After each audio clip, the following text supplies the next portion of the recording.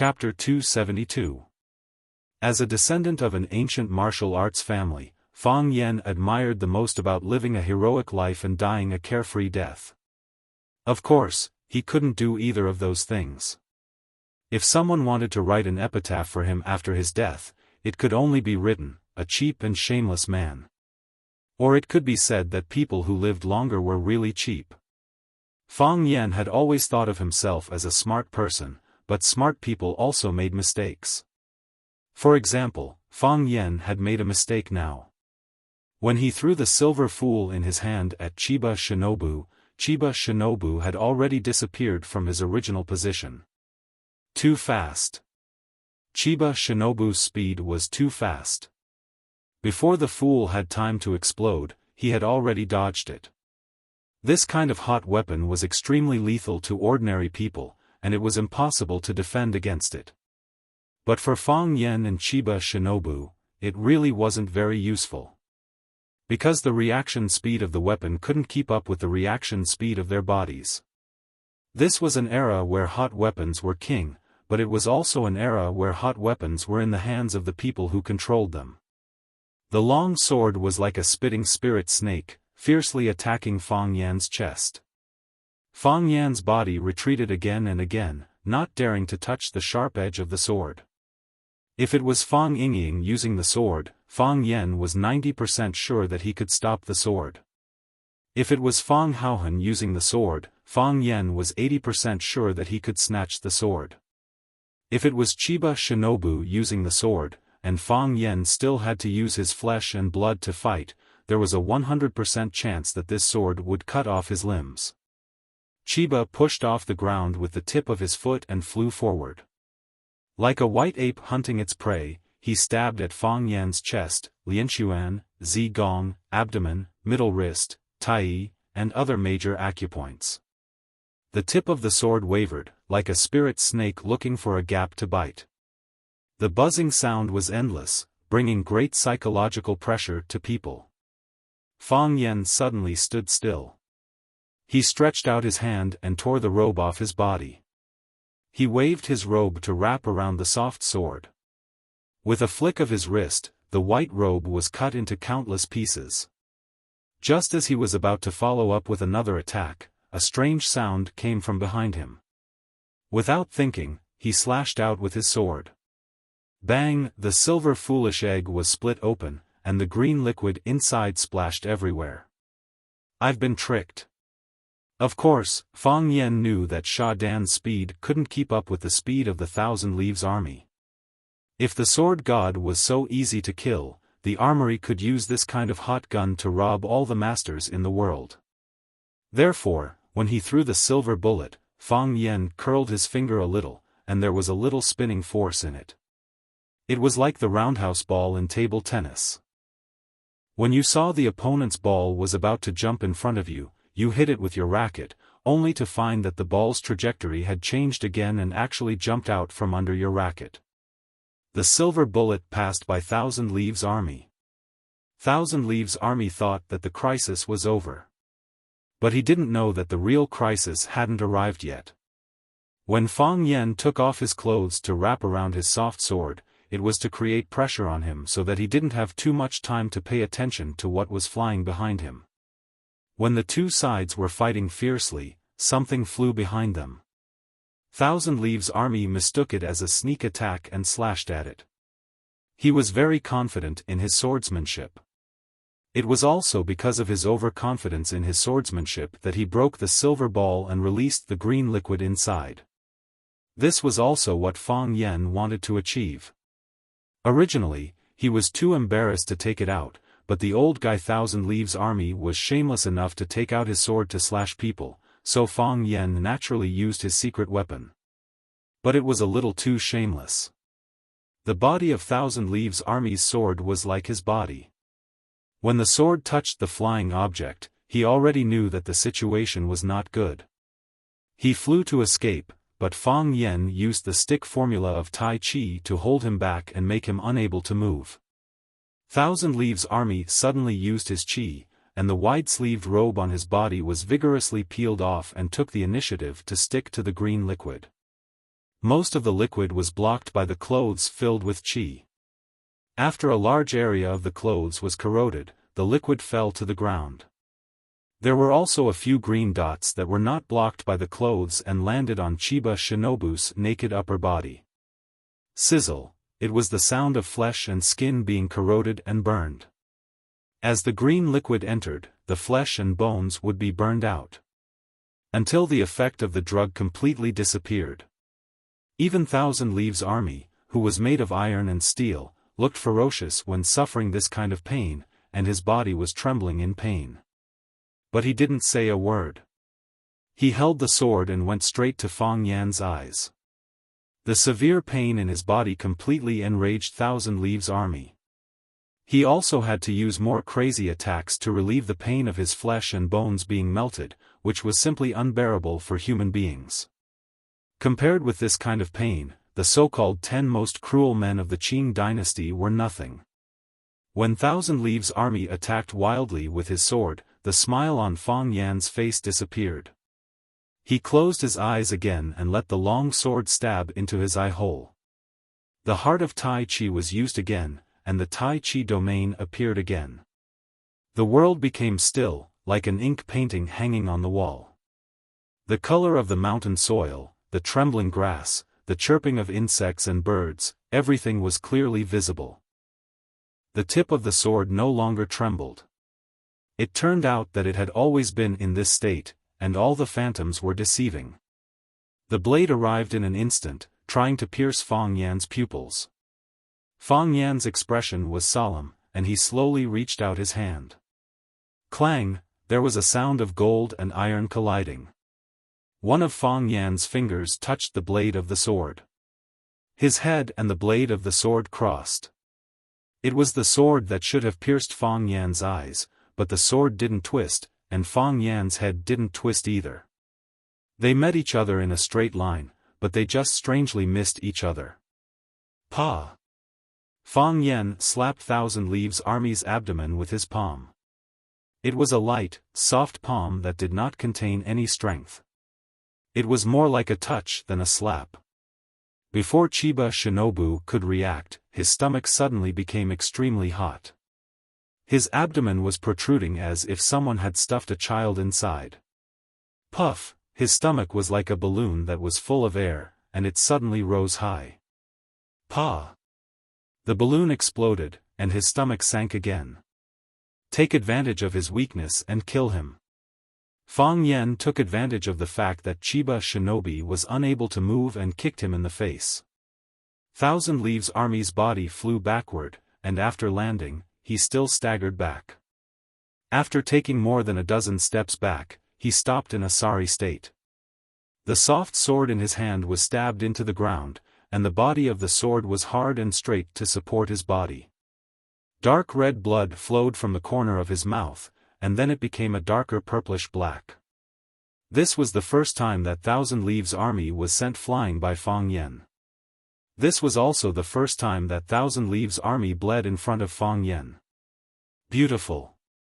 An old man in the darkness laughed. This kid is interesting. He fights with strength and uses skill.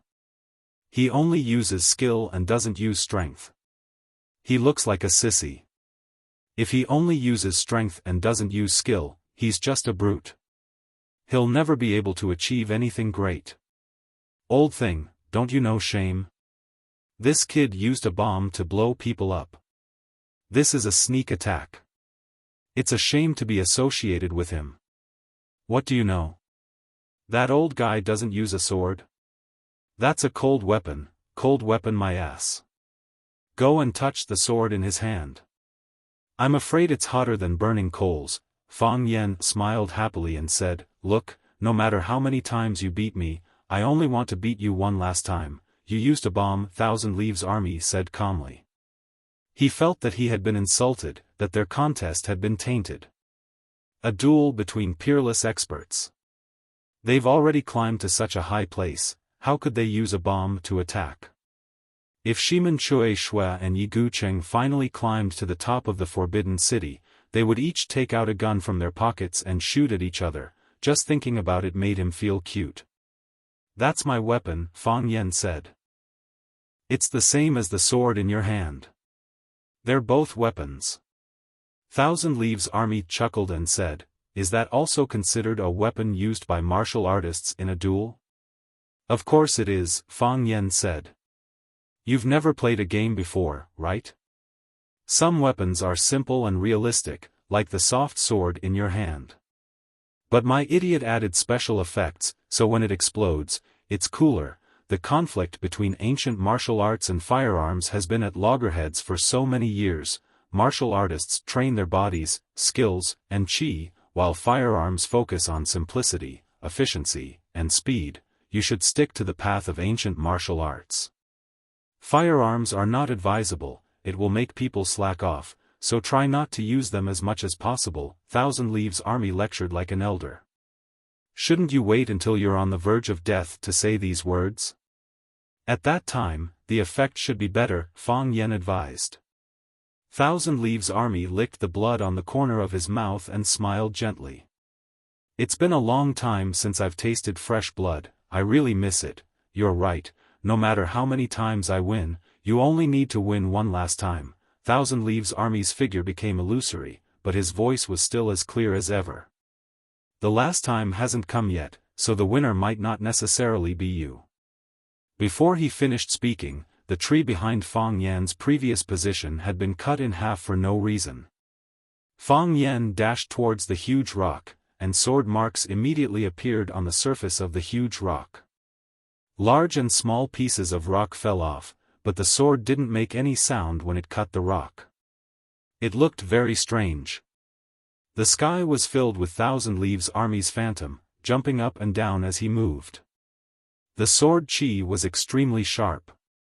It drew a prison and trapped Fang Yan within it, preventing him from escaping. Sword array. The ultimate interpretation of swordsmanship that humans could understand. Chapter 273. They raised their glasses and drank to the moon, forming a trio.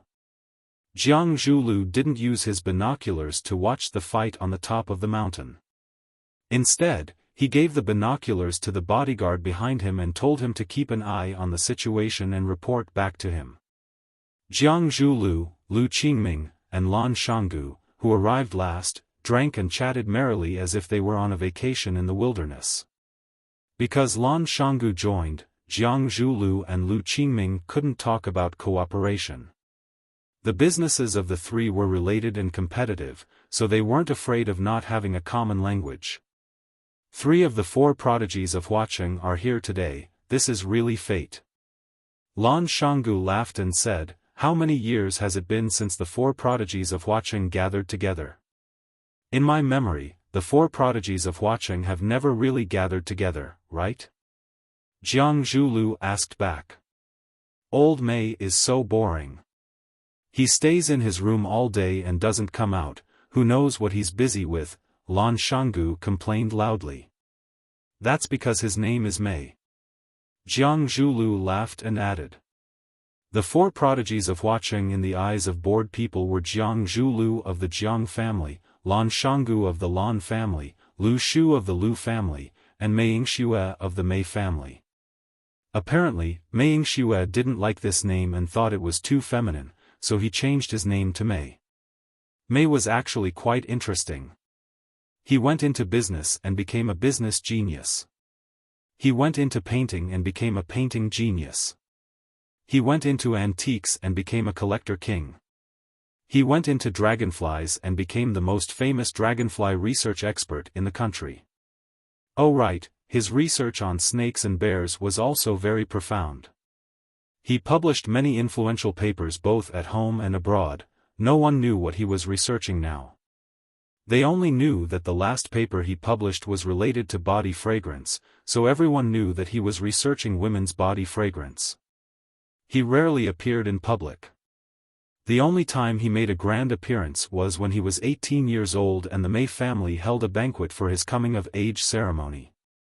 Because of his handsome appearance, he immediately captured the hearts of countless young ladies. Therefore, Mei Yingxue, who only appeared once, instantly became one of the 4 prodigies of Huaqing, and the most mysterious existence. Thinking about it made people feel a bit unsatisfied. Lu Qingming's expression was calm, but his mood was unusually excited. Lan Shanggu said that 3 of the 4 prodigies of Huacheng had arrived today. Did that mean that he had already become one of the 4 prodigies of Huacheng? Would he truly be accepted by these top-notch young masters of Flower City? He knew that as long as he didn't make any mistakes, he would definitely be able to replace the willow tree. However, the 4 prodigies of Huacheng not only had to have deep connections, they also had to have the ability, the means, the intelligence, and the looks. There was no need to mention Meng Xue, that sissy was ridiculously beautiful.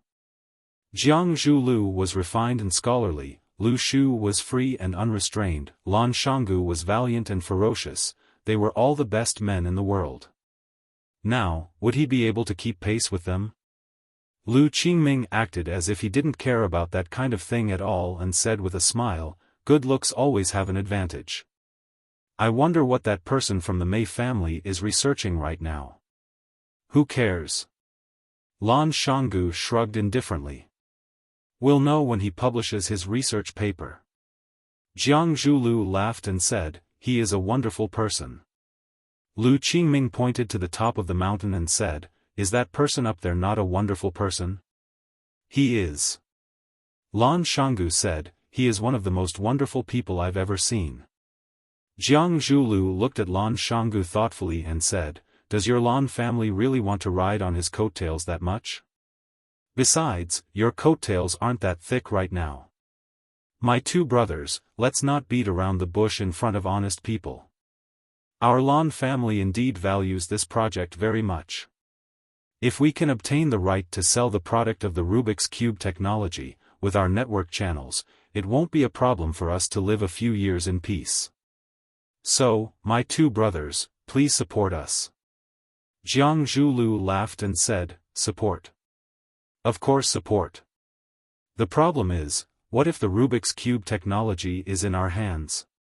If the Jiang family has the Rubik's Cube, I'll talk to the Jiang family. If the Lu family has the Rubik's Cube, I'll talk to the Lu family. Whoever has the Rubik's Cube, I'll talk to them.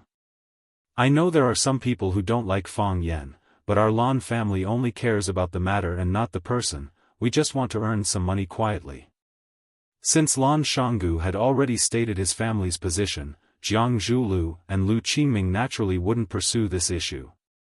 They didn't have the right to prohibit the Lan family from doing business with Chaoyan technology. As long as their butts didn't lean towards them, it was fine. The matter of Lan Shanggu entertaining Fang Yan at the Blue Sky Club had already attracted the attention of many people. "Come, let's drink." Jiang Zhulu took the initiative to raise his glass and invite them to drink. "Good wind, good moon, good brother, we must drink at this time, we must drink." The 3 of them raised their glasses at the same time and said, "We must drink." Chiba Haru felt like she was about to die. When her father, Chiba Haobu, cut Fang Yan, she was extremely sad. When she saw Fang Yan trick her father and cause him to bleed, she was also sad. What made her even more depressed was that Qing Yin was entangled by a fatso, and her brother, Chiba Haomu, was dragged into battle by a thin man. She knew that fatso and that thin man were props used by Mr. Fang during his lectures, and they were also good friends of Mr. Fang. Because her father challenged Mr. Fang, they went to challenge Qing Yin and Chiba Haomu to vent their anger. Chiba Haru felt a deep sense of powerlessness in her heart. This was Wuxia, where there were many talented people and experts. Was it really worth it for her father to do this?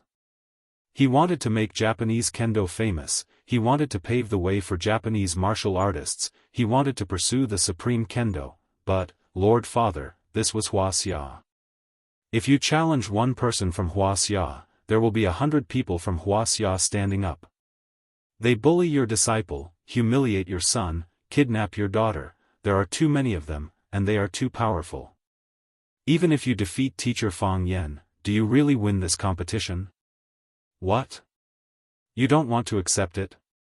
Seeing the sadness on Chiba Haru's little face, Phoenix smiled and said, "But this is really difficult for you. On one side is your father, and on the other side is the teacher you like. If you have to choose one, it will really be very painful. But in the end, you will choose your father, right?" "Yes," Chiba Haru said. "I hope that my father can win this competition. Because he has given up everything for this competition, and the only thing left is to win. But that's not why I'm not satisfied." "Then why are you not satisfied?" Phoenix asked. In the short time they spent together, she realized that this little girl was very intelligent and insightful. She was not like an ordinary high school girl. "I'm not satisfied that Wuxia is too big, I'm not satisfied that there are too many Chinese, I'm not satisfied that your land is fertile, I'm not satisfied that your resources are vast. I'm not satisfied that you have thousands of years of cultural heritage, I'm not satisfied that you have too many experts. My father can only challenge teacher Fang Yan, but his two friends went to challenge my younger brother and my father's disciple. And you, and those experts hidden in the dark, who among them dares to challenge? We humans are all God's people. Why is God so biased towards you guys? Can God really see all of this?" Phoenix chuckled and said, "This is Wuxia. This is the Wuxia. We can look down on others, others can't ignore us, we can challenge others, others can't provoke us, we can bully others, others can't take revenge on us. Not satisfied? Not satisfied? Come and hit me if you can." Chiba Haru felt that there was nothing more to say to this crazy woman. Phoenix patted Chiba Haru's head and said, "Actually, you can also become a Wuxia person. For example, you can marry a Wuxia man." "No, I'm Japanese," Chiba Haru said with a determined expression. Fang Yingying was the fastest fatso in the world. Of course, that was what he thought. However, Fang Yingying was indeed good at speed. His body size was inversely proportional to his fat body size. When he and Qing Yin unleashed their speed at the same time, it could be said that they were the brightest. The two of them fought with speed. One was a round meatball, but his attacks were extremely heavy. The other was like a black shadow, retracting his hand as soon as it reached out, almost never clashing directly with Fang Yingying. Fang Yingying's consecutive frontal attacks were all dodged by Qing Yin. He was extremely angry, clenching his teeth as he charged towards Qing Yin. "This bastard, if you're so good, let me give you a few solid punches. What kind of hero are you running around all the time?" Thinking that he couldn't be considered a hero, Fang Yingying felt a bit better. Not everyone could be a hero.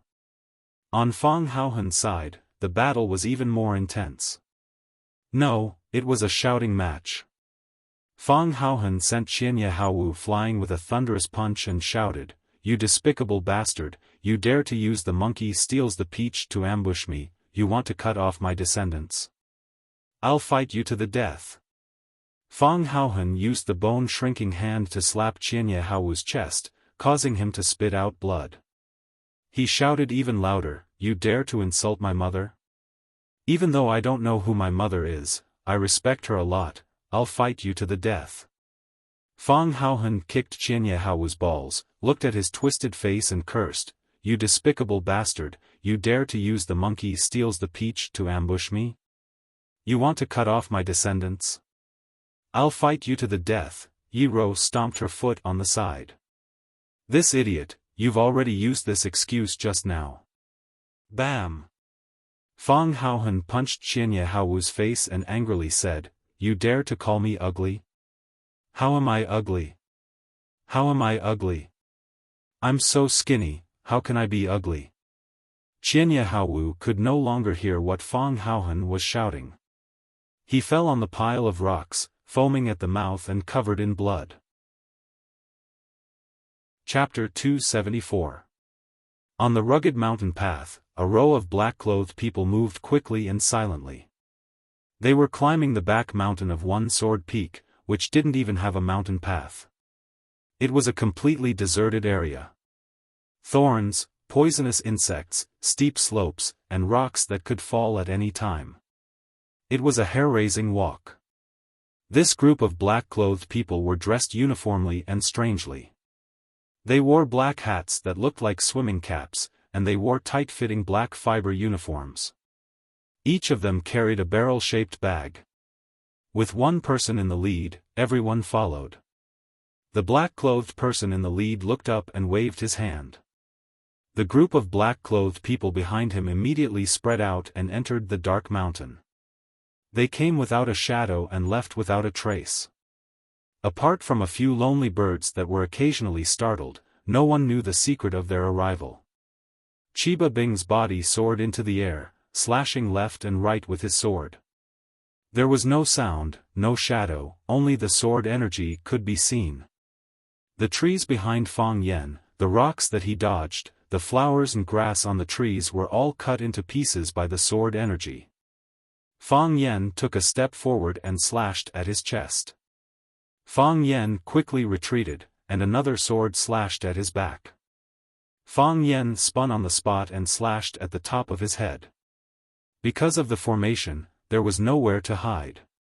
Fang Yan's space to move became smaller and smaller.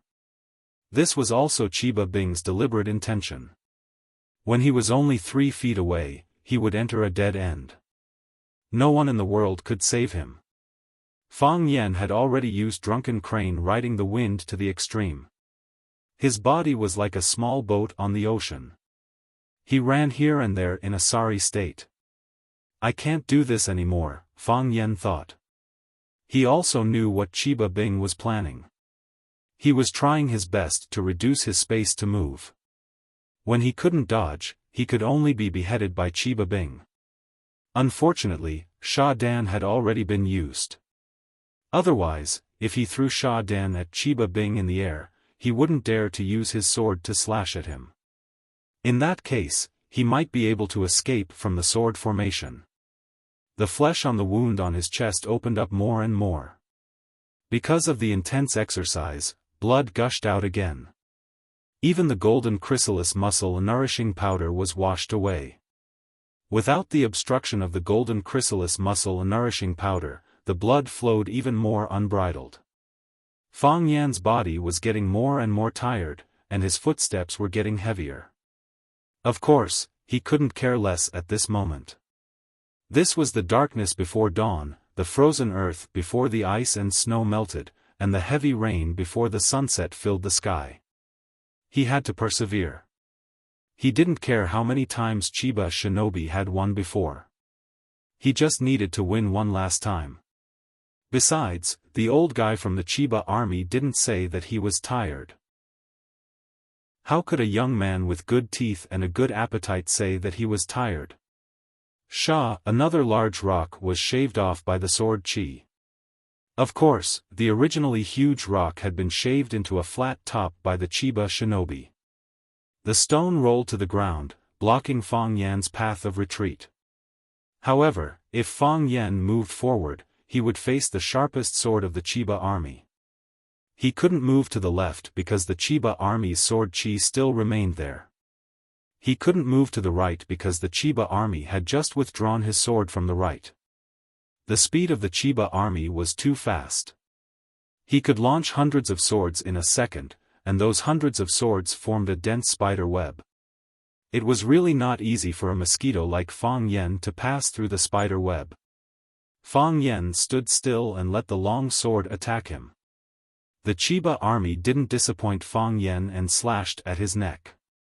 This was a horizontal sword.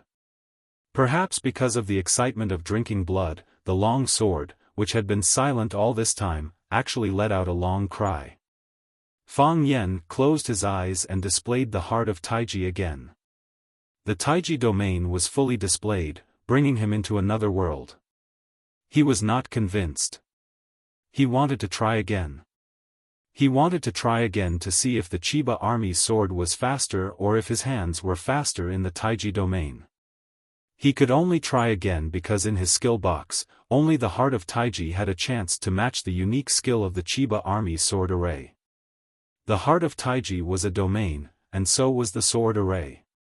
Now, Fang Yen was going to use his own domain to fight against the Chiba army's domain. This was one of his few options. Puff, the clothes on Fang Yan's body, which had long been cut into pieces by the sword Qi, burst open, and he blocked the front of the Chiba army. At this time, Fang Yan's upper body was completely naked. Of course, this move was very difficult, so it was recommended not to easily imitate it. Some people could only shake the clothes on the upper half of their bodies, while others couldn't control it well and shook the lower half of their bodies. The wind blew on their buttocks, and their balls were exposed. That would be too embarrassing. The Chiba army didn't even look at it. He even imitated Fang Yen and closed his eyes. Two pretentious fellows, someone cursed in the darkness. But this time, no one responded. Whether it was Yi Wen, Phoenix Chiba, and the others on the surface or the unknown person hiding in the darkness, everyone was waiting. They were waiting for the most intense battle to arrive, waiting for the peak collision between the successor of Taiji and the Japanese sword god. The Chiba army's body finally appeared in the darkness. His expression was serious, but his hand that was wielding the sword was calm. He had long reached the state of being one with the sword. These swords were his hands, his feet, and a part of his body. No matter how long he used them, or how intense the movements he did, he still had absolute control over them. In Fang Yan's Taiji domain, the Chiba army's face and sword were clear. Fang Yen could even see his naked upper body. Even the few hairs on his chest and the two little eyes were undisguised in Fang Yan's mind. Fang Yen quickly diverted his attention. He had looked at the wrong place just now and almost kicked him out of the Taiji domain. The speed of the sword was very fast, but in Fang Yan's mind, it seemed to be moving slowly. Yes, in this domain, the speed of all objects was slower than the speed of Fang Yan's eyes. Because he was the only king in this world. Whoosh, suddenly, the speed of the sword increased. If the speed was 1 in the past, it had increased to 9 now. It was getting faster and faster, so fast that Fang Yan's eyes couldn't keep up with the speed. The sword also became more and more blurry. He could no longer see the trajectory of the sword clearly. This shocked Fang Yen. He had never encountered such a thing before. Could it be that in his Taiji domain, he was no longer the king, but was being controlled by someone else? Whoosh, Fang Yan's mind suddenly exploded, and a colorful rain of stars fell. They flew about, drawing one beautiful arc after another in his boundless mind.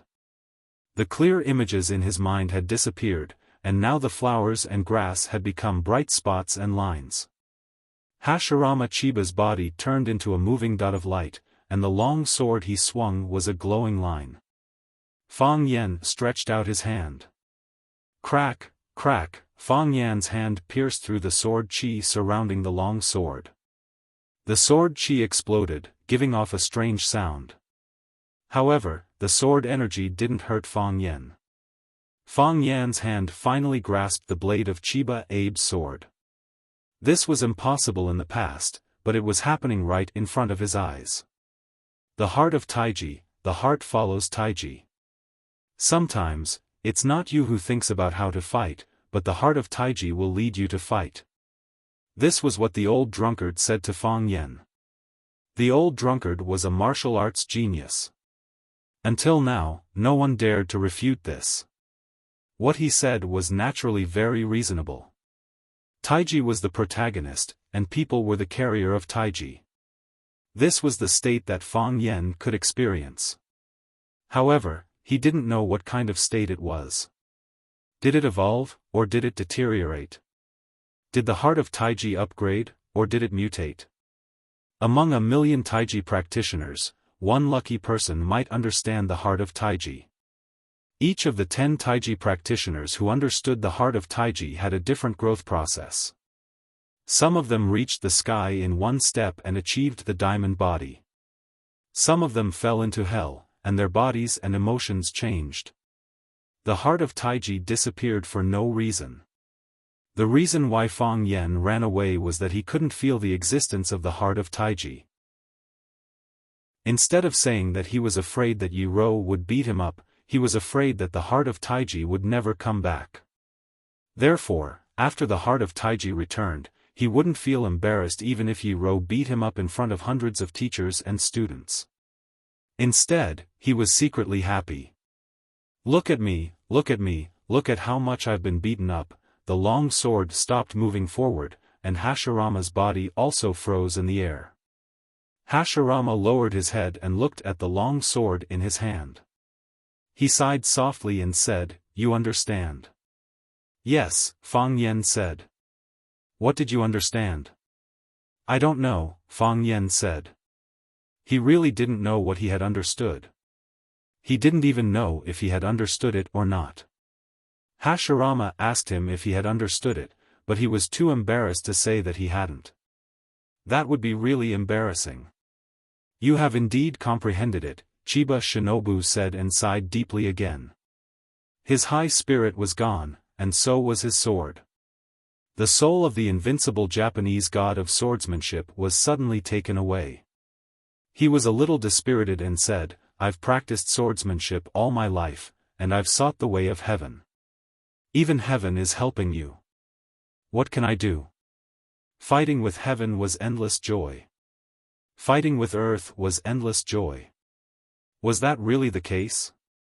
Was the power of heaven and earth something a mere martial artist could consume?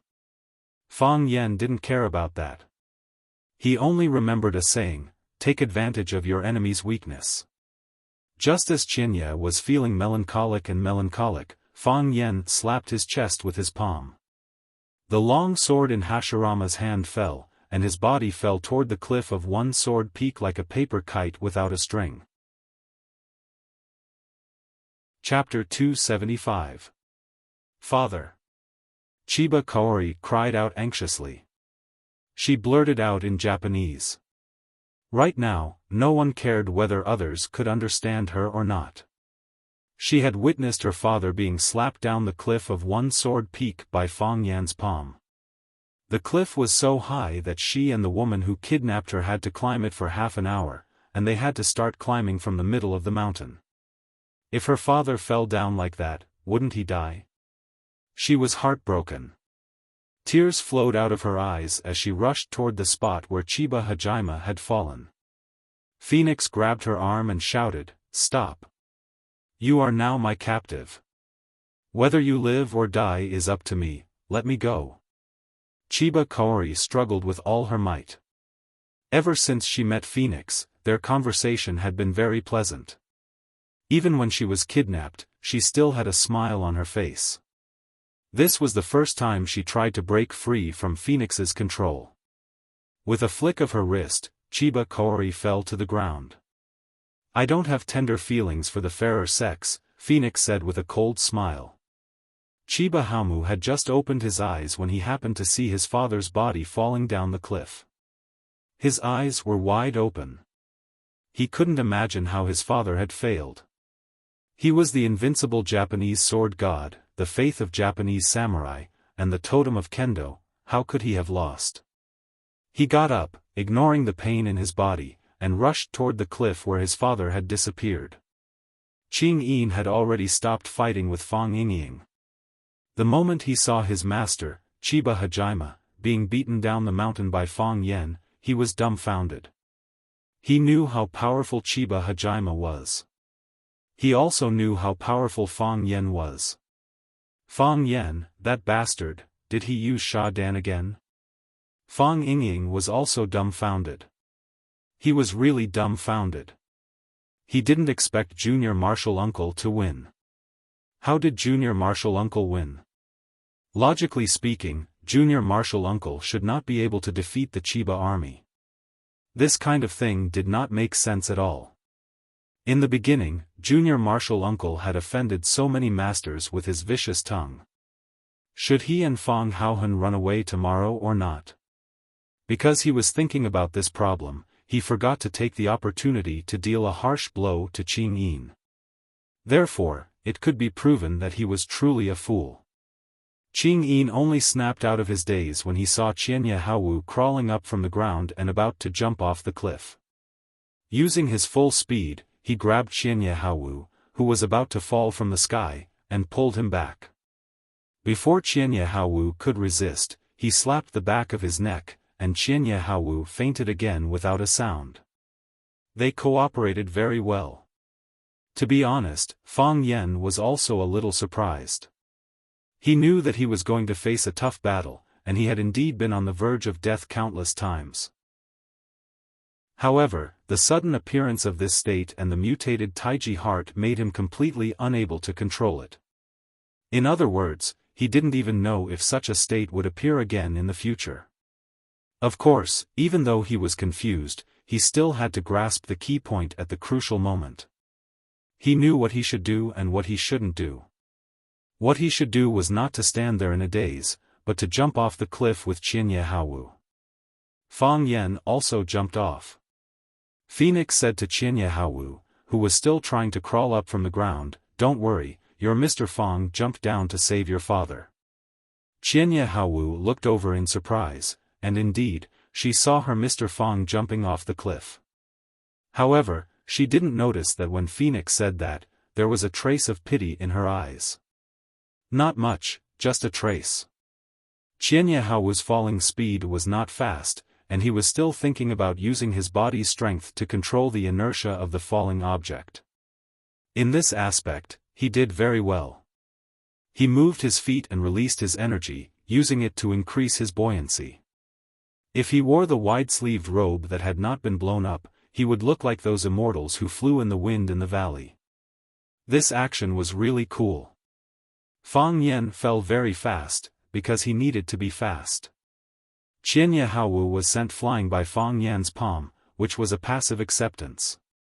As long as it was something that was passively accepted, everyone would be reluctant to do it. Qianye Haowu didn't want to fall to the bottom of the valley, so he wanted to use his personal cultivation strength and the saplings and vines on the cliff to jump back to the top of the mountain. As long as he was given a small leverage point, he could soar to the sky again. He stood in front of Fang Yan again. He still wanted to fight, and he didn't want to admit defeat. Fang Yan thought the same. He also wanted to fight, and he didn't think that Qianye Haowu had lost. As long as he was alive, he wouldn't lose. It wasn't easy for him to defeat him. If he didn't take the opportunity to kill him, what if he challenged him again after he recovered? What if he shamelessly challenged Fang Yingying and Fang Haohan? What if he challenged Yi Gentle, that wild woman? Fight. Keep fighting. I won't stop until I kill him. The matter was in free fall, and Fang Yan himself used the 1,000 caddies fall in this movement. Fang Yan's body fell at a high speed, like a big cannonball shot by someone from the top of the mountain. He landed on the top of Qianye Haowu's head and kicked at the top of his skull. If this kick landed, Qianye Haowu's head would be stomped into his stomach. Qianye Haowu waved his arm, and his body moved inward by 10 feet. It was only because of this subtle balance that Fang Yan's heavy body fell below him. Qianye Haowu laughed wildly and shouted, "You came at the right time. I was worried that there was no one to accompany me on the long mountain road. It's too lonely to be alone." As he spoke, he had already kicked 32 times at Fang Yan's head, face, and spine. He exerted his strength very well. Even though he was doing gravitational movements, he still managed to keep his body above Fang Yan's head. Fang Yan kept using his hands to parry, and it was very difficult for him to avoid Qianye Haowu's killing moves. Crack, an extended sapling was knocked down by Fang Yan's body. It was at the moment when his back touched the sapling that Fang Yan's body had already sensed it. He straightened his body and rushed up again with the force of the collision. This was the realm of masters. As long as they were given a drop of water, they could turn it into a whole ocean. As long as they were still breathing, they might have the opportunity to kill your whole family. Fang Yan punched out with a single fist, just like Ultraman's cold and aloof appearance when he was summoned. The difference was that one was charging from the sky to the ground, while the other was charging from midair to the sky. Qianye Hao's right foot straightened and stabbed toward Fang Yan's fist like a sharp sword. He wanted to cut off Fang Yan's fist and split his whole body in half from top to bottom. Don't be fooled by the fact that he was only using one leg. That leg was his invincible sword. Boom! Fang Yan threw out a punch and forcefully hit the tip of the foot that Fang Yan had stretched out. Qianye Hao's foot shrank, and the shoe on his foot suddenly disappeared. Before he could fully display his sword energy, Fang Yan had already hit him with all his strength. Qianye Hao's body also rose, but he was hit by Fang Yan. He stretched out his hand, and a handful of leaves fell into his palm. With a flick of his finger, a leaf silently pierced toward the center of Fang Yan's eyebrows. Flying flowers and leaves could hurt people. This was the strength of Qianye Hao.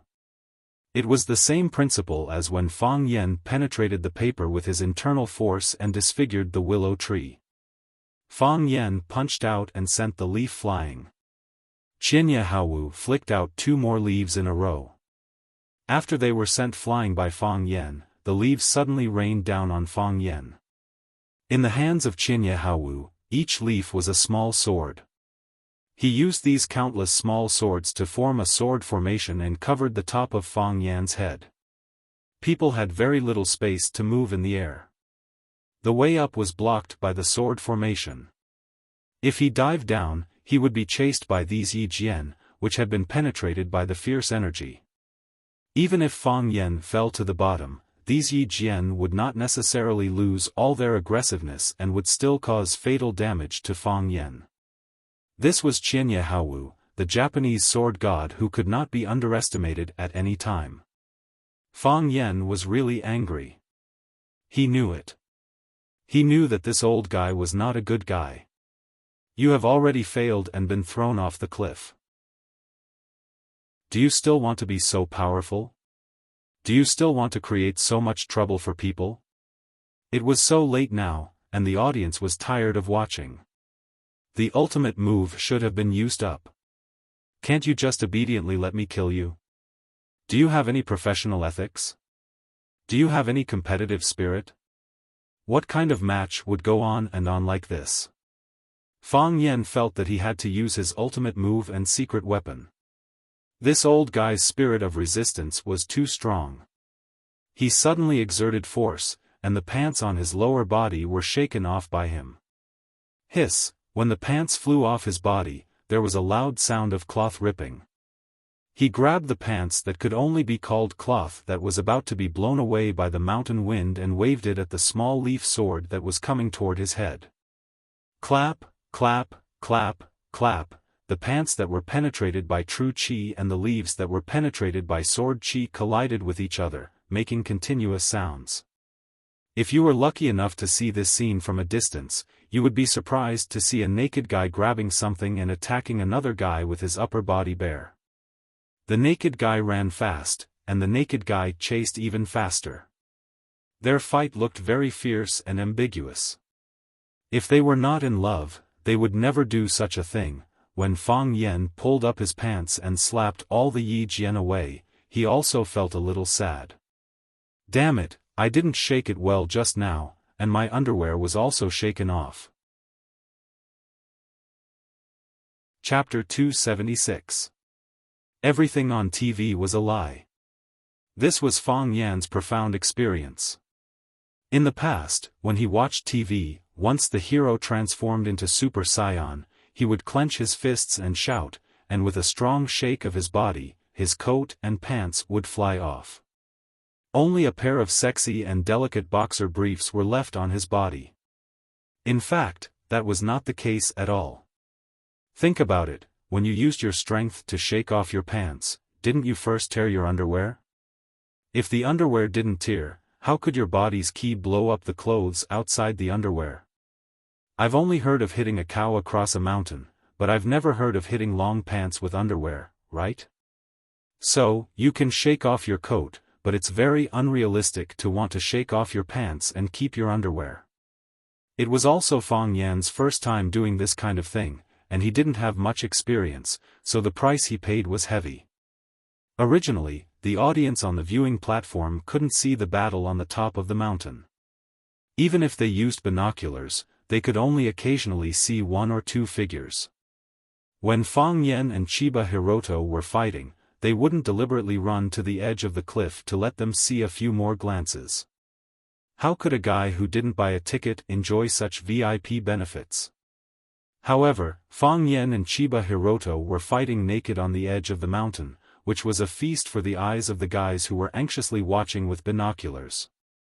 A fatso with a cigarette in his mouth widened his eyes, raised his binoculars and said, "Damn, the fight is 2F** king intense, even their clothes are off." The senior Fujoshi next to him snatched away the binoculars of Fatso's boyfriend, raised it to look at the valley, and her whole body began to tremble with excitement.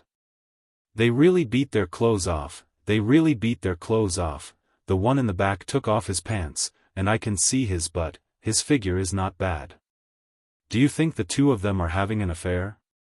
The love between the God of Swords and the Grandmaster of Tai Chi, just thinking about it makes me so excited.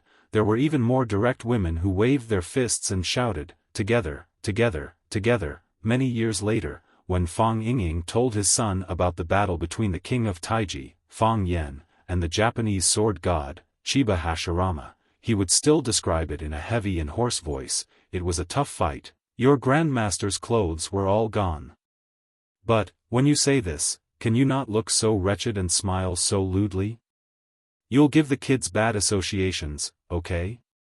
Otherwise, why would your fat son anxiously ask whether Grandmaster and that Japanese sword god lived happily ever after you finished telling the story? Your son has become like this, and as a father, you have to take full responsibility, okay?" Of course, Fang Yen didn't have the time to think about how much trouble exposing his butt would bring to his life. He was working hard, strenuously, fiercely, and relentlessly attacking the Thousand Leaves military department. Bang! Chiba Hashirama's body rose rapidly, and he jumped high to the top of the mountain with the help of a protruding boulder. Fang Yen also jumped high into the sky in a super cool posture. When he saw Yi Wen, Phoenix Chiba Sun, and countless people in the dark staring at his lower body, he couldn't help but lower his head. "Damn, it's so embarrassing." There's a reaction. Fang Yen consecutively used dozens of thousand gene weight on himself, adding up to several tens of thousands of gene. Only then did he manage to press his body down with lightning speed. So, in the eyes of the people on the mountain top, this was the scene. The naked Fang Yen jumped up from the valley like a monkey, and the naked Fang Yen jumped down like a monkey. Fang Yingying looked up at the starry sky, sighed softly and said, "Junior Marshal Uncle doesn't like women. Is the Fang family going to have no descendants?" Fang Haohan covered his butt nervously and said, "Junior Marshal Uncle peeped on me bathing. Junior Marshal Uncle took me to Shihizi Reservoir to catch crayfish, and he tricked me into taking off all my clothes. I was still young at that time, and I didn't have any awareness of defense." Fang Yingying and Fang Haohan looked at each other, and they saw despair and sadness in each other's eyes. Their virginity had long been tarnished, and they could no longer be pure and beautiful men. When Fang Yen jumped up again, he had a skirt around his waist. It was the pants he used to swing the leaf sword, and he had an idea to change it into this. Of course, because he used too much force when he took off his pants, his clothes were already torn to pieces, so his skirt looked like a tattered tassel skirt, full of passion and exotic charm. When Fang Yen punched Chiba Hiroshi, his skirt would be lifted up high, revealing his sexy and plump buttocks. When Fang Yen quickly rushed towards Chiba Hiroshi, his skirt would be blown up by the wind, revealing his sexy and straight black hairy thighs. When Fang Yen kicked Chiba Hiroshi, his skirt would also be lifted up by the whistling night wind, revealing, holy shit, he still has a reaction. Every attack represented another exposure. This scene was so beautiful that many people didn't dare to look at it for too long. Of course, Fang Yan's sacrifice was also effective. Boom, he punched Chiba Hiroshi and sent him flying. Pa! He slapped Chiba Hiroshi until he vomited blood. Dong, he was kicked in the crotch by Chiba Hiroshi. Fang Yen sucked in a breath of cold air in pain. This old man had planned for so long just for this attack, right? When Chiba Hiroshi was once again knocked to the ground by Fang Yen and his body hit the big stone, he completely lost the interest and motivation to fight. He leaned against the rock and looked at Fang Yen, who was standing in front of him, and said, "You have won this battle." "I know." Fang Yen nodded and said. "Can you stand up and let's fight for a while? 10 minutes? 5 minutes is fine. How about 3 minutes? Believe me, I'm very fast. Come, let me help you up." Chiba Hiroshi looked at Fang Yen with a puzzled look and said, "You have already won. I admit defeat in public, and your name will spread to Wuxia, Japan, and even the entire Asian martial arts world. Why do you still want to fight?" Fang Yen was very angry and said, "I don't want to fight, but can I not fight? If you lie here and don't move, how can I slap you to death? Get up and let's fight again. You pretend to punch me, and then I will smash your head with one punch." Chiba Hiroshi smiled silently and said, "You want to kill me? Isn't that obvious?" Fang Yen scolded. "You see that I'm young, promising, and knowledgeable, so you want to kill me to get rid of a terrifying and dangerous opponent for the Japanese. You have lived for so many years, eaten and drank, and played with everything you want. Not counting the illegitimate children, you even have 2 children, can't you let me kill you with one slap? You're better than me at this point." Chiba Hiroshi said. "I wanted to kill you, and I showed my murderous intent from the beginning. You wanted to kill me, and you only showed a little bit of murderous intent now. *T murderous intent. I just wanted to save my life from the beginning, okay? I only wanted to defeat you after I saved my life, okay? I only wanted to kill you after I defeated you, okay? You wanted to kill me from the beginning, but I went through a complicated mental journey and emotional change. You won't understand even if I tell you. Anyway, you have to stand up immediately and let me slap you to death." Chiba Hiroshi laughed wildly. He laughed until his voice was hoarse, and he couldn't breathe.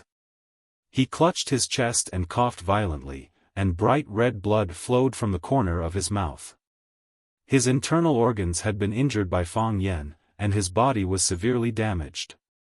Just now, when Fang Yen knocked him out of the canyon, he had already lost his fighting spirit. The reason why he still fought with Fang Yen for so long was that he was unwilling to accept defeat. He couldn't accept it. He couldn't accept being defeated by a young man from Wuxia.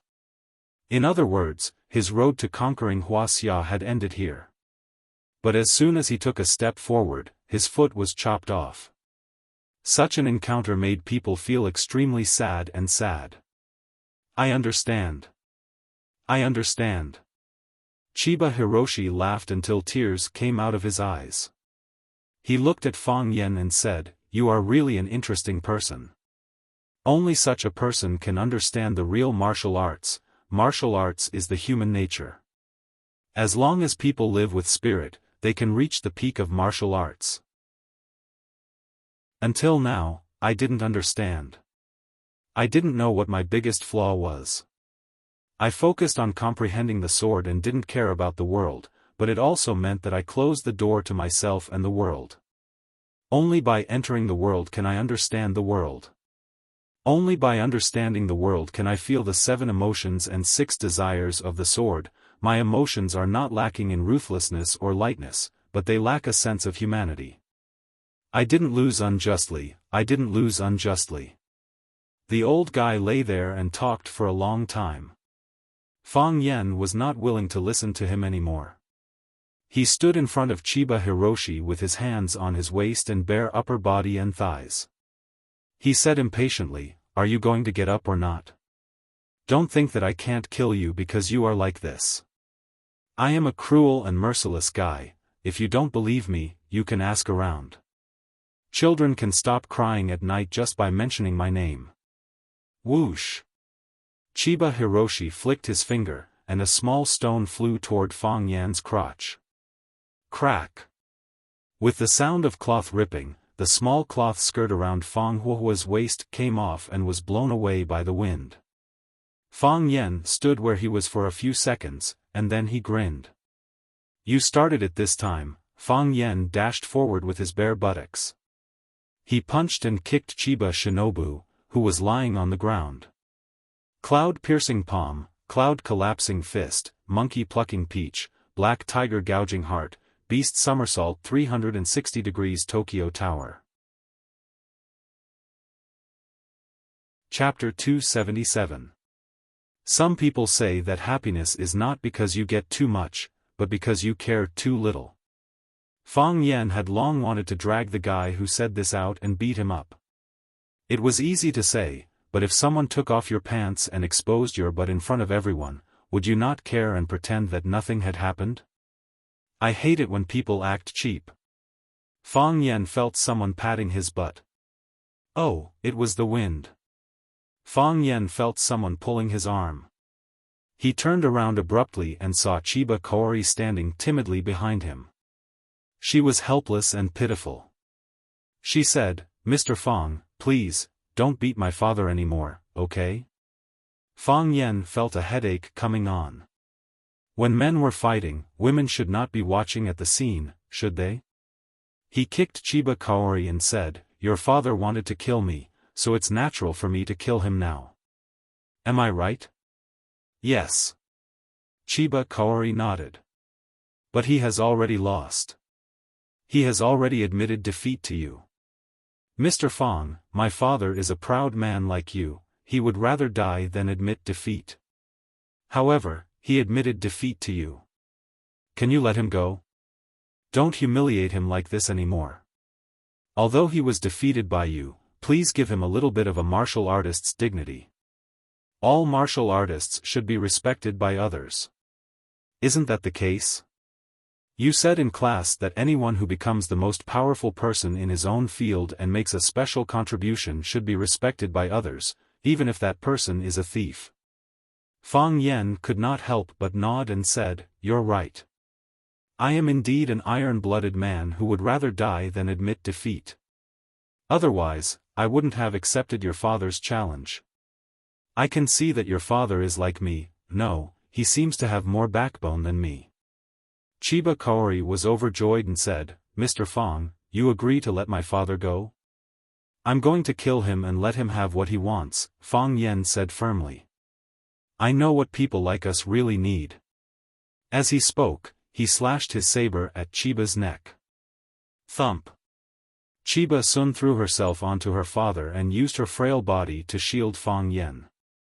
She cried, Mr. Fang, I beg you, let him go. He's just a pitiful old man who failed. He can't go back. He'll only be criticized and mocked by countless people when he returns. He has nothing left. He can't die because he's the husband of a woman and the father of 2 children. Mr. Fang, I know you're a kind-hearted man. You've never taken the initiative to hurt anyone. You've always been passively accepting challenges from others. You're refined, knowledgeable, and have a strong patriotism. In fact, you and my father are the same kind of person. Chiba Sun turned to look at Fang Yan and begged, Mr. Fang, please have pity on this old man. Have pity on his daughter. Let him go, please. Chiba Hyunbu's face was swollen and he was covered in blood. He didn't look like the god of swords anymore. However, he still maintained a calm and peaceful attitude. He reached out to stroke his daughter's hair and said with a smile, Chiba Sun, thank you for everything you've done for me. This is the first time you've seen me fight with someone, and I've lost. As your father, I feel so ashamed. No, father, you're not ashamed. Not at all, Chiba Sun said as she hugged Chiba Hyunbu. In my heart, you're not only the Japanese god of swords, but also my idol. As a father, I know you're the best father in the world. You've never criticized me or forced me to do anything. You've given me all your gentleness and love. It's the happiest thing in my life to be your daughter. Silly child, it's because you're my daughter, Chiba Hyunbu said with a smile. He twitched the corner of his mouth, and a large pool of blood flowed out. Fang Yen watched the scene quietly. He really couldn't bring himself to do it. Just as Chiba Sun said, to the former Japanese god of swords, Chiba Hyunbu, begging for mercy was more difficult than dying in battle.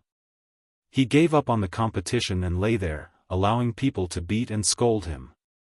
In fact, he was already prepared to die. Otherwise, he wouldn't have thrown that pebble at Fang Yan's fringed underwear. It was reasonable for Fang Yan to beat him to death for such a provocation. Even the old guys who were watching from the sidelines wouldn't say anything because it was natural for martial artists to fight back when they were attacked. However, Chiba Sun begged for mercy on his father's behalf, which made him feel worse than slapping Chiba Hyunbu dozens of times in public. It was a great humiliation for the Japanese god of swords to rely on his daughter to save his life. However, even so, he didn't reprimand Chiba Sun or thank her for what she did. He only regretted that he couldn't win the competition in front of his daughter. He was the sword god of success, and he was also success's father. Seeing that Fang Yan wasn't willing to agree, Chiba Hyunbu knelt in front of Fang Yan and hugged his calf. "Mr. Fang, please let him go this time, okay? I'll agree to any condition you want. I know you're angry, and I know you're angry. Please take it out on me. I'm his daughter, and I'm willing to take all the revenge for him." Fang Yan looked at Chiba Sun and asked, "If I was defeated by your father, would you plead for me?" "Yes," Chiba Sun answered without hesitation. "I was kidnapped by a sister on my way here. She said that if you're in danger, I won't be able to keep my life. I'm happy to hear that, and I'm happy to be kidnapped by her." Seeing Phoenix walking over, Fang Yan knew that she wasn't lying. He looked at Chiba Hyunbu, who was lying on the ground, and said, "If I fail and plead for you, would you let me go?" "You know the answer," Chiba Hyunbu said. "Why do you need to ask others?" "Yes. I know the answer," Fang Yan said. "I know you won't let me go. You'll definitely swing your sword and kill me. You see, this kind of thing is really difficult. If I let you go, it won't be fair to me. If I kill you, it'll seem like I'm heartless. Why don't you kill yourself?" Chiba Hyunbu laughed and said, "I won't kill myself. How shameless." Fang Yan was so angry that he was about to stomp his feet. Bullsh * T Japanese god of swords. He's completely shameless. How could someone like him become a grandmaster? He couldn't imagine how he would be worshipped by countless people in the future. Slap. Fang Yan's butt was slapped by someone. Phoenix stood behind him and said, "Are you an exhibitionist? How long are you going to stand here with your butt bare? Those seniors in the dark are here to watch you fight with the Japanese god of swords, not to see you show off your body. I'm not doing it for them to see," Fang Yan said embarrassedly. "I'm mainly doing it for you, Fang Yingying," Fang Yingying responded and trotted to Fang Yan. "Junior martial uncle, I knew you would win. Find me my clothes," Fang Yan interrupted his flattery and said. On the eve of the battle, he took off a black robe. Fang Yingying turned around and ran. He really did find the black robe that was still intact. "Give me the clothes." Phoenix reached out to take it. "Give me the clothes." An even colder voice came from behind. Fang Yingxiong looked at Phoenix, who was in front of him, and then at Yi Ro, who was walking over from behind. His fat face turned bitter, and he said awkwardly, "Both of you want it. Who should I give it to?" "Give it to me." Phoenix and Yi Ro shouted at the same time. Phoenix saw Yi Ro, and Yi Ro naturally saw Phoenix.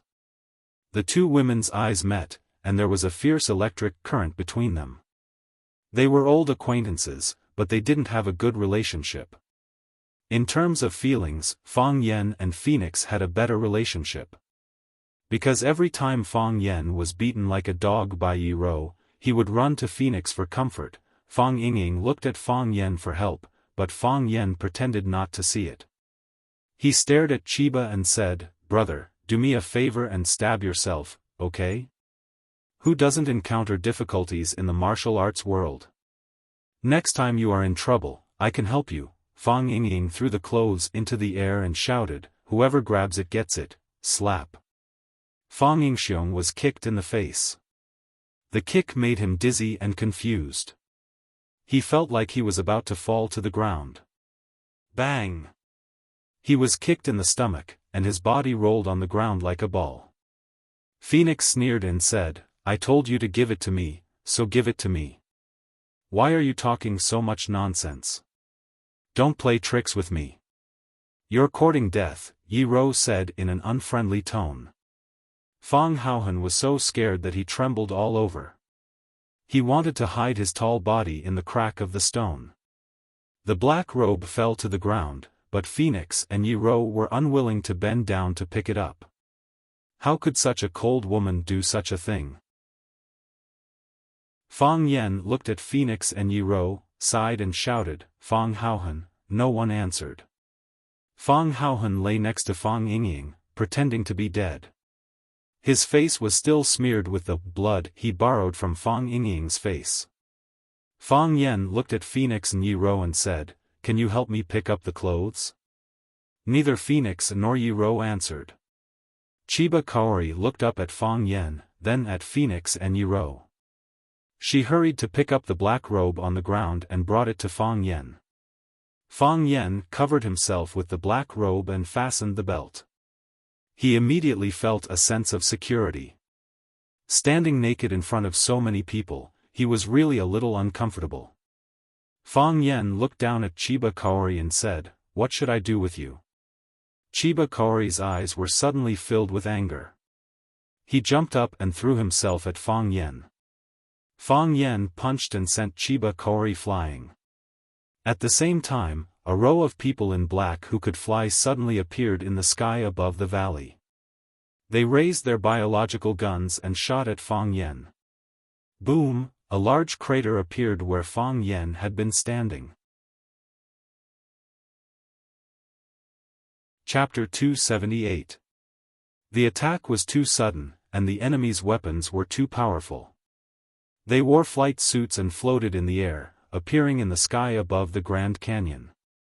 They were silent, and it was impossible to guard against them. What was more frightening was their weapons, which looked like small submachine guns. A silver light bullet was shot towards Fang Yen. When the light bullet hit the hard rock, it actually smashed a huge hole in the rock. If someone were to stand there, they would probably shatter into pieces just like those stones. Not even their dregs could be found. These people came and went like ghosts. They were equipped with advanced equipment, and they used a killer move as soon as they appeared. This made Fang Yen extremely angry, because from the weapons they used and the way they did things, he could determine the enemy's identity, the military armory. Only the military armory could do something like this. Were these bastards going to fight to the death with him? I eliminated evil for the people, won glory for the country, and look so cute. What right do you have to do this to me? Before Fang Yen could roar in anger, the second shell flew towards him. Fang Yen quickly rolled and ran forward with all his might. Because the area of effect of the bomb was too large, and after the explosion, there would be green corrosive substances splashing everywhere. If he ran a little slower, it might blow off a leg and tear off a piece of skin. Fang Yen had just experienced a fierce battle. He was exhausted and seriously injured. He really couldn't take such a heavy injury. Most importantly, these people who used Sha Dan were not stupid at all. On the contrary, they were quite smart. More than a dozen people in black lined up in the sky, each holding a black submachine gun and shooting towards the top of one sword peak. They cooperated well, and the shooting frequency was also carefully planned.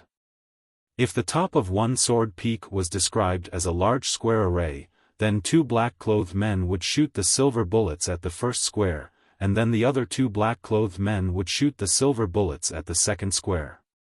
The third and fourth groups would do the same. Each square was the maximum explosion range of the bomb.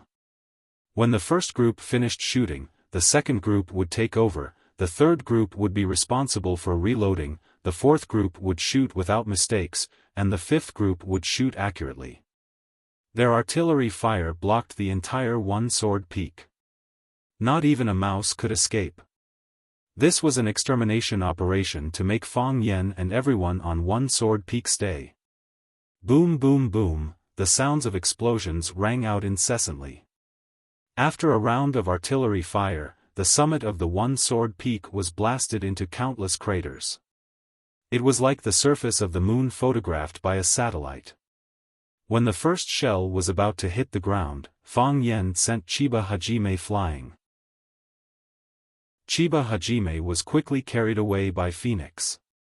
This bandit was quite attentive to his hostage. It had always been the gangsters who let the hostages die for them. This was the first time he had seen a gangster risk his life to save a hostage. The two of them had run into the shadows, but it wasn't safe there either. Yi Gentle picked up the stone and threw it at the black figure in the sky. If it was someone else, it wouldn't be a big deal if they smashed it. Trying to use a small stone to shoot down an expert with an aircraft in the air was undoubtedly a dream. However, if the person who threw the stone was Yi Ro, the situation would be different. Yi Ro attacked with hatred. Her strength was astonishing. In her hands, a stone thrown out was no different from a shell shot by the men in black with a submachine gun. It was just that there were no explosions or special effects. Because she was too fast and the stone was flying too fast, no one could hear the sound of the stone flying until it reached the target. Bang! The stone hit the black-clothed man's body. The man screamed and died tragically. There was a big hole in his chest, which was wearing a special bulletproof vest, and the bones in his chest were all broken.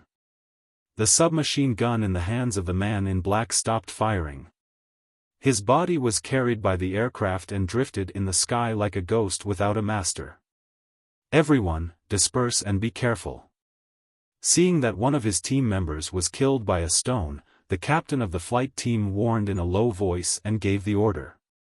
The black-clothed men immediately broke up their formation and headed towards the summit of one-sword peak in pairs. With another round of artillery fire, they would be able to blast the entire one-sword peak into a wasteland. After Yi Ro threw the first stone, she didn't wait for its final result. When the man in black screamed before he died, she had already picked up 2 more stones and threw them at the other 2 men in black in the air. Burst fire. Bang!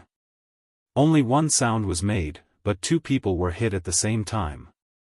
One's head was smashed by the stone, and blood splattered everywhere. The other one was even more unlucky. His armory was hit by the stone. Boom, the body of the man in black exploded in the air. Countless pieces of flesh and blood flew in the air. The captain of the flight team quickly dodged, but his back was still hit by something. His back was the flight bag of the aircraft, so it helped him block some of the attacks. However, this still made the captain furious. He shouted, "Kill them all, kill them all." As he spoke, he held the submachine gun and fired at Yi Ro's position. He saw how powerful Yi Ro was and knew that she was the culprit who caused them to lose 3 of their fighters. In the blink of an eye, they lost 3 trained pilots. This made him feel like his heart was bleeding. He only had these few good seeds, so he couldn't give them up so easily. Otherwise, his position as the captain would be over, and he would be dead when he returned. Hearing the captain's angry roar, the other team members desperately rushed to the top of the mountain. Idiot! Every time a team member died, a red star would be destroyed on their silver shield. This was just the beginning, and they had already destroyed 3 red stars. This meant that 3 of their team members had left the team forever. They were both angry and afraid. No one wanted to be the next unlucky person. If they didn't want to be killed, they could only kill. If they ruthlessly killed the other party and completed the mission as quickly as before, they would be safe. Rumble, rumble, gunfire rained down, and the rumbling sound was endless. On the viewing platform, the audience who didn't know what was going on looked at the top of the mountain in confusion and said, "What's going on? Why do I hear thunder?" "It's not thunder, it's Tai Chi Master Fang Yen and the Japanese sword god sparring. They are using their ultimate moves at the same time. One is using the Tai Chi turtle wave technique, the other is using the Japanese ninja technique. There's someone in the sky, look, there's someone in the sky." Lao Jun Pavilion. Jiang Zhulu raised his binoculars and looked, and his expression became ferocious. He looked at Lu Qingming and Lan Shanggu who were sitting in front of him and said, "Brothers, looks like we have to leave first. What's going on?" Lan Shanggu took Jiang Zhulio's binoculars and looked, then said, "Someone wants to kill us all? Don't tell me they want to put shit on us three brothers? What a good move." Jiang Zhulu smiled and said, "Those people are so ruthless, we can't stay and clean up their mess." Lu Qingming also took the binoculars. This was the first time he looked at the top of the mountain with binoculars. After a few glances, he said, "Who are those people? They're so ruthless, they didn't just want to kill Fang Yen, right? But, since it's like this, it's probably too late for us to leave now, right? Who knew this would happen?" Lan Shanggu smiled bitterly. "If I knew this would happen, I wouldn't have come." Jiang Zhulu looked at Lan Shanggu with a smile and said, "Brother Shanggu, if Fang Yen really couldn't go back today, wouldn't it be easier for you to do business? Lu Chaoga isn't an easy person to negotiate with." Lan Shanggu shook his head and said, "If Fang Yen died, Lu Chaoga would be a toothless tiger. Other than having a fierce temper, what's the difference between him and a big cat?" Jiang Zhulu smiled and said. Lan Shanggu looked at Jiang Zhulu and said, "Even if Fang Yen can't go back tonight, isn't there an even bigger tiger standing behind Lu Chaoga? That tiger is a real tiger. That tiger is too far away from us. Unless Lu Chaoga moves his company to Beijing, as long as he stays in Huacheng, he can forget about leaving us brothers to get rich. This is the rule, no one can come." Jiang Zhulu, Lu Qingming, and Lan Shanggu looked at each other and laughed. A new alliance of benefits was formed. At the very least, at this moment, everyone present seemed sincere enough. If something happened to Fang Yen, Jiang Zhulu, Lan Shanggu, and Lu Qingming would all be suspects. If Fang Yen were to die, it would be the end of everything. Other than Fang Yen himself, no one else would come to seek justice for the group of dead people on the mountaintop. However, if Fang Yen didn't die, then things would be even worse. Who would Fang Yen suspect? They wanted to leave, but they couldn't. If they left in a hurry, wouldn't it make people suspect that they had a guilty conscience? Smart people like to complicate things, so what they had to do was to simplify things as much as possible. Jiang Zhulu clicked his tongue and said with some pity, "This fireworks show is even more exciting than the battle just now. It's a pity that there's no wine to accompany the meal. What a pity." Jiang Zhulu had already finished all the wine he brought, and the show was over. It was time to leave, but he didn't think that there would be another competition now. Clearly, he wasn't satisfied. Lu Qingming thoughtfully looked at the sky above his head and said, 9 out of 10 things don't go as one wishes. Who can be perfect? I always feel that we have enough. If we are too greedy, we will be punished by heaven. Look, isn't there a perfect example above us? Chapter 279. The top of one sword peak became hell on earth. After numerous rounds of indiscriminate gunfire, as well as the green liquid splashing all over the place, there wasn't a single place left intact on the mountain top. Rocks were broken, trees were burnt, weeds were blackened, insects and birds were all dead. From above, there weren't any signs of life at all. Some of the dried wood was being burned, letting out crackling noises. This was the only sound at the top of One Sword Peak. "Captain, are they all dead?" a team member asked through their helmet communicator. They originally only wanted to kill Fang Yan alone, but his resistance was so intense that they were afraid of being crushed to death by the rocks, so they madly fired at the top of One Sword Peak until they emptied all their weapons. They had lost their minds just now. According to their training, they weren't allowed to use up any more weapons after killing their target. They were supposed to keep at least 20% of their weapons for emergencies. This was the first time they'd ever done something like flattening an entire mountain in one go. Who told them to face a bunch of freaks that could fly around and shoot down airplanes with rocks? It should be, the captain cautiously scanned his surroundings, then finally made his decision and said, "They're all dead." The captain gestured with his hand and ordered, "Retreat." The team members received their orders and prepared to dive down. At this point, something unexpected happened. A rock whistled towards the back of a black-clothed pilot. The pilot was shocked and raised his shield to block it. Clang! With a dull thud, the black-clothed pilot and his shield were both sent flying by the rock.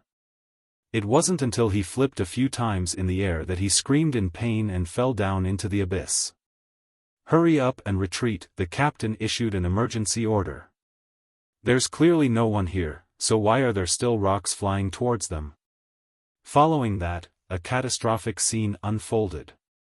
Dozens of rocks were flying towards them, not just rocks, but also knives, iron lotus seeds, leaves, iron thorns, all sorts of strange objects were flying towards them. "Wait a minute, what's with that string of prayer beads?" "Captain, my aircraft was damaged. Retreat, there's a lot of them. I need to replenish my weapons. The team members screamed out in pain. There were constantly members who were shot down or killed by the flying objects. They had no weapons to fight back. They wanted to escape, but the stones and hidden weapons followed them. The captain opened his mouth and was about to issue a new order when he suddenly found a rope around his neck. Panicking, he piloted the aircraft and prepared to escape. As soon as the aircraft flew over the canyon, a woman in black jumped up with a whoosh. She stepped on her shoulders like a heroine who was riding a flying beast to fight with humans. Yi Wen's short hair danced in the wind. She tied the whip around the captain's neck, and with a slight lift of the whip, the captain had to change direction according to her wishes.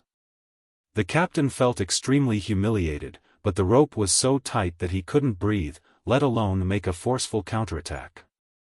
He took off his leather gloves and quietly reached into his pocket. There was still the last silver bullet. The reason why he kept it was to use it to perish together with the enemy. Now, it really came in handy. His arm went numb, and the silver bullet was in the hands of that hateful woman. Yi Wen squatted on the aircraft behind the captain, holding the silver bullet, and asked, "As long as you press this red button, the bomb will explode. Is that right?" The captain's eyes were filled with fear, but he was unwilling to answer Yi Wen. Yi Wen took off the captain's helmet and said, "Let's do an experiment." She pressed the red button and stuffed the silver bullet into the captain's mouth. The rope around his neck disappeared, and the captain felt a lot more relaxed. Even his breathing became normal. He suddenly felt a little hot in his mouth, as if his mouth was getting bigger and bigger. Isn't that my chin?" Boom! The silver bullet exploded in the captain's mouth. The exploded body and the aircraft he was carrying turned into pieces. The entire flying team was annihilated. Some people weren't weak, but they were unlucky.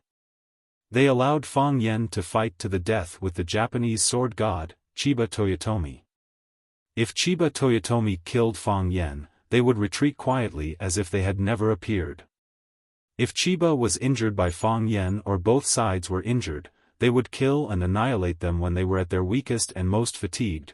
What other heaven-defying things could these two patients do? With the help of the most advanced aircraft, they were equipped with the most lethal firearms. With a round of artillery bombardment, even a Zenith Heaven Golden Immortal would be smashed into pieces by them. However, they didn't expect that because of the duel between Fang Yan and Chiba, some Lingnan masters and hermits who cultivated nearby all came to watch. There were so many masters on Solitary Sword Peak that it was enough to hold a martial arts circle convention. They used submachine guns to kill Fang Yan, which was equivalent to killing all those masters at the same time. These masters were more arrogant and unruly than the other. How could they be willing to be bullied for no reason? It was only natural for them to fight back when they got the chance. Therefore, the people in the arsenal and the people behind them didn't expect that they would offend such a group of lunatics and get such a miserable result. God will take care of those who are despicable, Fang Yan thought happily in his heart. If they weren't so despicable, they could still be good friends. At this time, all kinds of strange people crawled out from all kinds of unexpected places. There was a bald monk, a Taoist priest in a layman's robe, a one-eared fatso, a handsome middle-aged man in a black robe, and a charming girl. Yi Gentle was fine, and so were Phoenix and Chiba Sun. Fang Yingying and Fang Haohan also crawled out from the corner, but they looked too disheveled. Of course, there were so many masters present that all looked disheveled. Fang Yingying and Fang Haohan trotted over and asked with concern, "Junior Martial Uncle, are you okay?" "I'm fine," Fang Yan said with a smile. "I didn't even have time to make a move before those guys were all killed," Fang Haohan said with a smile. "Hee, they brought this upon themselves. Good people like us will naturally be blessed by God and live a peaceful life," Fang Yingying said with a proud smile. Chiba Sun looked around for her father. Phoenix walked over and said, "These people had a good idea. Unfortunately, their luck wasn't that good. It's fine if they wanted to kill me, but they even bullied my idol seniors. This is too much," Fang Yan shouted with a face full of anger. "Arsenal, I will not live under the same sky as you guys. If I don't take revenge, I'm not a man." Phoenix glanced at Fang Yan and said, "All right, stop pretending to be angry. You're so happy that you can't even close your mouth, right? Didn't you shout out the name of the arsenal to let those old guys who were bullied hold a grudge against them? Now you've achieved your goal, haven't you?" Fang Yan secretly glanced around and whispered to Phoenix, "Don't tell anyone. That arsenal is too powerful, I can't deal with it alone. I have no reason not to do it if I can make a few enemies for them. Besides, they really want to kill everyone on the top of this mountain. I'm not lying. I won't say that. As for whether others will say it or not, I don't know. They have a strong sense of justice." Phoenix glanced at Yi Ro who was standing at the side and sneered. "I don't talk nonsense with people." Yi Ro looked at Phoenix's provocative eyes. "If I'm not satisfied with someone, I'll just beat them up. What made you so arrogant that you think you're invincible? More and more people are defeated by me. Others might be afraid of you, Yi Ro, but I'm not. You're the number one in Neijiang, aren't you just bragging? If you're not convinced, you can try. Anytime, I say." Fang Yan wanted to mediate. "Today is a big day, there's no need to be so contradictory, right?" "Shut up," Phoenix and Yi Ro shouted at the same time. Fang Yan looked up at the sky, a little helpless in his eyes. The bald monk spat at the sky, strode to Fang Yan, and shouted, "Fang family's boy, eat my fist. If it weren't for you, I wouldn't be in such a sorry state. I've long been annoyed by you." The Taoist priest dressed in layman's clothes walked up to Fang Yan and bowed with one hand clasped in front of him, saying, "I'm Qing Yun, Layman Weed's good-for-nothing disciple. Congratulations to Layman Fang for winning the first battle and defeating the Japanese sword god. Qing Yun has benefited a lot from today's battle, so I want to set a date with Layman Fang so that I can learn your godly skill. I'm Kai Zhongheng, the king of gossip who questioned why the Japanese sword god didn't challenge you. I originally planned to challenge him after the Japanese defeated you, but since you're the big winner of this match, I can only challenge you. do you think we should continue fighting today, or should we set a date for another duel? Kai Zhongheng, get lost, I've already booked. Seeing a group of experts clamoring for a duel with Fang Yan, Fang Yingying and Fang Haohen's expressions were a little awkward, and they couldn't help but want to stand further away from Fang Yan. Fang Yan held his head and shouted, "Ouch, I'm a little dizzy, heroes, help me, I think I've lost too much blood, I'm a little anemic." Before Fang Yingying and Fang Haohen could escape, Fang Yan's body had already fallen into their arms. The two looked at each other, wanting to cry but having no tears. Chapter 280. When Fang Yan opened his eyes, he heard Fang Yingying and Fang Haohen chatting. Junior Martial Uncle is indeed Junior Martial Uncle. He's even so professional at pretending to be dead. I can't help but admire him. He was afraid that he would be surrounded by those experts he offended on one sword peak and take revenge, so he pretended to be dead and hasn't woken up yet. This was Fang Yingying's voice. That's right. If the two of us pretended to sleep for 1 or 2 hours at most, we'd be alive and kicking after everyone has left. How could we be like Junior Martial Uncle, who slept for 2 days and 2 nights and still isn't willing to wake up? Do you think Junior Martial Uncle really fainted at that time? I suspect that it was definitely fainting. This was Fang Haohen's voice. Fang Yan was shocked. He actually slept for 2 days? At that time, he just didn't want to accept the challenge from Gossip King Wheat Hermit's disciple and the old monks group. Who would want to fight to the death with them for no reason? His occupation was a teacher, and his primary responsibility was to educate people. Fighting and killing was uncivilized. Isn't that obvious? I asked him if he had any problems before, and he said he was fine. Gossip King Wheat Hermit's disciple fainted as soon as these people came to challenge him. It's obvious that he was acting. Fang Yingying said confidently. It's not like you don't know Junior Martial Uncle's temperament. It's not like he's only done this kind of thing once or twice. But Junior Martial Uncle's injuries are really serious, even Phoenix and Miss Yi said so. Tell me, does Phoenix like Junior Martial Uncle or not? These 2 days, she's been brewing medicine and wiping his body. She doesn't treat herself as an outsider at all. At that time on One Sword Peak, Miss Yi didn't want us to fight the Thousand Leaves army. She said that even if the Yi family's people were all dead, there's no need for us to die. Is there something we don't know? Yes, I've heard that too. Fang Yingying lowered his voice.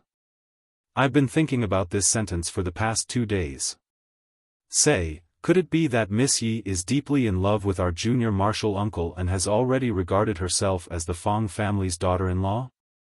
Impossible, right? Junior Martial Uncle was beaten black and blue every time he fought with Miss Yi. He couldn't get out of bed for more than half a month. What kind of daughter-in-law would beat her future husband like that? Fang Yingying thought about it seriously and said, it's not impossible. Think about it, Miss Yi's skills are so good, and she has violent tendencies. Whenever she has something to do, she'll definitely find someone to beat up. Take the inner world for example, how many people can be a match for Miss Yi? Apart from Junior Martial Uncle, who else could be worthy of her, a young disciple who could exchange blows with her and not be beaten to death by her? What was that sentence again? Flirting and scolding is love. Don't fight or scold. Maybe Miss Yi is in such a situation now. Fang Haohen sighed softly and said, does Miss Yi want a husband or a human punching bag? Junior Martial Uncle is so pitiful. Fang Yingying also sighed. Fang Yan listened and gritted his teeth. He asked fiercely, who are you saying is pitiful? Junior Martial Uncle is. Fang Yingying was about to answer Junior Martial Uncle is pitiful, when he suddenly felt something was wrong. His fat face instantly changed color. With red eyes, he rushed to Fang Yan on the bed and said excitedly, Junior Martial Uncle is finally awake. That's great, that's really great. Junior Martial Uncle, do you know that you have been unconscious for 2 days? If you don't wake up, I don't know how to live. Fang Yan glanced at Fang Yingying with disdain and said, what do you mean by don't know how to live? Do you want to eat stewed noodles or lamb chop for your next meal? Junior martial uncle, you don't know. I haven't eaten much in the 2 days you were unconscious. Fang Haohan has no appetite like me. Look at how hungry he is, Fang Haohan nodded repeatedly. The skin on his cheeks was like bones. He looked really hungry. Fang Haohan won't be so hungry if he ate less glass shards. Fang Yan said snappily. Go get me a glass of water. Okay. Fang Yingying and Fang Haohan ran outside at the same time. Fang Yingying, stay. Fang Yan shouted. Fang Yingying's face was full of bitterness. When he turned around, his face was already full of smiles. He said, Junior martial uncle, do you have something to ask me? What happened after I fainted? Fang Yan asked aloud. Junior martial uncle really doesn't know? Seeing that Fang Yan was about to lose his temper again, Fang Yingying quickly said, of course Junior martial uncle doesn't know. Because Junior martial uncle really fainted at that time, seeing you faint, those people naturally dispersed. That's it? Fang Yan asked curiously. Not yet. Fang Yingying said. Fang Yingying, I don't have much strength right now. If you wait for me to ask any more questions, the first thing I do when I get up will be to beat you into meat paste. Fang Yingying was shocked and quickly said, after Junior martial uncle fainted, Qingyun said goodbye and left. When he left, he said he would come back to fight with Junior martial uncle in a month. That bald monk snatched the second place and said he would come back to fight with Junior martial uncle 2 months later so that Junior martial uncle could recuperate and not be slapped to death by him. Kai Zhongheng, the king of gossip, was ranked 3rd. He said don't lose to Qingyun and the bald monk. Otherwise, if he challenged you again, it would be a pity. Fang Yan's eyes were dull and said, I fainted, and they still didn't let me go? That's what I said at the time. Fang Yingying said. Seeing Fang Yan's eyes looking at him, Fang Yingying added, in the end, I was slapped on the head by that bald monk. I wasn't convinced. I originally wanted to fight him for 300 rounds. Stop bragging.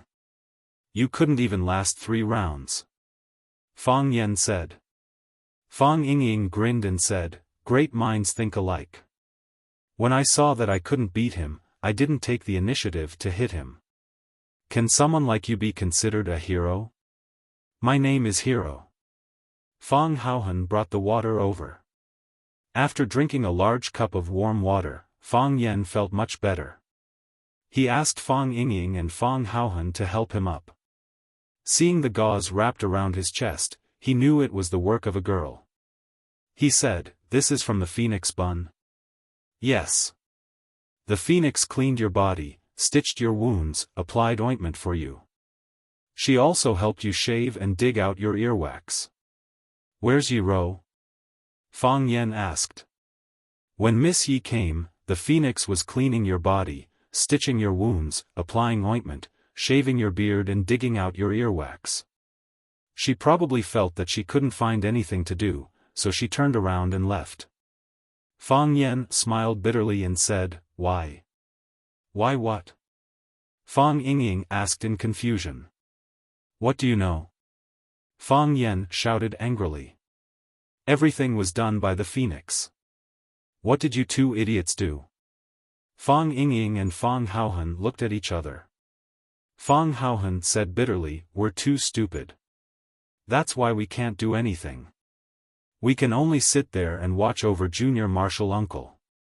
No wonder people say that stupid people have stupid luck. However, some people are really stupid. Some people are just pretending to be stupid. Knock, knock, knock. Fang Yingying went forward and gently knocked on the door. Creak.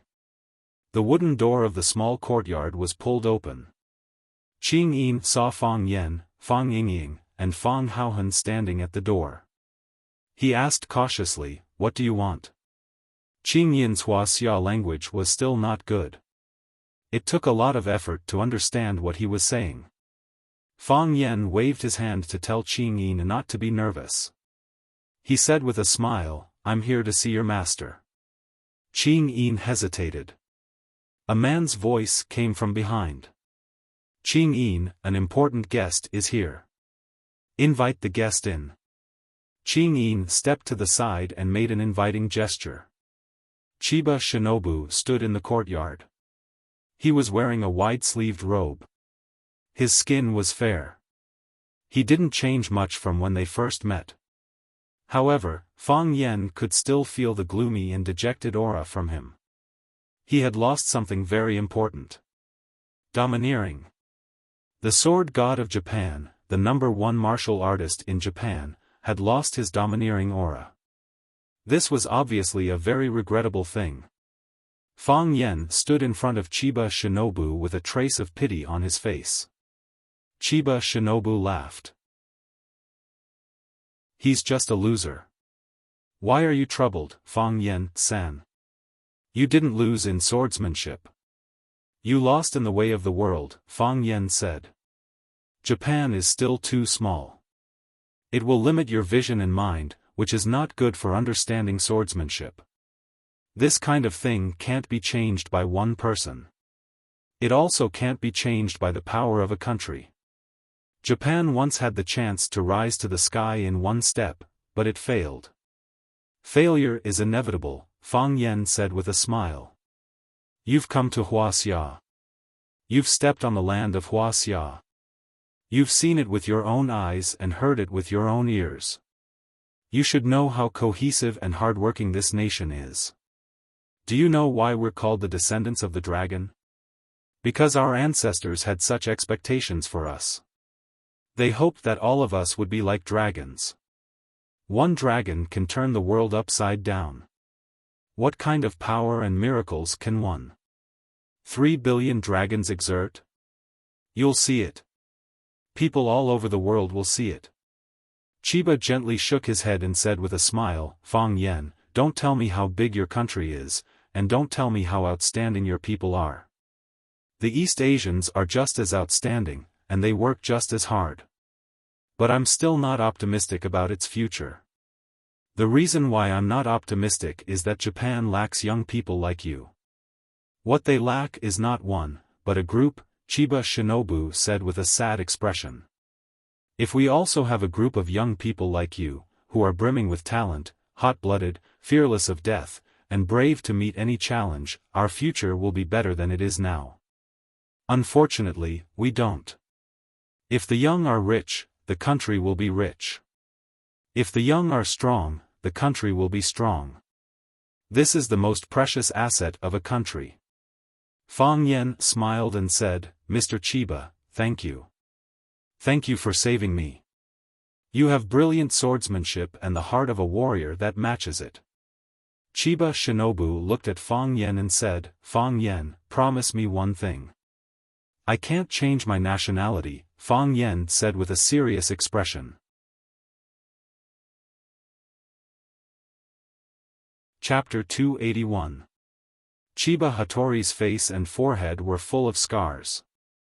Although they had been treated with medicine, they were not specially bandaged with gauze. Therefore, those wounds were like little red flowers growing in the wild grass, looking particularly delicate and dazzling. Fang Yan's face was also injured, but his face was often injured, so the people around him were used to it. However, when Chiba Hattori's face was injured, everyone felt that it was particularly funny and strange. The head of the Japanese Ministry of War was the Japanese sword god. When he first came to Wuxia, he wore a white, wide-sleeved robe every day like an immortal. At first glance, one could tell that he was a high-quality uncle with knowledge, quality, and wealth. If those love-struck girls saw him, they would definitely yell, "Come to my bowl." However, it didn't take long for him to be beaten up by Fang Yan. It was sad to think of it. Qing Yin refused to leave and stood behind Chiba Hattori. If Fang Yen dared to do anything, he would rush up and be beaten up by Fang Yen. Chiba Hattori also came out, and he looked even more embarrassed. His eyes were still purple-black, and there were several scars on his forehead. One of his arms was tied with a bamboo board. When he walked, he couldn't help but look at his crotch, because Fang Haohan had kicked it there. His mouth was puffed up like a frog that might jump up and eat insects at any time. He stared at Fang Haohan fiercely and hatefully. Obviously, Fang Haohan had replaced Fang Yan's position and become his most hated enemy in his mind. Hearing Fang Yan's refusal, Chiba Hattori looked stunned and said, "Why do you think I would make such a request?" Fang Yen looked at Chiba Hattori and said, "People always tell me that a person will pursue what he lacks. You said that your country lacks talented and hot-blooded young people like me, who are not afraid of death and dare to face any challenge. I'm worried that you will ask me to change my nationality and enter Japan. I know that there are some people who gave up their Wuxia nationality to work for you because they participated in your talent introduction program. However, this group of people will never include me." Fang Yan's memory was still very good. He repeated the words that others had praised him without missing a word. His laughter was clear and bright, like the cry of a crane. He laughed for a while, then looked at Fang Yen and said, "If I put forward such a condition to you, and you happen to be willing to accept it, would you still be the kind of young man I talked about?" Lord Fang Yen, 99% of the things in this world can be sold and sold, only moral integrity is difficult to value. What kind of moral integrity is it if it can be evaluated? Do you think I have integrity? Fang Yen couldn't help but laugh. Yes.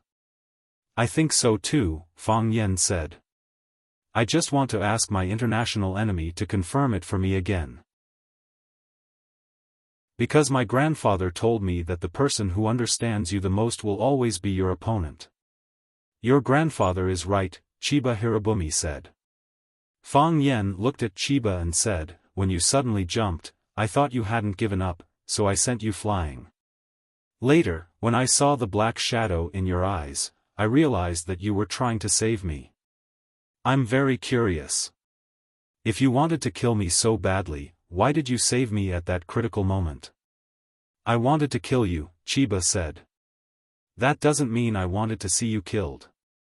Are you saying that I must die by your hands? At least you shouldn't be killed so shamelessly. You are also a person with integrity, Fang Yen commented. If it were you, would you have saved me? Fang Yen looked around, then lowered his voice and said, I won't hide it in front of you. I wouldn't. Because at that time, I was defeated by you, and my heart was filled with hatred. I was thinking about how to stab you and punch you. If someone else did it for me, I wouldn't blame them for not telling me in advance. Besides, I'm afraid of death. What if you don't like me and finish me off with a stab? If someone helped me create an opportunity, I would definitely get up and run down the mountain. Staying alive is more important. You came to challenge me at this age. When I grow to your age, I will challenge you again.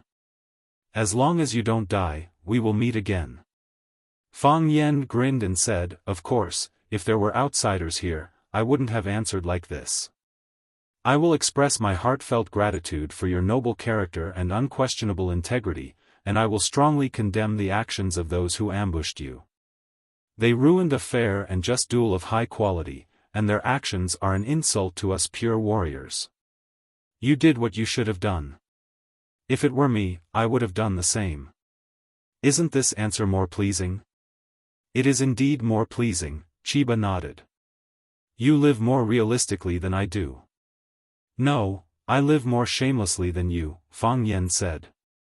Many people say that about me, but I have never admitted it. However, you are my savior. I am willing to confess in front of you. Because I can't do what you can do. This is where I am not as good as you. So, I am willing to promise you one thing. I hope, wait. Fang Yen quickly interrupted Chiba and said, The request you put forward must be something that I can do, and I am willing to do it. As long as it doesn't violate national policies, laws and regulations, I won't be scolded as despicable, shameless and nasty. I also have a profession as a teacher. Sometimes, I have to maintain my personal image. Chiba was stunned for a long time. Finally, he said, I want to see. Don't underestimate the enemy. Why does he want to see my master? Is it because he was defeated by Junior Marshal Uncle that he is not convinced and wants to challenge my master? Fang Yingying asked with a puzzled face. He is courting death. Fang Haohan made an accurate conclusion about Chiba's behavior. Fang Yan's face was gloomy. He said, he is an opponent worthy of respect. Fortunately, there is only one Chiba in Japan.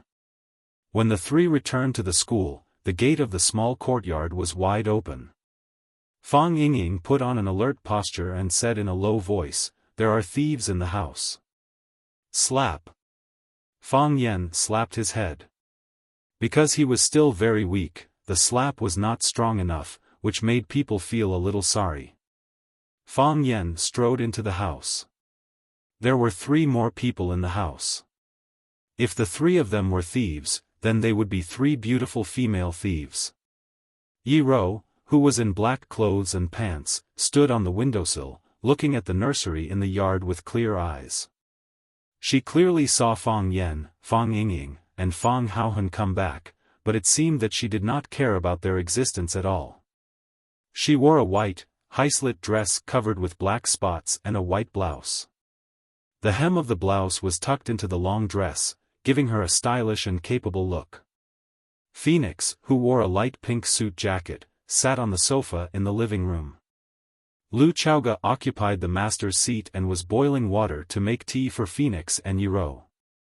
Phoenix saw Fang Yan come in, but she was still smiling and talking with Lu Chaoga.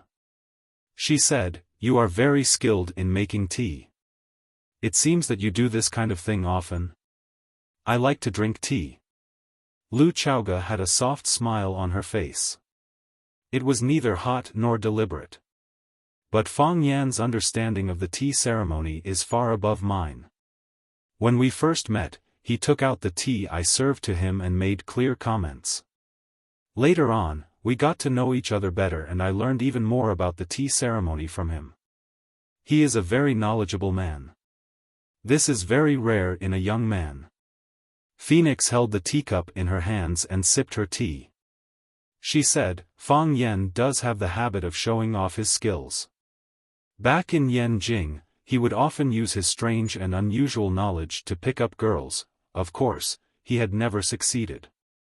Because everyone in Yanjing who knows him knows what kind of person he is. By the way, Miss Lu, you seem to be very familiar with this courtyard?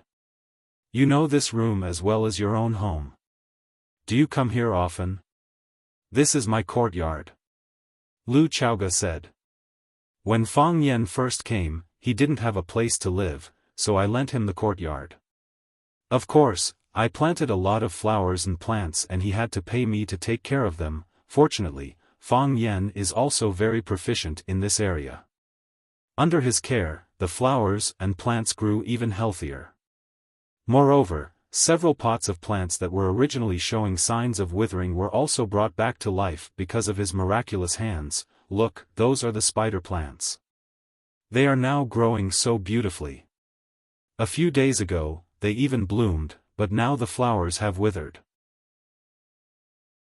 Phoenix smiled even more happily and said, 2 days ago, when I was helping Fang Yan wipe his body, I was curious. This kid was beaten up by a wild woman to the point that he didn't dare to go home. He just came to Flower City and now he has such a house to live in. I can't help but be envious. This kid's luck with women is quite good. Lu Chaoga turned her head to look at Fang Yan and said, Fang Yan is indeed a very good person. He has helped me a lot, even my life was saved by him. If I can help him with something, I will be very happy. Heavens, you had such an experience?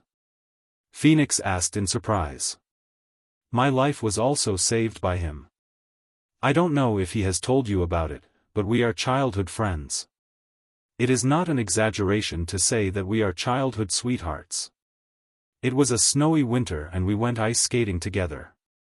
I accidentally fell into a hole in the ice, and it was Fang Yen who jumped in first to pull me out, although people later said that he deliberately used Tai Chi wave to shatter the ice. I don't believe that he would do such a thing.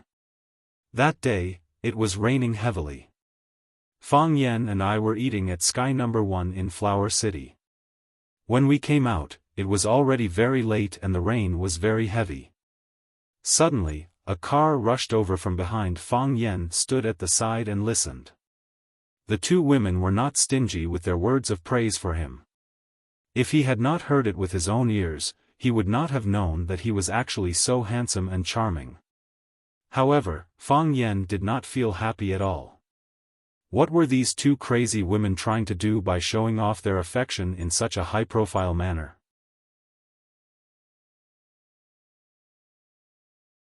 Chapter 282. There must be a reason for something abnormal. Fang Yen understood Lu Chaoga, and he also understood Phoenix. Neither of them were women who liked to show off, and neither were they the kind of cute little women who would squeeze their chubby faces together with their boyfriends to pout and act cute. After taking photos, they would post them on their WeChat moments and wait for everyone to like them. One of them was cold and quiet, while the other was arrogant and seductive.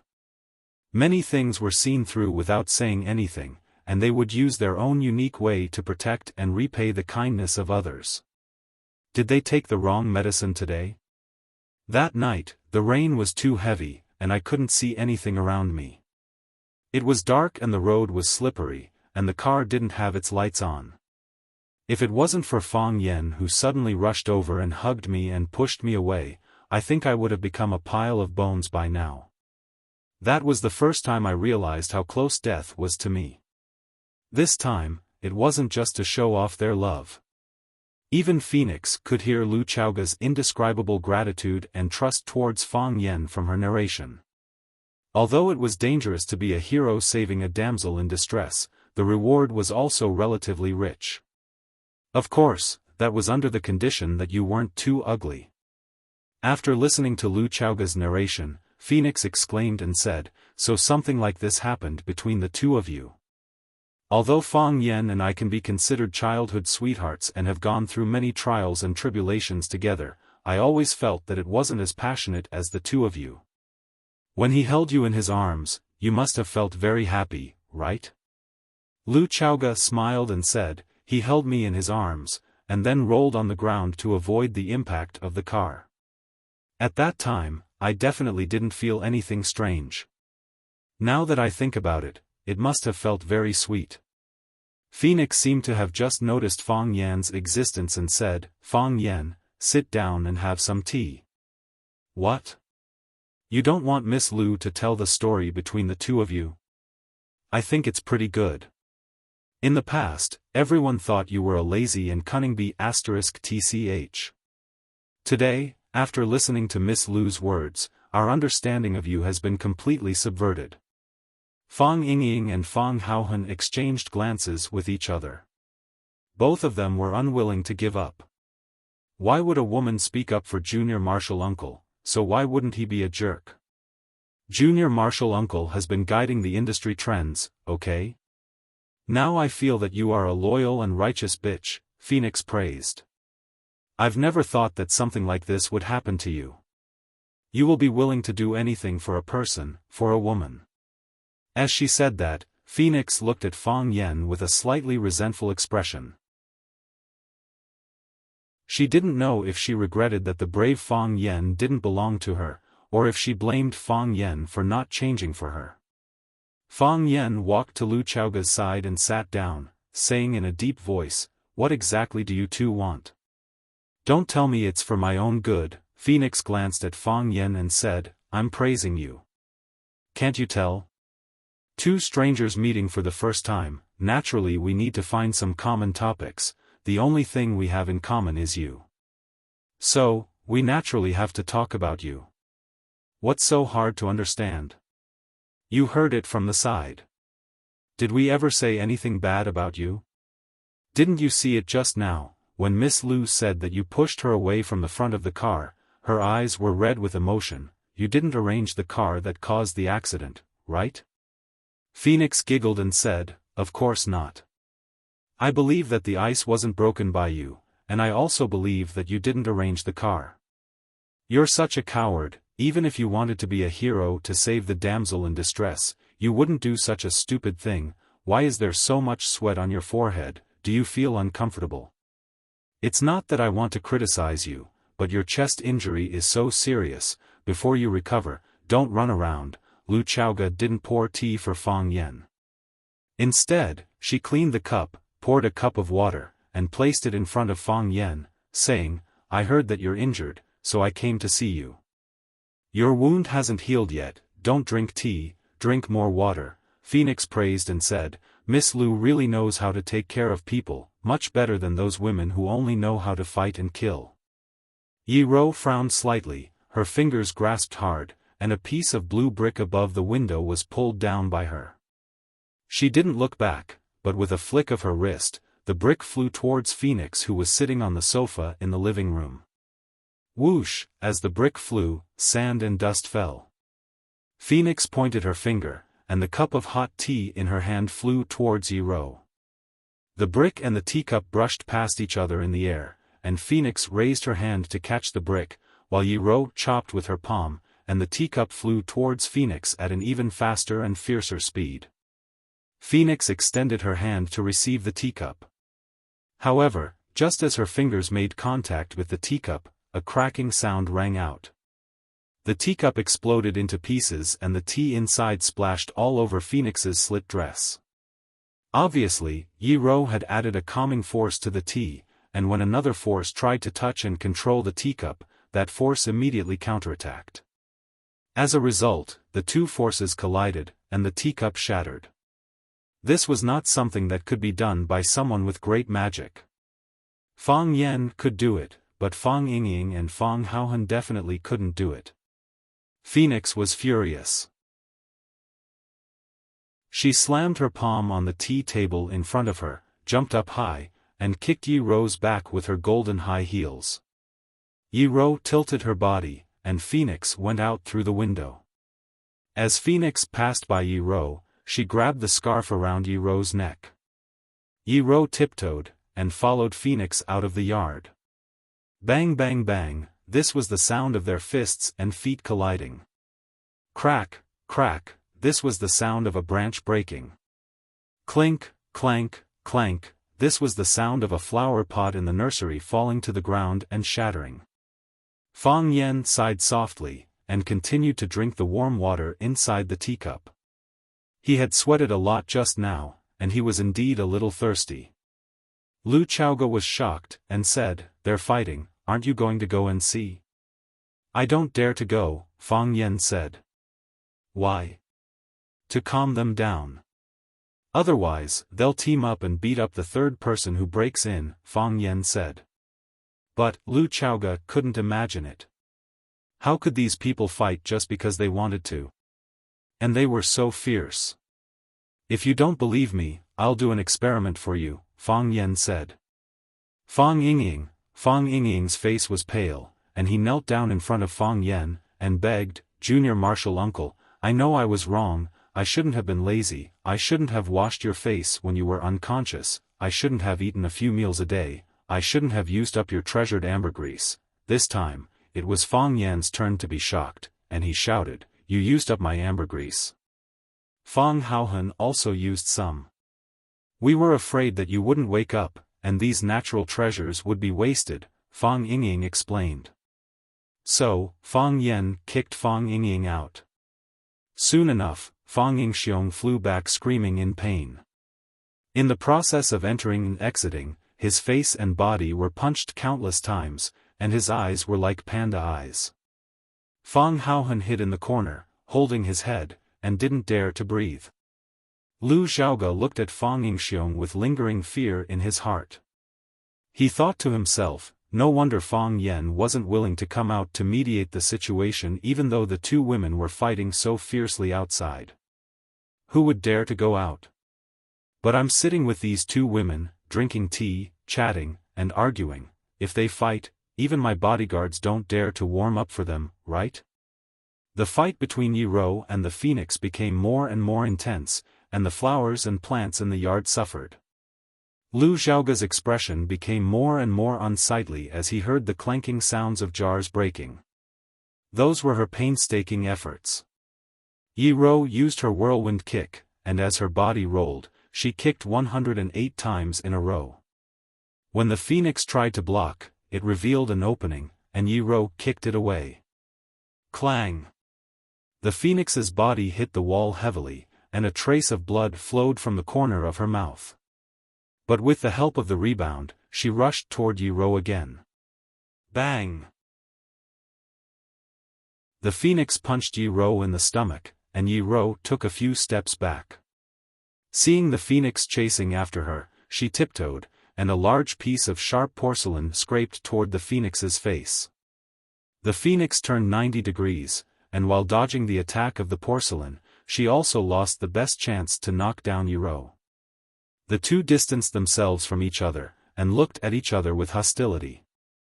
"The number one in the inner world is just SOSO." The phoenix sneered. "I've been wanting to fight with you for a long time. In that case, why did you make me wait until now? I just didn't get the chance. Good food is not afraid of late, and now I have the chance, right? I hope you won't let me down." "But you, the number one in the inner world, have already let me down." Yi Rou didn't want to stop. She tiptoed, and her body flew up again. She punched the phoenix's head, and even if she didn't get a concussion, she wanted to paralyze the phoenix's face. The phoenix ran a few steps, and her body also jumped up. Her long legs flew out, and the pointed high-heeled shoes stabbed toward Yi Rou's chest. "Puncture your big breasts." Boom! They quickly exchanged dozens of blows in the air, and then their bodies brushed past each other. Yi Rou's fist missed, and the phoenix's high-heeled shoes stabbed into the wall with great force. A big hole appeared in the wall, and the heel of the high-heeled shoes was twisted off. Fang Yan had to stand up. He stood in the yard and shouted, "Stop, or I'll be disfigured." Plop. Fang Yan's body was knocked away. He struggled to get up from the ground, covered his bloody face, and said, "I knew it. I'll be disfigured if I keep hitting."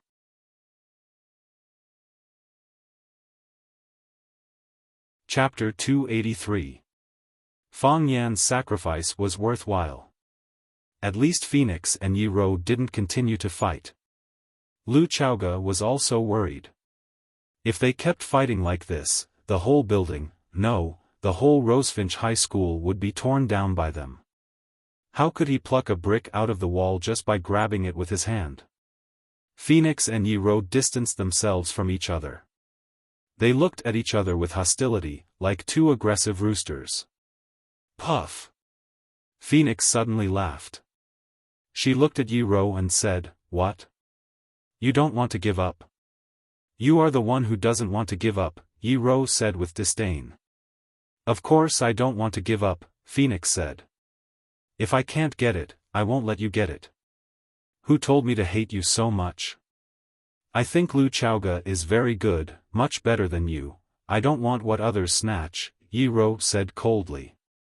"I hope you keep your word," Phoenix said with a sly smile like a fox. Phoenix left, so did Yi Rou.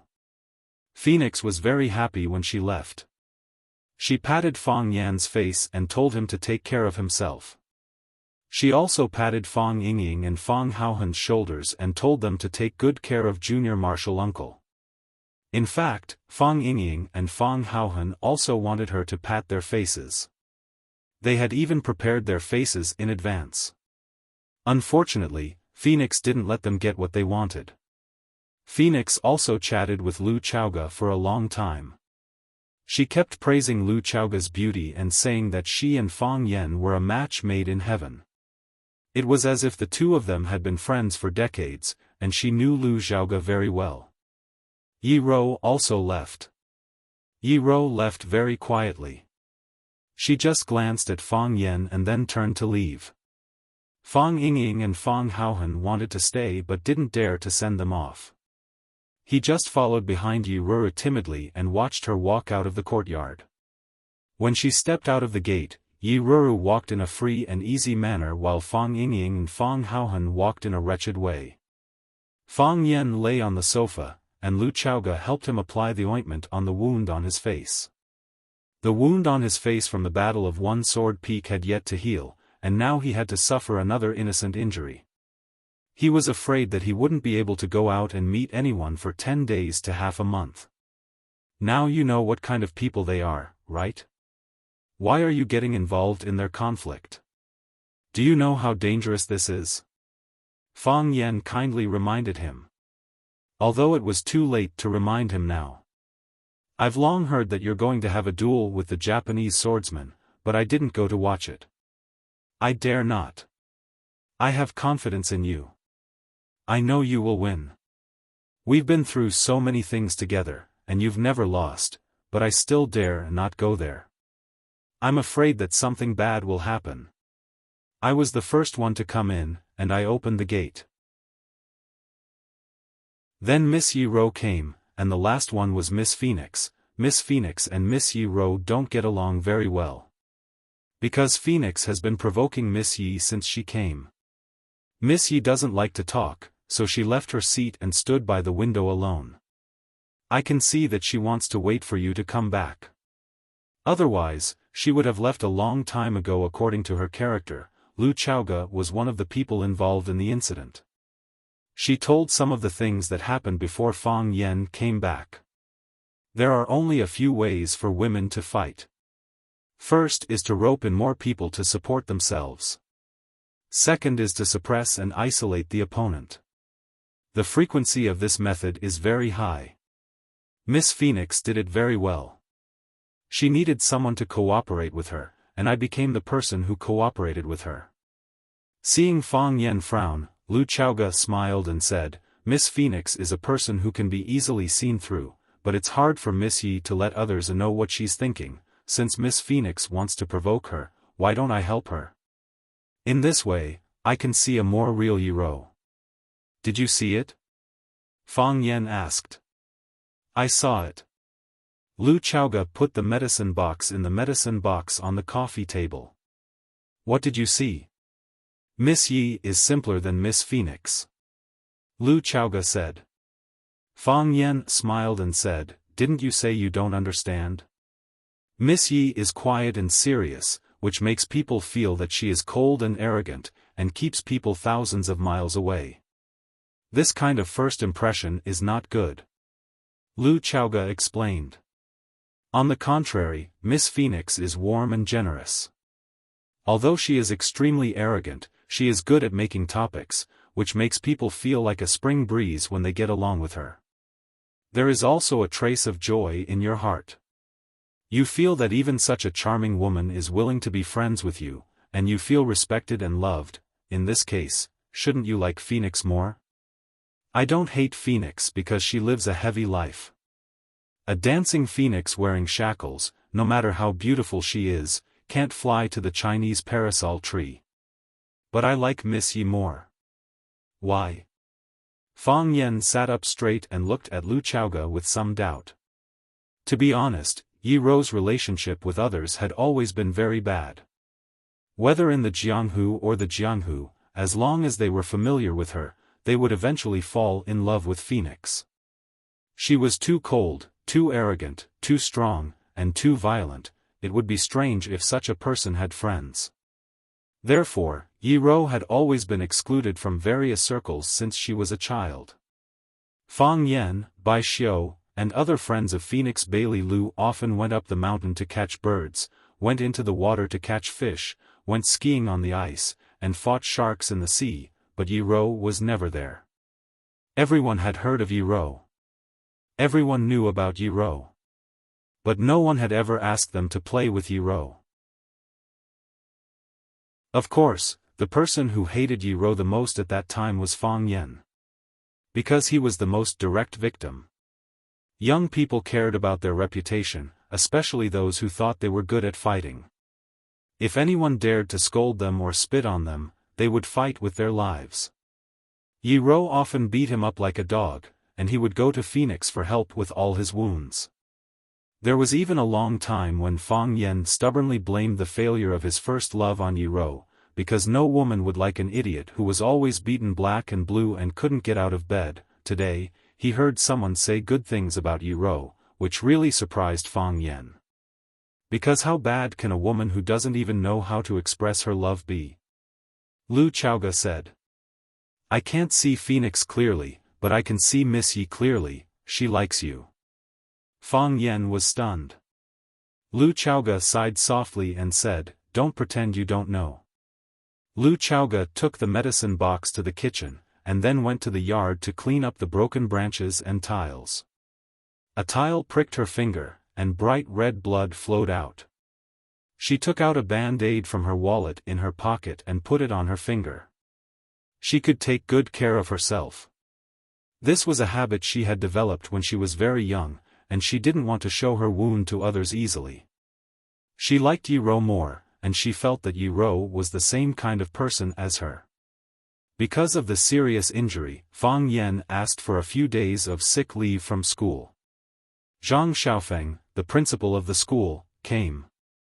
After seeing Fang Yan's injury, he sighed and said that since he had a cold, he should take a good rest and not worry about the 9th class. He would find an experienced teacher to take care of him for a few days. Li Mingqiang, the director of education, and Zhu Jian, the deputy director, also came. Li Mingqiang cursed Fang Yan as soon as he saw him. Then he asked if he had applied medicine, and there was still half a bottle of golden chrysalis muscle nourishing powder at home. Fang Yan hurriedly said no. Zhu Jian was an honest person. He asked in a low voice what happened to Fang Yan's injury, if he had quarreled with his girlfriend, and when he would take his sister-in-law to dinner.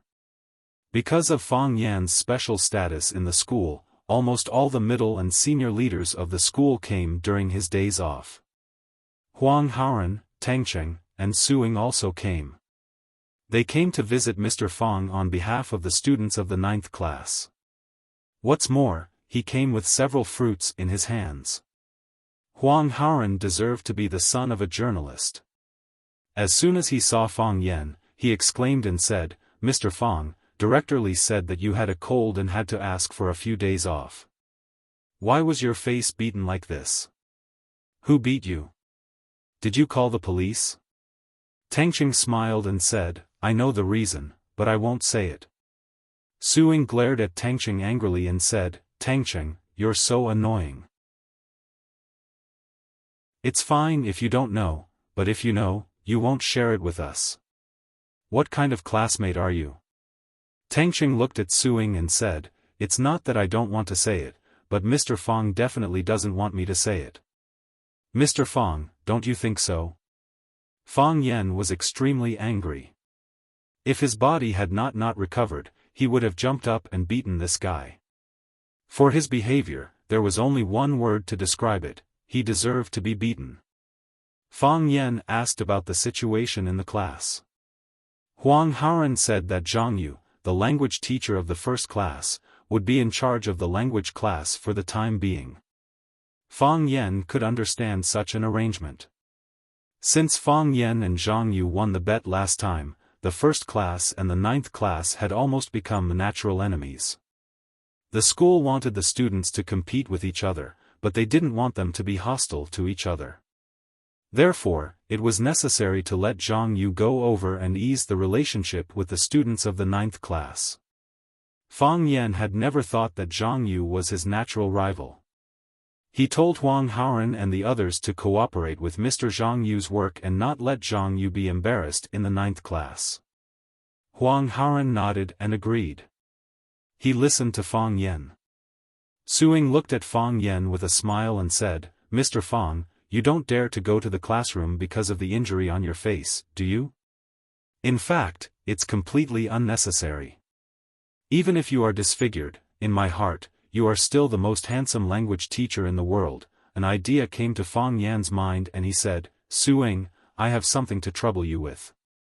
I have a document to write, but I don't have the energy now. The handwriting of Fang Yingying and Fang Haohan is too ugly. Can you help me write it? Huang Haoren was full of displeasure when he heard this. He said very actively, Mr. Fang, what do you want to write? I can help you write it. My handwriting is much better than Su Ying's. Fang Yan trembled with anger and said, girls are more careful. It's better for Su Ying to write it. Chapter 284. Fang Yan took a pen and paper and handed it to Su Ying. He said, write an application. Application for the Excellent Teacher of the Year. I'll read it and you write it. Okay. Su Ying agreed readily. It was rare for Mr. Fang to ask his students to do something, which was something to be proud of. Application. Dear school leader, I'm Fang Yan, a language teacher in Class 9, Grade 1. My name may be a little strange to you. But when it comes to what I've done, Su Ying's handwriting was small and graceful, which looked like her. However, it was not the handwriting that Fang Yan was looking for. Fang Yan looked at Su Ying and said, Su Ying, you're amazing. I didn't expect your handwriting to be so beautiful. I don't believe that you can write such beautiful handwriting with your left hand. Write with your other hand. Su Ying looked up at Fang Yan helplessly and said, Mr. Fang, why do I feel that you're up to no good? Are you looking for a criminal suspect or a girl who wrote you a love letter? Huang Haoren and Tangcheng also looked at Fang Yan suspiciously. They felt that Fang Yan's request was really strange. Fang Yan smiled awkwardly and waved his hand. How could that be? How could there be a criminal suspect? Who would write me a love letter? Don't make wild guesses. I just want to see if Su Ying's handwriting looks good with her left hand. Su Ying still wrote a few words with her left hand according to Fang Yan's request. It seemed that she was not used to it, and her handwriting was very poor. Fang Yan dispelled his doubts about Su Ying and said, forget it. I'll write with my right hand. During his sick leave, Fang Yan was not idle. He had been thinking about the changes of the heart of Tai Chi on Sword Peak. He knew that the reason why the Taiji heart could sense the outside world was because of the existence of Qi. Every object had a vital energy or vitality. As long as they breathed, had a temperature, or swayed with the wind, the heart of Taiji would be able to picture them in his mind. However, from pictograms to lines, was this a sublimation or a regression? Fang Yan crooked his finger at Fang Yingying and said, Hero, punch me. Fang Yingying shook his head and said with a smile, Junior Martial Uncle, this is not good, right? You are my most respected and beloved martial uncle, how could I hit you? If I tell you to hit him, then hit him. Stop talking nonsense. Should we ask Fang Haoren, if you don't do it, I'll hit you. Fang Yingying had no choice but to punch Fang Yan's head. Bang! Fang Yingying's body flew backward, rolling around in the yard like a meaty ball. He struggled to get up from the ground, clutching his stomach and crying, I knew it, I knew it. Junior Martial Uncle, you are biased. Why do you always hit me but not Fang Haoren? Fang Yan sighed softly and said, Fang Haoren is too thin. I don't have the heart to hit him. Through this practice, Fang Yan found that his defensive ability had been strengthened again. In the past, when he was defending, he would take the initiative. When danger came, he would sense it and start to defend and counterattack. Fang Yingxiong hadn't sensed any danger yet, but he had already sent the enemy flying. Of course, it was mainly because Fang Yingxiong was too weak. If the enemy was an expert like Qianye, it would be more troublesome. However, Fang Yan was not in a hurry to verify it. His body was still very weak, and his damaged body had not been fully recovered. If he challenged the Qianye of the army or an expert at the same level as him at this time, he would probably die. The happiest thing during this time was Xia Tian's return. When she came back, she also brought her production team and the two little girls, Jiang Qin and Yuan Lin. Jiang Qin was a little thinner than when she left, and Yuan Lin was a little fatter than when she left. Jiang Qin saw the wounds on Fang Yan's face, and tears were about to flow out. She gritted her teeth with red eyes and said, "Mr. Fang, who beat you like this? I'm going to beat him to death." Fang Yan looked at the little girl, who was waving her fists and shouting to avenge him, and said, "You don't have to do it. I beat him up even worse." Yuan Lin pinched Jiang Qin's face and said teasingly, "Mr. Fang's skills are so good. Who can beat him?" "Then I'm going to beat him up," Jiang Qin said angrily. "Why did he beat me up?" In the eyes of girls, anyone who beat Mr. Fang must not be a good person. "You can't beat him. Let me do this kind of thing," Fang Yan kindly advised. If Jiang Qin went to challenge the Qianye of the army, the enemy would probably throw her away with a flick of his sleeve. "I'll apply medicine for you," Jiang Qin said. "No need." Fang Yan refused. "Why?" "Because I just applied it half an hour ago," Fang Yan said. "Then what can I do for you?" After not seeing each other for a long time, the little girl really wanted to show off in front of Fang Yan. "Are you thirsty? I'll make you a cup of tea." "Oh, you're drinking tea." Xia Kiki sat at the side and looked at her two disciples with a smile. She looked at Fang Yan and said, "It's good to be young. You can do what you want without fear. When you said that, you weren't that old, right?" Fang Yan said with a smile. Xia brushed the hair in front of her forehead and said, "Can you compare with them? It's so tender that water can be wrung out. If you let me wring it, I can wring out water from you." Fang Yan said. "My hands are strong." Xia was angry and said angrily, "Fang Yan, do you know how to chat?" Jiang Qin and Yuan Lin giggled at the side. Fang Yan said helplessly, "I know why you brought them here. Look at my face, it's like this. Can I be in the picture?"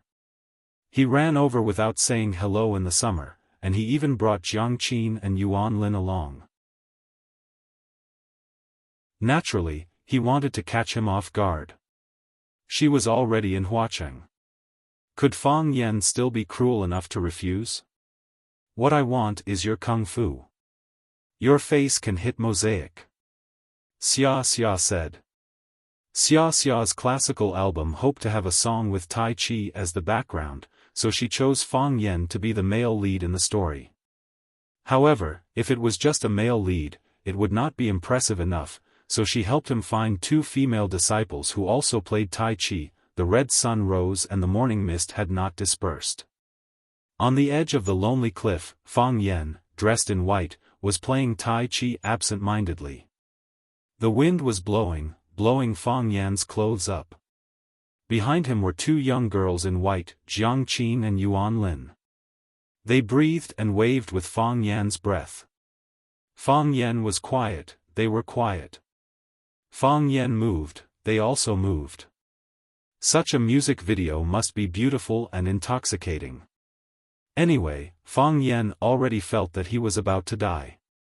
He looked at Xia and said seriously, "You must show your face." When Sister Li was washing clothes by the patio in the yard, she suddenly heard someone shouting, "Mom." Sister Li thought that she was hallucinating. Since Jiang Qin left, she could often hear her daughter standing at the door of the small courtyard shouting, "Mom, I'm back." She shook her head and sighed, saying, "If I had known, I wouldn't have sent the child so far away. What's the point of being a star? Isn't it 100 times better to be by her side? I have to call my dear again later. I don't know if it will delay her practice." "Mom, I'm back." A soft body suddenly hugged her from behind and said happily. Auntie Li was shocked. Then, she realized that her precious daughter was really back. She quickly turned around and held Jiang Qin in her arms, wiping her tears and said, Dear, you're really back. I thought I heard wrong. Mom, I'm really back." Jiang Qin was also crying. She was still young, and this was the first time she had gone far from home. Although she had her teacher's care and Xia's care, she still had to deal with a lot of things alone. Moreover, she really missed her father and mother. "It's good that you're back. You won't leave this time, right?" Sister Lee held her daughter and looked at her with a smile. "Your face is thinner, your chin is sharper, and your bones are stronger. Are you not used to the food in Yanjing? Of course it's not as good as Mom's food." Jiang Qin said flatteringly. "You haven't answered Mom's question. You won't leave this time?" Sister Lee asked stubbornly. "Why do you want to be a star? What's so good about being a star? Mom doesn't beg you to be a star. You just stay by Mom's side and live happily every day. Mom will be satisfied. If you like to study, then study. If you don't like to study, then just mess around. If you can't find a job after graduation, your dad will kill pigs and your mom will set up a stall to make money to support you. Mom and Dad won't feel tired." "Mom," Jiang Qin said embarrassedly. "I came back this time to participate in the shooting. Mr. Fang and Sister Xia are also here." As soon as Sister Lee turned around, she saw Fang Yan and Xia standing at the gate of the courtyard, looking at the mother and daughter with a smile. Sister Lee quickly let go of Jiang Qin and washed her hands in the wash basin again. She wiped her hands on her clothes and quickly ran toward Xia. Fang Yan was shocked. In his prediction, a fierce hand-to-hand fight was about to begin. With Sister Lee's position, Xia was no match at all. Auntie Lee could sit there for 2 summers. Fang Yan couldn't help but take a step forward, blocking half of Xia's body. Sister Lee rushed to Xia's side, grabbed her little hand and shook it hard. She said, "Miss Xia, thank you. You are the benefactor of our Jiang family. If you didn't give me this opportunity, how could I go to Yanjing to learn from such a famous teacher? Every time I call my dear, she talks about you. She says that you have helped her a lot. As a parent, I don't know what to say. Miss Xia won't leave tonight, right? You must eat at home." Sister Lee turned to Jiang Qin and shouted, "Dear, call your dad and tell him to leave a pig's hind leg." Fang Yan, who was standing in front of Xia, had completely turned into transparent air. He secretly retracted the hand he had just extended and put it back into his pocket. Sometimes it was lucky that no one paid attention to you.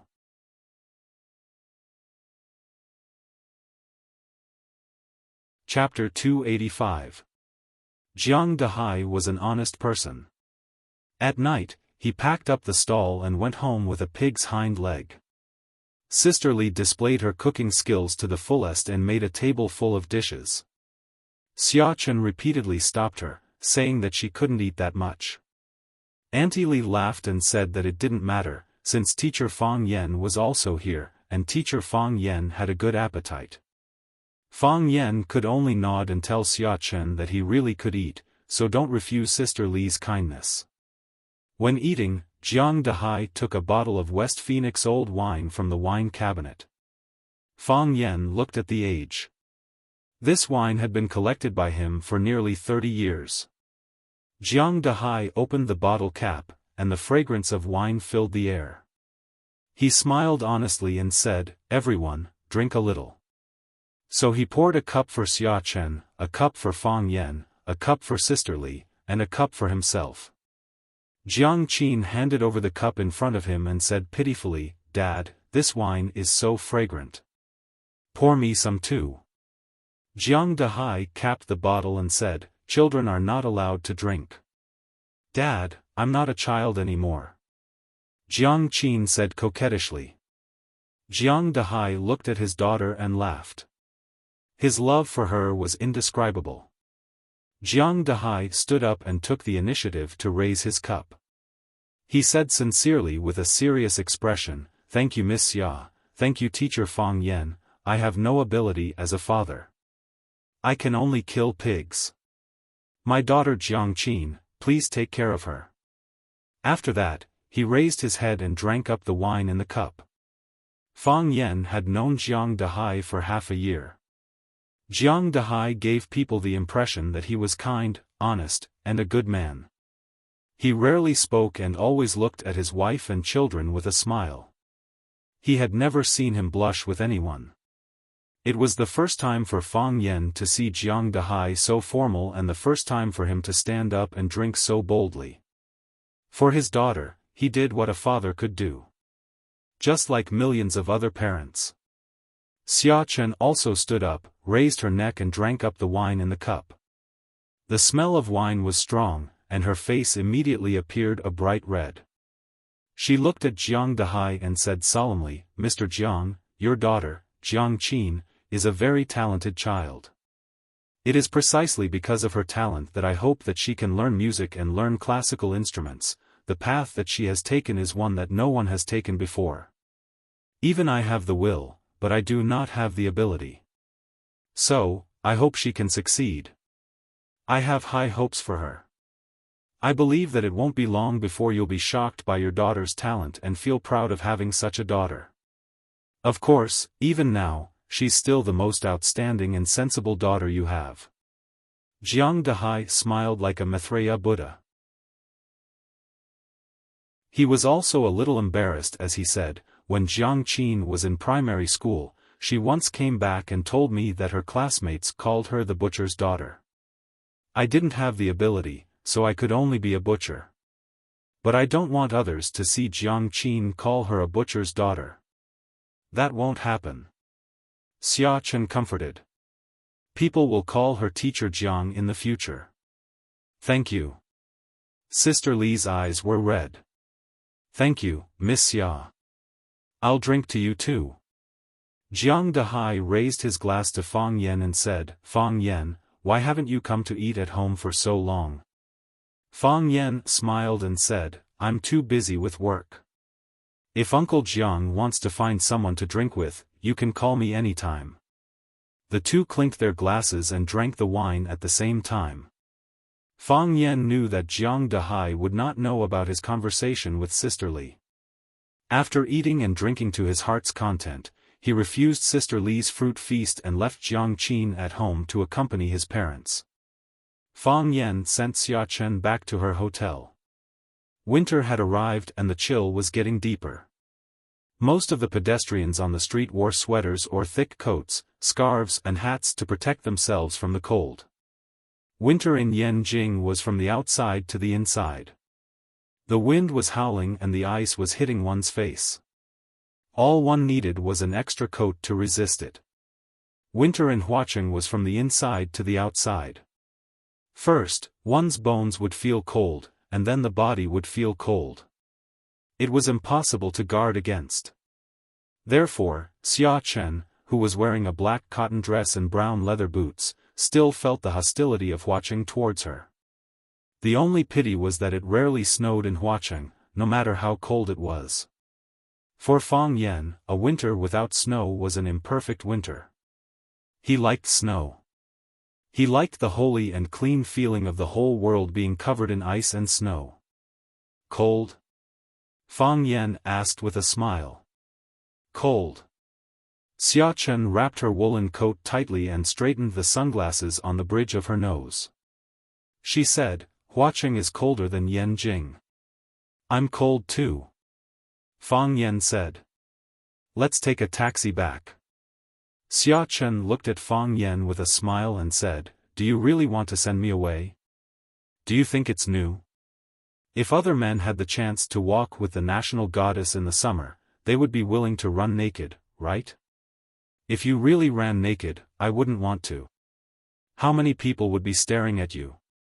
Fang Yen reached out to stop a taxi and said, "You don't like me, and I've never thought of hitting on you. We don't have to pretend to be ambiguous." Fang Yen opened the door and said to the taxi driver, "Master, Hilton Jianxiao Hotel." Xiaofan looked at Fang Yen and said, "Aren't we friends?" "Of course." Fang Yen said. "Friends go back to their own homes after the meal." Xiaofan giggled and said, "All right. Then we'll be friends." She bent down and got into the car. She waved at Fang Yan and said, "Good night. Remember what you promised me. I'll see you at Xiaxia Mountain." The first time Xia Chen came into contact with Fang Yan was at Xiaxia Mountain. The first time she saw Fang Yan practicing Tai Chi was also at Xiaxia Mountain. Therefore, she stubbornly chose to shoot her music video at Xiaxia Mountain. Xia Chen's team had already discussed with the person in charge of the Xiaxia Mountain Scenic Management Area. Only a fool wouldn't be able to advertise their scenic area for free. When the taxi was far away, Fang Yan turned to look at the green belt behind him and said in a cold voice, "Come out, don't be sneaky like your master." A middle-aged man walked out from behind the billboard and stood in front of Fang Yan. He said in a vicious voice, "Found them." Fang Yan looked at him and said, "You better not hate me, because you can't beat me at all. You've worked so hard to kill me, but it's easy for me to kill you." The man's fist clenched, but he quickly relaxed. Too lazy to look at the middle-aged man's pained expression, Fang Yan directly ordered, "Bring the car here." The middle-aged man waved his hand. A black Audi slowly drove in front of Fang Yan. Fang Yan opened the door and sat in the back seat. The middle-aged man also sat in the front passenger seat. Fang Yan closed his eyes and rested. The car quickly moved. It was heading towards the goal that it had set. Caesar Winery. This was a grape import and export company located in the suburbs of Huacheng. Barrels of wine were shipped from France or other European and American countries by sea. They were packaged at Caesar Winery and sold all over the country. Naturally, there was no lack of wine in the winery. Therefore, the guests of the winery could naturally enjoy it whenever and wherever they wanted. Following an extremely licentious moan, the room finally returned to silence. A long-haired woman got up from the bed, randomly picked up a man's shirt and put it on. Her snow-white thighs were exposed in the air, exuding a seductive scent. She went to the wine cabinet and poured 2 glasses of red wine. She gave one to the man on the bed, took a sip of the other and said, "I have a bad feeling about this. Is it because I'm not good enough?" The man leaned against the headboard, revealing his thick chest and inverted triangular pectoral muscles. In some ways, he was very confident. "No, you're doing very well," the woman said. "That's the best compliment for a man," the man smiled and said. "You're also very good, the most charming woman I've ever seen. I'm starting to like you a bit, like." "Do we deserve it?" the woman sneered. "That's true. He might live today, but he might die tomorrow. He might be alive now, but he might be dead in the next second. So, what do you mean like or not like?" "It's too extravagant," the man shrugged and said self-deprecatingly. He drank the red wine in the glass and said, "What did you just say?" "Just now, my ears were twitching, I had a premonition of danger." "Our lives will be in danger," the woman said. The man grinned and said, "The famous prostitute Flower can also be afraid? If this gets back to the organization, I'm afraid the other flowers will laugh at us." The woman sneered and said, "Afraid? To live is to atone for sins, and to die is to rest, for such as we are, death is the ultimate happiness. What's there to be afraid of?" This is a woman's sense of crisis. "When I feel danger coming, I always have this feeling, I think we've been exposed." Everyone has faith, and as an assassin, their faith is their intuition. This intuition has saved their lives many times, allowing them to escape from death countless times. The man understood this truth, suddenly lifted the quilt and jumped out of the bed, saying, "At least the prostitute Flower hasn't made a mistake in this respect. Inform the others, we'll evacuate immediately. This place is no longer safe, I say. Even if you're in a hurry to leave, shouldn't you at least put on your pants?" Fang Yan squatted by the window and looked at them. "I'm embarrassed to look at you with your buttocks naked like this." His mouth said he was embarrassed, but his eyes were really embarrassed. "This woman's body is really good." The man's body, "Ba ba ba, what are you looking at?"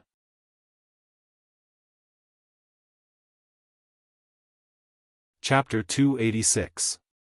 Those who did great things did not bother about trifles. Even if they were in great trouble, they would not care about the little things. For Lipped Flower and her partner, Wasp, meeting Fang Yen at this time was undoubtedly a great disaster. Assassins always took the initiative to go out and kill people. How could they let the assassination target wander into their lair? Lipped Flower looked at Fang Yen, who was squatting on the windowsill, and said with a smile, "A distinguished guest should come through the front door. It's not a gentleman's behavior to lie on the window and eavesdrop. If you have such a need, I don't mind being your husband for one night, seeing that you are handsome and good at martial arts. Is there a need to be so sneaky?" Fang Yen was really angry with her and said angrily, "Do you think I lack women? I'm not bragging, but whether it's a mature sister or a campus goddess, whether it's my first love or a wild girlfriend, as long as I crook my finger," Lipped Flower sneered and asked, "And then? You crook your finger, and they will do what?" "It's none of your business," Fang Yen said angrily. He was a little depressed because they were all gone. It had nothing to do with him.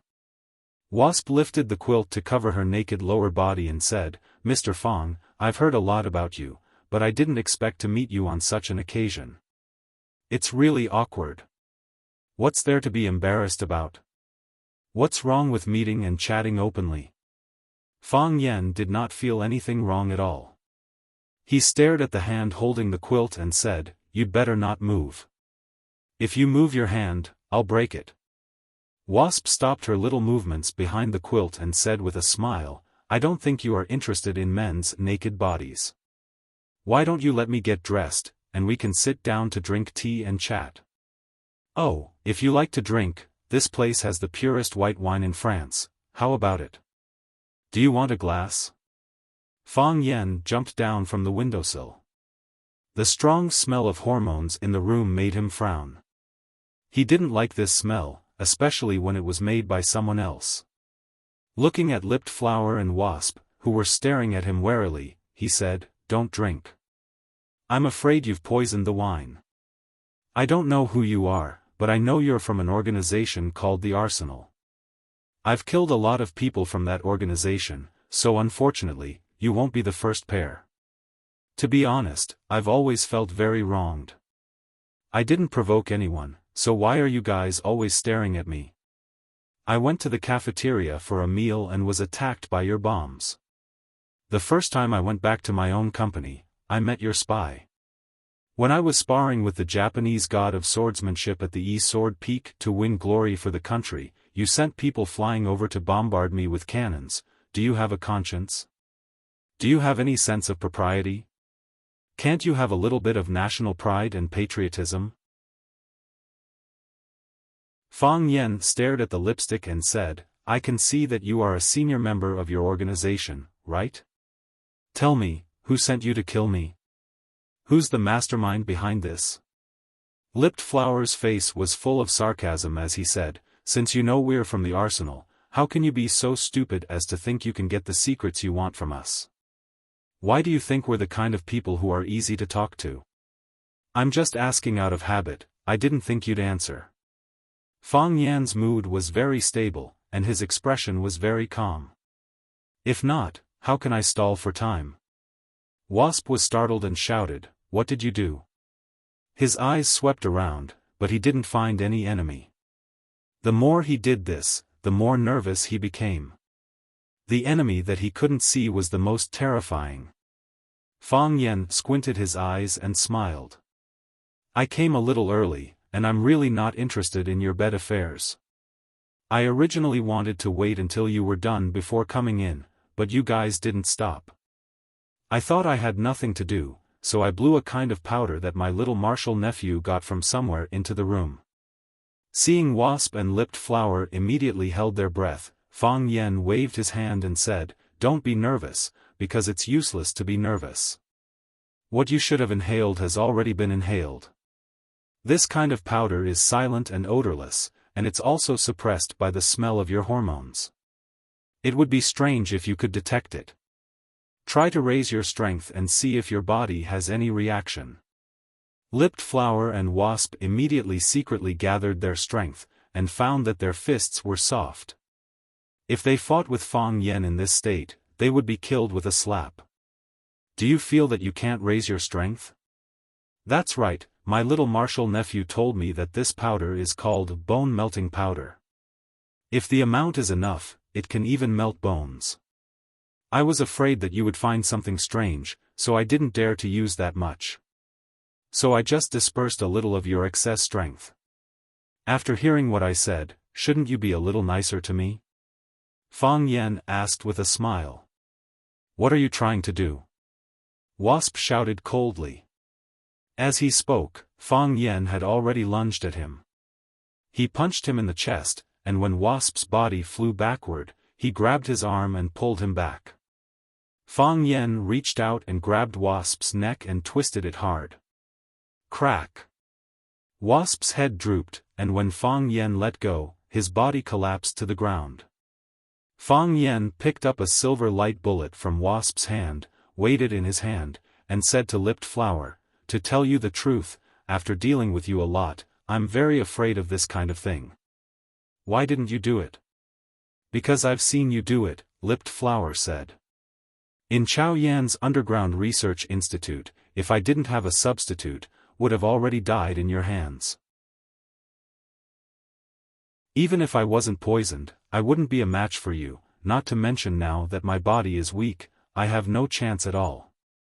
Wasp didn't see you do it, so he died." "Smart people can always live longer," Fang Yen said admiringly. "But, why should I keep you alive? You're a tight-lipped person, I can't get any answers from your mouth." Fang Yen stuffed the silver bullet into Lipped Flower's mouth and said, "Tell me, what should I do with you?" Lipped Flower's face was pale, and she looked at Fang Yen in horror. Because her mouth was stuffed, her words were a little unclear. "Since you can find this place, then you must know, we're not your real target." Fang Yen nodded and said, "Of course." Fang Yen chopped Lipped Flower's neck with his palm. After her body fainted on the bed, he pressed the red button on the silver bullet. He didn't have any mercy towards the members of the armory.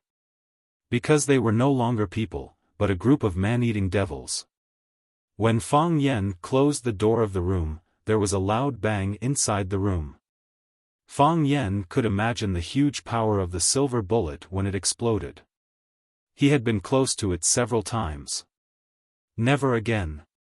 At 1:00 in the morning, if it wasn't a shipping day, few vehicles would come to the winery at this time.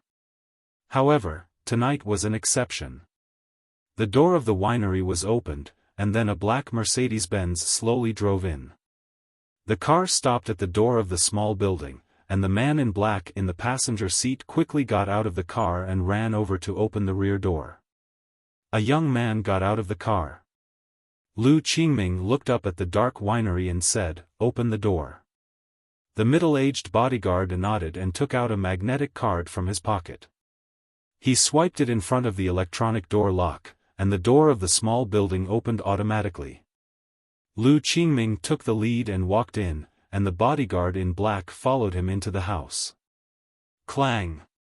The door of the small building closed automatically. "Turn on the light," Lu Qingming said. "Pa!" The light was turned on. The house was suddenly brightly lit, and it was as bright as day. Unfortunately, it wasn't opened by the bodyguard in black. He stood beside Lu Qingming and didn't even have time to do anything. There were two people sitting on the sofa in the living room. Lu Qingming never thought he would see these two people. Lu Qingming quickly turned around, and there was already a group of men in black standing behind him, blocking their way. Fang Yen looked at Lu Qingming, who was standing there with a gloomy expression, and said with a smile, "I know you are very surprised as to why I am sitting here. In fact, I am also very surprised. After all, you are a person who knows how to disguise yourself. It's really not easy to catch your tail." Fang Yen patted the shoulder of the man sitting beside him and said with a smile, "Thanks to your big brother." If he didn't arrange people around you to know your whereabouts and provide me with the place where you met the people from the arsenal, I'm afraid our meeting would have to be delayed for a long time. Lu Qingming stared viciously at the man sitting beside Fang Yan. He panted heavily and roared angrily like a wounded beast. Why? Why did you do this? The man reached out and took off the wolf mask on his face. His ugly face became more and more shocking under the light. He calmly looked at Lu Qingming, whose face was full of disbelief, and said, "You are really too naive. How can you represent the Lu family to protect the interests of the Lu family like this? I know that you have always wanted to replace my position, and have always wanted to become one of the 4 prodigies of Huacheng, but, my good brother, do you really think you can sit in that position steadily? Jiangzi Valley is full of people who eat people without spitting out their bones. Even I have to be very careful when dealing with them. Why are you so arrogant to think that you can play with all the heroes in the world?"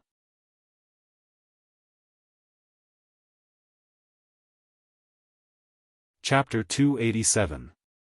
The people who understand you the most are not only your enemies, but also the people around you. Although the willow tree's status in the family was greatly reduced due to his disfigurement, it was still very easy to arrange a confidant by Lu Qingming's side. It was also because of the willow tree's cooperation that they were able to find traces of contact between Lu Qingming and the people from the armory. It was also because of the willow tree's selfless help that Fang Yan was able to find the hiding place of the armory killers. Without the willow tree's help, Lu Qingming wouldn't have come to this place at this time. Therefore, the people who can hurt you the most are not only your enemies, but also your family. The latter is impossible to guard against. Lu Qingming didn't expect to meet the willow tree here. His emotions still couldn't completely calm down.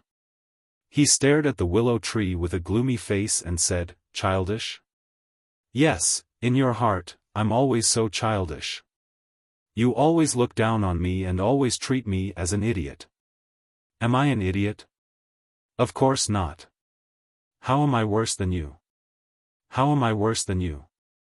If you didn't have a good father, how could you always be able to stand in front of me in every situation? Do you think you can hide your sinister side by being crazy all day long? Do you think you're humiliating yourself by playing with a few women? Lover of the masses, do you know that every time I hear people call you that, I sneer in my heart? Who is the real childish one? Yes, I've always wanted to replace you. I've always wanted to become one of the new 4 prodigies of Huacheng. I've never hidden my thoughts. You were stabbed by Lu Chaoga and your face was cut by Fang Yan. I'm very happy to hear these things. I know my chance has come. The Lu family can't let a loser and a disfigured person stand on the stage. If they choose again, I'm the most suitable candidate.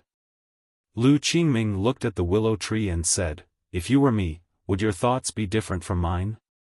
When the opportunity comes, wouldn't you reach out and grab it?" "Same." The willow tree said frankly. "Maybe my thoughts are a bit more extreme than yours. I'll even pray at night before I sleep, praying that you will never stand up again and lie on the wheelchair like a waste for the rest of your life. I didn't cut your face, and you being cheated has nothing to do with me," Lu Qingming said unwillingly. "Why do you hate me so much?" "I don't hate you," said the willow tree. "I don't hate you at all. I still think of you as my younger brother." "Little brother? The little brother that you betrayed?" Lu Qingming sneered. He had waited for so long, he had purposely raised his voice, but until now, not a single member of the armory had rushed over to help. He knew that they were all dead. When he saw Fang Yan and Lu Shu sitting on the sofa in the living room, he knew that they were dead. If they weren't dead, how would Fang Yan and Lu Shu dare to sit on the sofa in the armory? The armory was an assassin company that researched gunpowder and all sorts of genetic weapons. Were they not afraid of being blasted into ashes? Previously, it was just a suspicion. Now, he could finally confirm it. The willow tree stood up. He walked towards Lu Qingming step by step.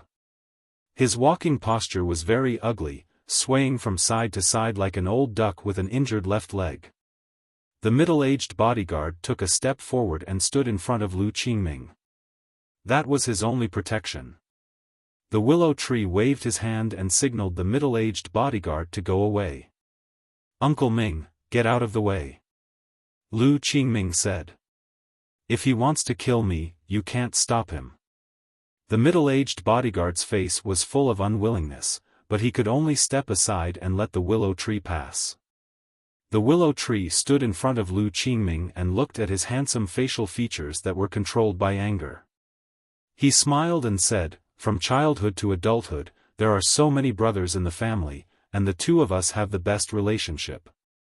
To be honest, I don't like you, and you just said that you hate me very much. However, we are the two best people in the Lu family, at least we all think so. Therefore, we must live together intimately, so that the elders have enough confidence in us. How can a person who can't even unite his brothers and family become the heir of the family? I have always thought that I am the heir of the Lu family. At least, others also think so. Therefore, I want to maintain the demeanor of an heir, and I want to unite all the forces around me that can be united. However, when I found out that you are doing the same thing as me, I began to dislike you from the bottom of my heart. Now, do you know why I said that you are stupid? Because you exposed your ambition too early. If you were in your position, what should you do? You should be hostile to me, you should be my enemy everywhere, and at the right time, you should stab me with a knife. This is what you should do. This is the attitude that an unwilling competitor should have. I know that there are broad-minded people in this world, but I also know that that person is definitely not you. I don't hate you." The willow tree looked at Lu Qingming and said, "I don't have any reason to hate you. Because you are the same as me, a poor climber. When I climbed halfway up the mountain, I accidentally fell down. Although it wasn't to the extent of being smashed to pieces, I was riddled with scars. You are my heir. You climbed up the road that I walked, but you were dragged down by me who was unwilling. You are also a poor person, why should I hate you? If you don't hate me, why would you join hands with Fang Yen to deal with me? If you don't hate me, why would you betray me like this?" Lu Qingming pointed at Fang Yen who was sitting on the sofa and said, "Did you forget how he hurt you? Did you forget how he humiliated you? He scratched your face, broke your legs, threw you down the stairs. If it wasn't hatred, then what reason would make you join hands with him to deal with me? Did you forget what I said just now? Both of us are climbers, but the top of the mountain can only accommodate one person. Therefore, we both have to do everything possible to kick our opponents down the mountain, just like how you secretly ordered the people in the arsenal to assassinate Fang Yen, but deliberately led the clues to me. Don't you also hope that Fang Yen will treat me as his mortal enemy, and then the two of us will fight, and I will be completely eliminated by him? That way, no one will stand in front of you anymore, right? Yes, you did a good job, and Fang Yen did put the focus of suspicion on me. However, have you ever thought that there is a fatal flaw in your plan? That flaw is me. You want to tell everyone that this matter was done by me, and Fang Yen also suspects that I did it, but I know that I didn't do it. I have nothing to do with the arsenal. In this way, you will easily be exposed. Moreover, you thought that even if I guessed the truth, there is nothing I can do, because Fang Yen and I are mortal enemies. No matter what, I will not run to Fang Yen and tell him that this matter wasn't done by me." Lu Qingming sneered and said, "In the end, I underestimated your shamelessness and cowardice. I really didn't think that you would run to cooperate with Fang Yen. Anyone who has suffered such humiliation and injury would not do such a thing in the face of their enemy, right? So, this is where you are inferior to me." Lu Shu said. "A real man knows when to yield and when to stand tall. Yesterday's enemy becomes today's friend. This is something that happens every day in the business world. Why do you find it hard to understand?" "What I find hard to understand is that you would cooperate with a person like Fang Yen," Lu Qingming said. Fang Yen is as cunning as a wolf dog, aren't you afraid that he will dig a hole to bury you? You worked hard, but it was all for naught. Doesn't it sound very sad? Why can't I cooperate with a person like Fang Yen? Lu Shu asked with a smile. If I cooperate with Fang Yen, I can get what I want. We are mortal enemies, but we can advance and retreat together. If I cooperate with him, he will help me regain the position of the Lu family successor. If I cooperate with you, will you give this position to me? Obviously, this is impossible. Because only the two of us are the most direct competitors. So, it will be very difficult for me to leave the winery today? Lu Qingming asked aloud, but his eyes were looking at Fang Yen, who was sitting on the sofa and listening to the conversation between the two brothers with a smile. He knew that the decision-maker here today was that man. His brother, Lu Shu, was only a receptionist. Fang Yen picked up a cotton swab from the table and picked his ear, then said, "Don't ask me about this kind of thing, I'm not interested in other people's family business, but I'm a narrow-minded person, no matter who hurts me, they won't be able to laugh it off." Lu Shu reached out his hand, lightly patted Lu Qingming's shoulder, then said, "You've led the Lu family to the wrong path. You even naively thought that you've allied with the Jiang family and the Gu family, don't you know? That you have to listen to the opposite of what they say? They call you brother on the table, then turn around and stomp you to the ground. Their words can't be trusted, they aren't good people. I need a chance, the Lu family also needs to make a new choice. All sacrifices are worth it." Lu Shu stretched out his arms and embraced Lu Qingming. He gently patted Lu Qingming's shoulder and said, "Thank you, my good brother." Lu Shu's actions were very kind, and his voice was very gentle. It was like an older brother comforting his injured little brother. Their feelings were so sincere, their hug was so touching. No matter who saw them, they would think that this was a pair of brothers who had a very good relationship. Lu Qingming's head softly rested on Lu Shu's shoulder, his eyes were wide open, and blood was flowing from the corner of his mouth. He had a lot of unwillingness, but even more than that, he felt pain in his heart. There was a shining knife stuck in his chest.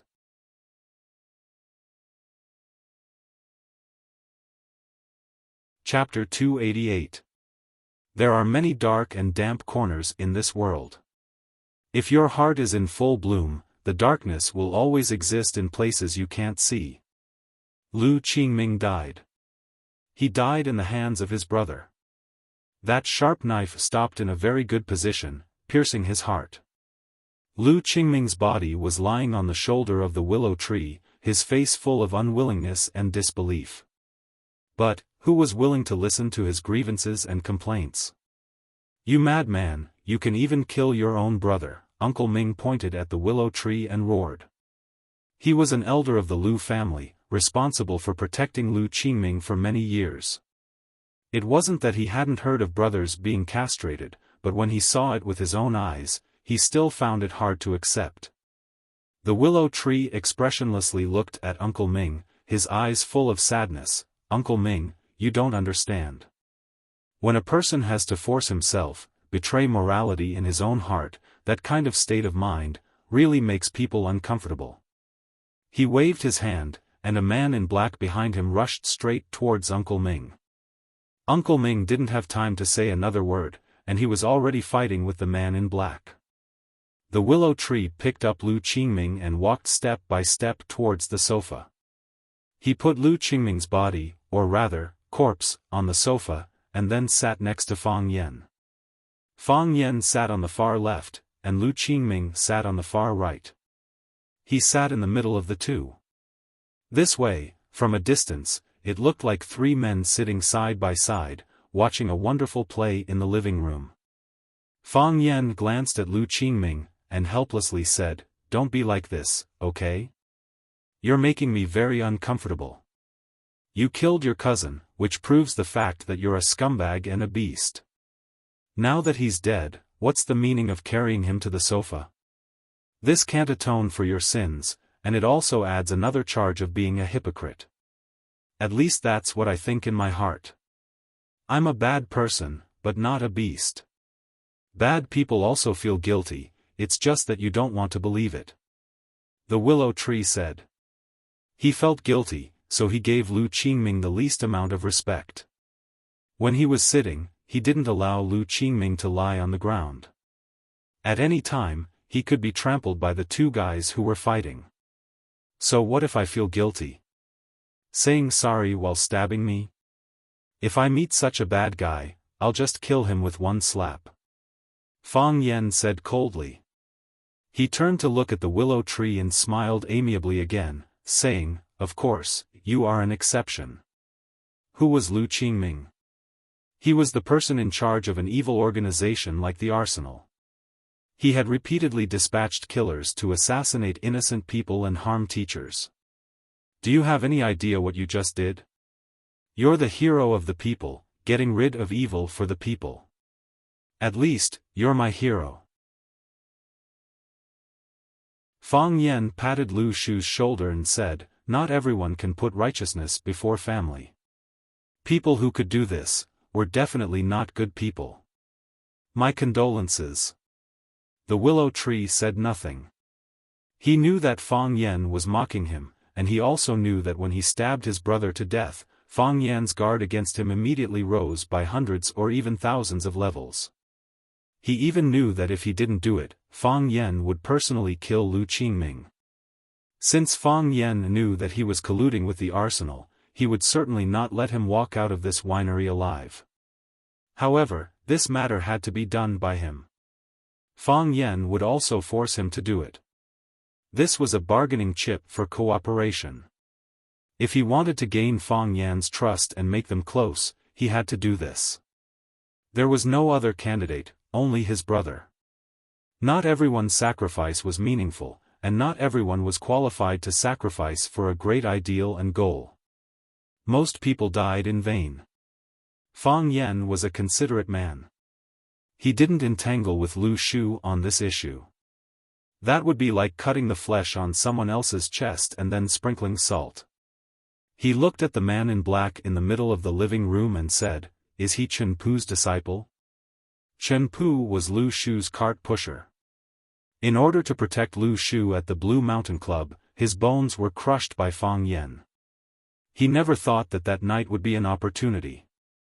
It was an opportunity for his master and Fang Yan to come into contact.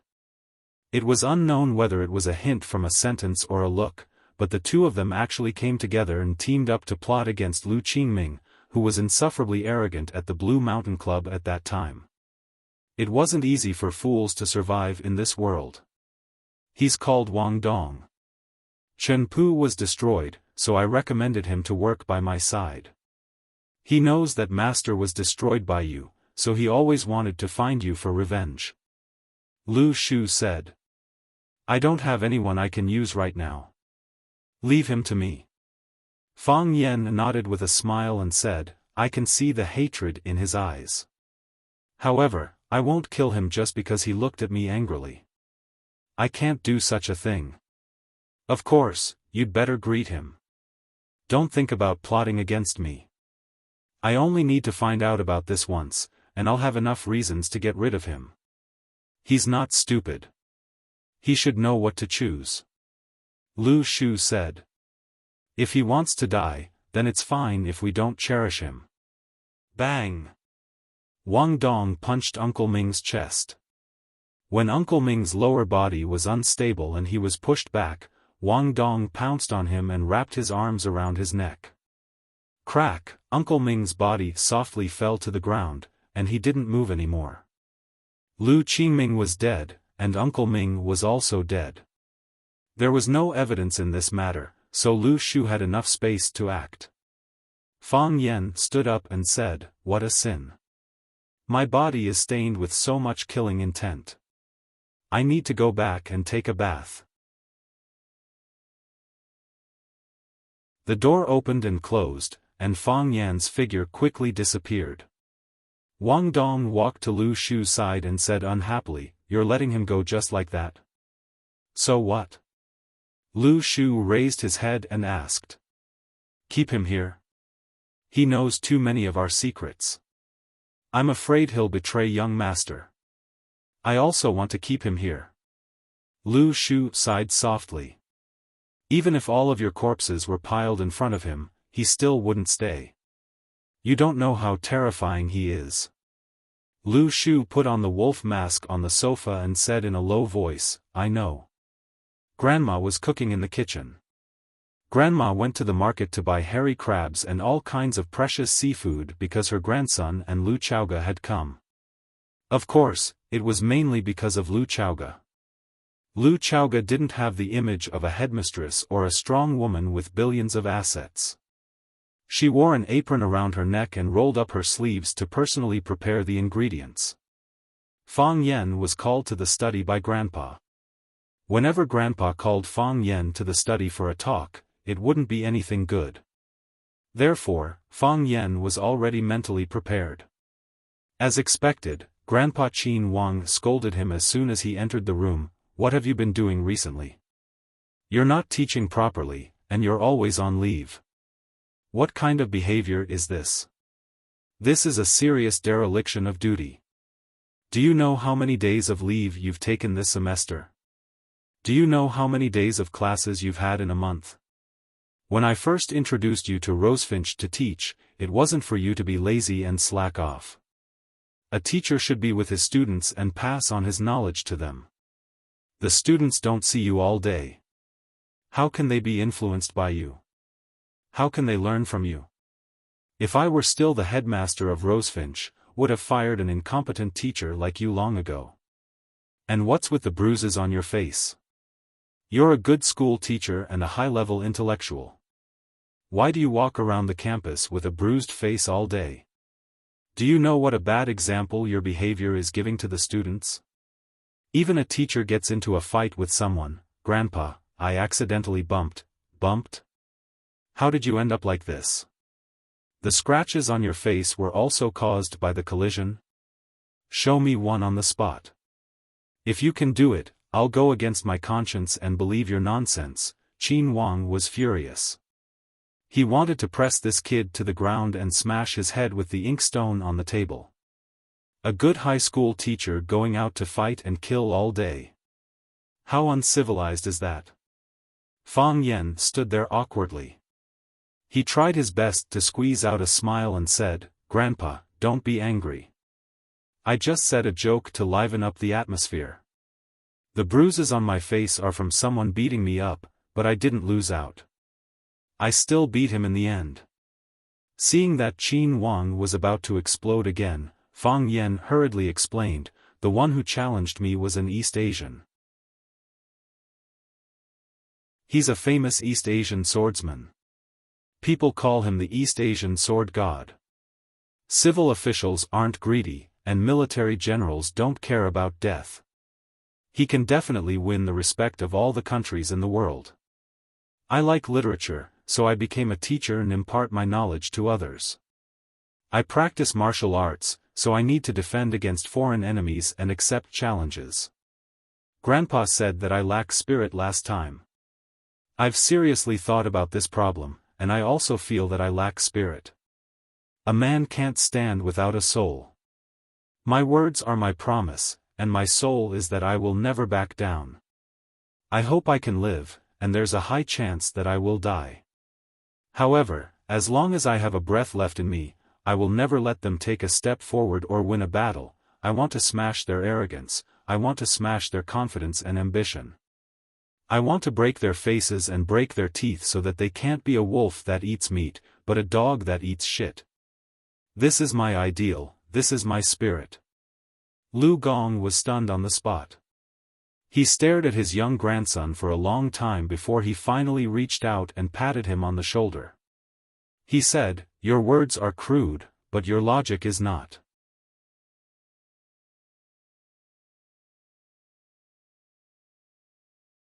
Chapter 289. Seeing Lu Gong take Fang Yen upstairs, her grandmother poked Lu Chaoga, who was processing the crabs, and said in a low voice, Chaoga, go upstairs and have a look. Lu Chaoga looked at her grandmother in confusion and asked, Grandma, what should I look at? Her grandmother looked worried and said angrily, "The old man has been working in education all his life. He's retired for so many years, but he still can't change his bad habit of scolding people." He had always hoped that Fang Yan could be engaged in education or academic research. In the end, Fang Yan wholeheartedly went to learn Tai Chi from the Fang family. This matter had almost become a sore point for the old man. Several times when he went to bed at night, he sighed and said that a good seedling had been ruined. Yesterday, Headmaster Zhang Xiaofan came to visit, and the old man asked about Fang Yan's work. Headmaster Zhang said that Fang Yan hadn't been in good health recently and had asked for sick leave. The old man was scared and was going to take me to see Fang Yan. But today, I saw the boy's face full of injuries. What kind of illness could it be? He must have had a fight with someone again. The old man was so angry that he dragged Fang Yan upstairs to the study to teach him a lesson. The old lady glanced at the second floor and said, "The old man has a habit of scolding people in the study. A few years ago, he scolded Fang Yan so much that he didn't dare to step through our door. Go and have a look. Tell them to go downstairs for dinner." Even if the old man was angry, he could only hold it in when he saw you. He praised you a lot at home, saying that you were the best educator he had ever seen. In the end, he also went into business. Lu Chaoga really couldn't imagine how Fang Yan looked when he was scolded. With his sharp tongue, who could take advantage of him? However, only an unyielding elder like Lu Gong could make him respect and fear him, right? Lu Chaoga took off her apron and walked upstairs quickly. Since her grandmother was worried, she would go over to help. Before Lu Chaoga could reach the door of the study, she heard Fang Yan's impassioned voice. "Who do they think they are? A sword god from a few small islands dares to come to our great country of Wuxia to challenge us? To be honest, if it weren't for the fact that he was older than me, I wouldn't have fought him at all. It would be embarrassing. If I go, it would be a waste of my talents. If I send Fang Yingying and Fang Haohan, they would be more than enough to defeat him. They have the god of swords, we have the god of despicable, it's a perfect match.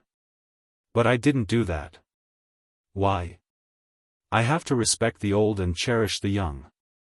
It's all thanks to Grandpa's good education. Otherwise, how could he have the chance to spar with me?" Lu Gong's face darkened again. He said, "I saw that you said a few good words just now, but after a while, you're talking nonsense. I have done some research on the Japanese. They are extremely selfish and proud, but they are also very hard-working. If the person who challenged you didn't have any ability, how could he become the sword god that they worship? He's number one in the Japanese, but in our country, he's nothing," Fang Yan said stubbornly. Anyway, he didn't have any friendship with the Chiba army, so he didn't have any psychological burden to belittle him. Think about it, if he's really that powerful, why can't he beat me? Lu Gong thought about it seriously and said, "Whether it's learning or practicing martial arts, you can't be arrogant and complacent. I've never seen anyone who could reach the end of learning Hai Wuya." "Grandpa, you're right. That's what I'm thinking," Fang Yan quickly agreed. "After coming back this time, I also realized that I'm not good enough. Although I've been resting at home on sick leave for the past few days, I've never forgotten to read. I've read all the Chinese papers for the past few years. This year's final exam, Class 9 should be able to get a good result. That's because the children of Class 9 are working hard," Lu Gong said. He looked at the scars on Fang Yan's face and said with concern, "Work isn't in a hurry. You should rest when it's time for you to rest. Strike a balance between work and rest." "I can't rest without being with the students," Fang Yan said with a sigh. Lu Xiaoga looked at this warm and affectionate scene and felt as if his heart was in a mess. Wasn't grandmother's worry too unnecessary? Lu Gong saw Lu Xiaoga standing at the door and showed a rare smile on his face. "Xiaoga, what's up?" "Grandma asked me to invite you downstairs for dinner," Lu Xiaoga said. Lu Gong nodded and said, I'll go downstairs now. After that, he walked out of the study first. Fang Yen walked to Lu Chaoga's side and asked with a smile, Grandma is worried that I'll be scolded by Grandpa, right? Seems like Grandma still doesn't know you well enough, Lu Chaoga said. The more you go through, the more experience you have, Fang Yen said with a smile. Lu Chaoga looked at Fang Yen and said, I've accepted Lan Mountain Valley's conditions. That's your problem, Fang Yen said. He rarely got involved in Chao Yan's matters, but Fang Yen was the one who initiated the cooperation with Lan Mountain Valley. With Lu Shu as a spy and Lan Mountain Valley as a pawn, if the other families wanted to take advantage of them, they would have to go through these two hurdles first. That's Chao Yan's problem, Lu Chaoga said. Fang Yen waved his hand and said, let's go downstairs for dinner. Dinner isn't ready yet. Zhangxia Mountain, the mountain where the clouds fall. In winter, Zhangxia Mountain was a bit lonely, the mountain wind howled and the dried leaves fluttered, but it also had a different feeling to it. Jiang Qin and Yuan Lin were a bit excited to be back at Zhangxia Mountain. Jiang Qin pointed at a cliff and said, Mr. Fang saved us from there. If it weren't for Mr. Fang, those bad guys would definitely still be chasing us. Humph, I wonder what happened to them in the end. Bad guys naturally have to be punished, Zhang Dekai said with a smile. He was the righteous police officer who helped deal with the 3 scammers last time. This summer, he brought a crew to Zhangxia Mountain to film, so he led the team to guard the place. We won't let them off just because they're of different nationalities. Jiang Qin smiled sweetly and said, Thank you, Uncle Zhang. Zhang Dekai waved his hand and said, This is what we should do. The music video director was called Song Gu, a very influential figure in the film industry. He had filmed for many big names both at home and abroad. Everyone respectfully called him Brother Song. Brother Song found it hard to understand the importance Xia placed on Fang Yen. If the top star in the country wanted to find a Tai Chi master to film a music video, shouldn't those Tai Chi masters rush up crying and hugging his thighs?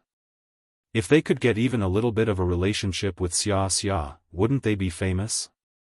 Once they entered the scene, they wouldn't have to worry about food and clothing for the rest of their lives. Everyone knew this very well.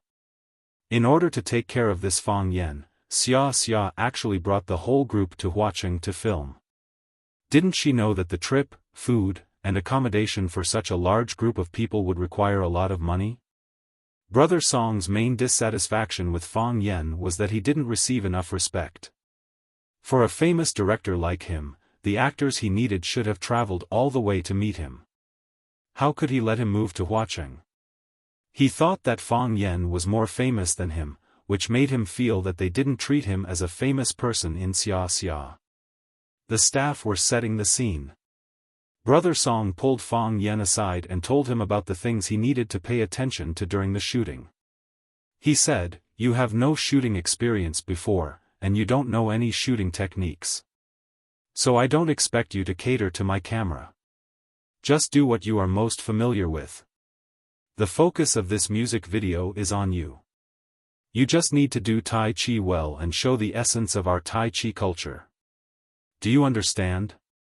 Don't be flashy, just show the essence. You have to make people feel cool, gorgeous, and beautiful at first glance. Fang Yen patiently waited for him to finish and said, Director Song, the essence of Tai Chi is not cool and gorgeous, but the deep meaning it shows when yin and yang blend. It is in line with the way of heaven, the way of humanity, and the way of nature. From these simple movements, you can get great relief and freedom. Brother Song was angry and said angrily, Are you the director or am I the director? Do you understand the language of the camera?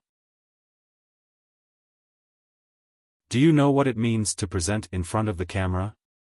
As long as I point the camera at you, you have to give me the best posture and the most attractive movements. You stand there like a mummy. Who wants to look at you?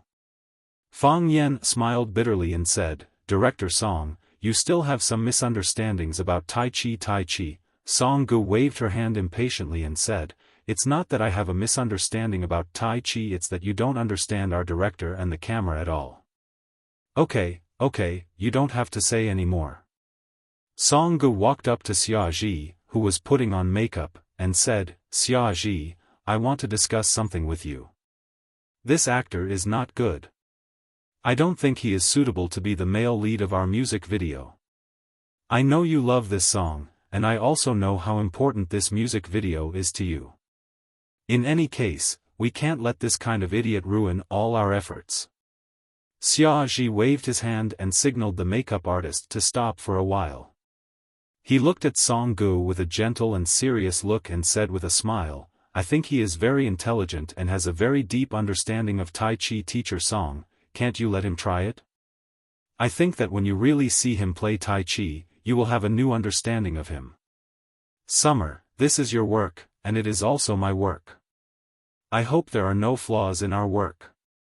Don't you want a Tai Chi master? Leave this matter to me. I will make a call and there will be dozens of Tai Chi masters for us to use." Song Gu said stubbornly. "We have to change this person." Xia Ji looked at Song Gu and said, "Okay. Then let's change people." Song Gu was overjoyed and said, "Xia Ji, you agree? I will tell him to get out of here and call someone. Don't think that we can only eat pigs with hair after Butcher Zhang died. Change the director." Xia Ji said to the assistant beside him.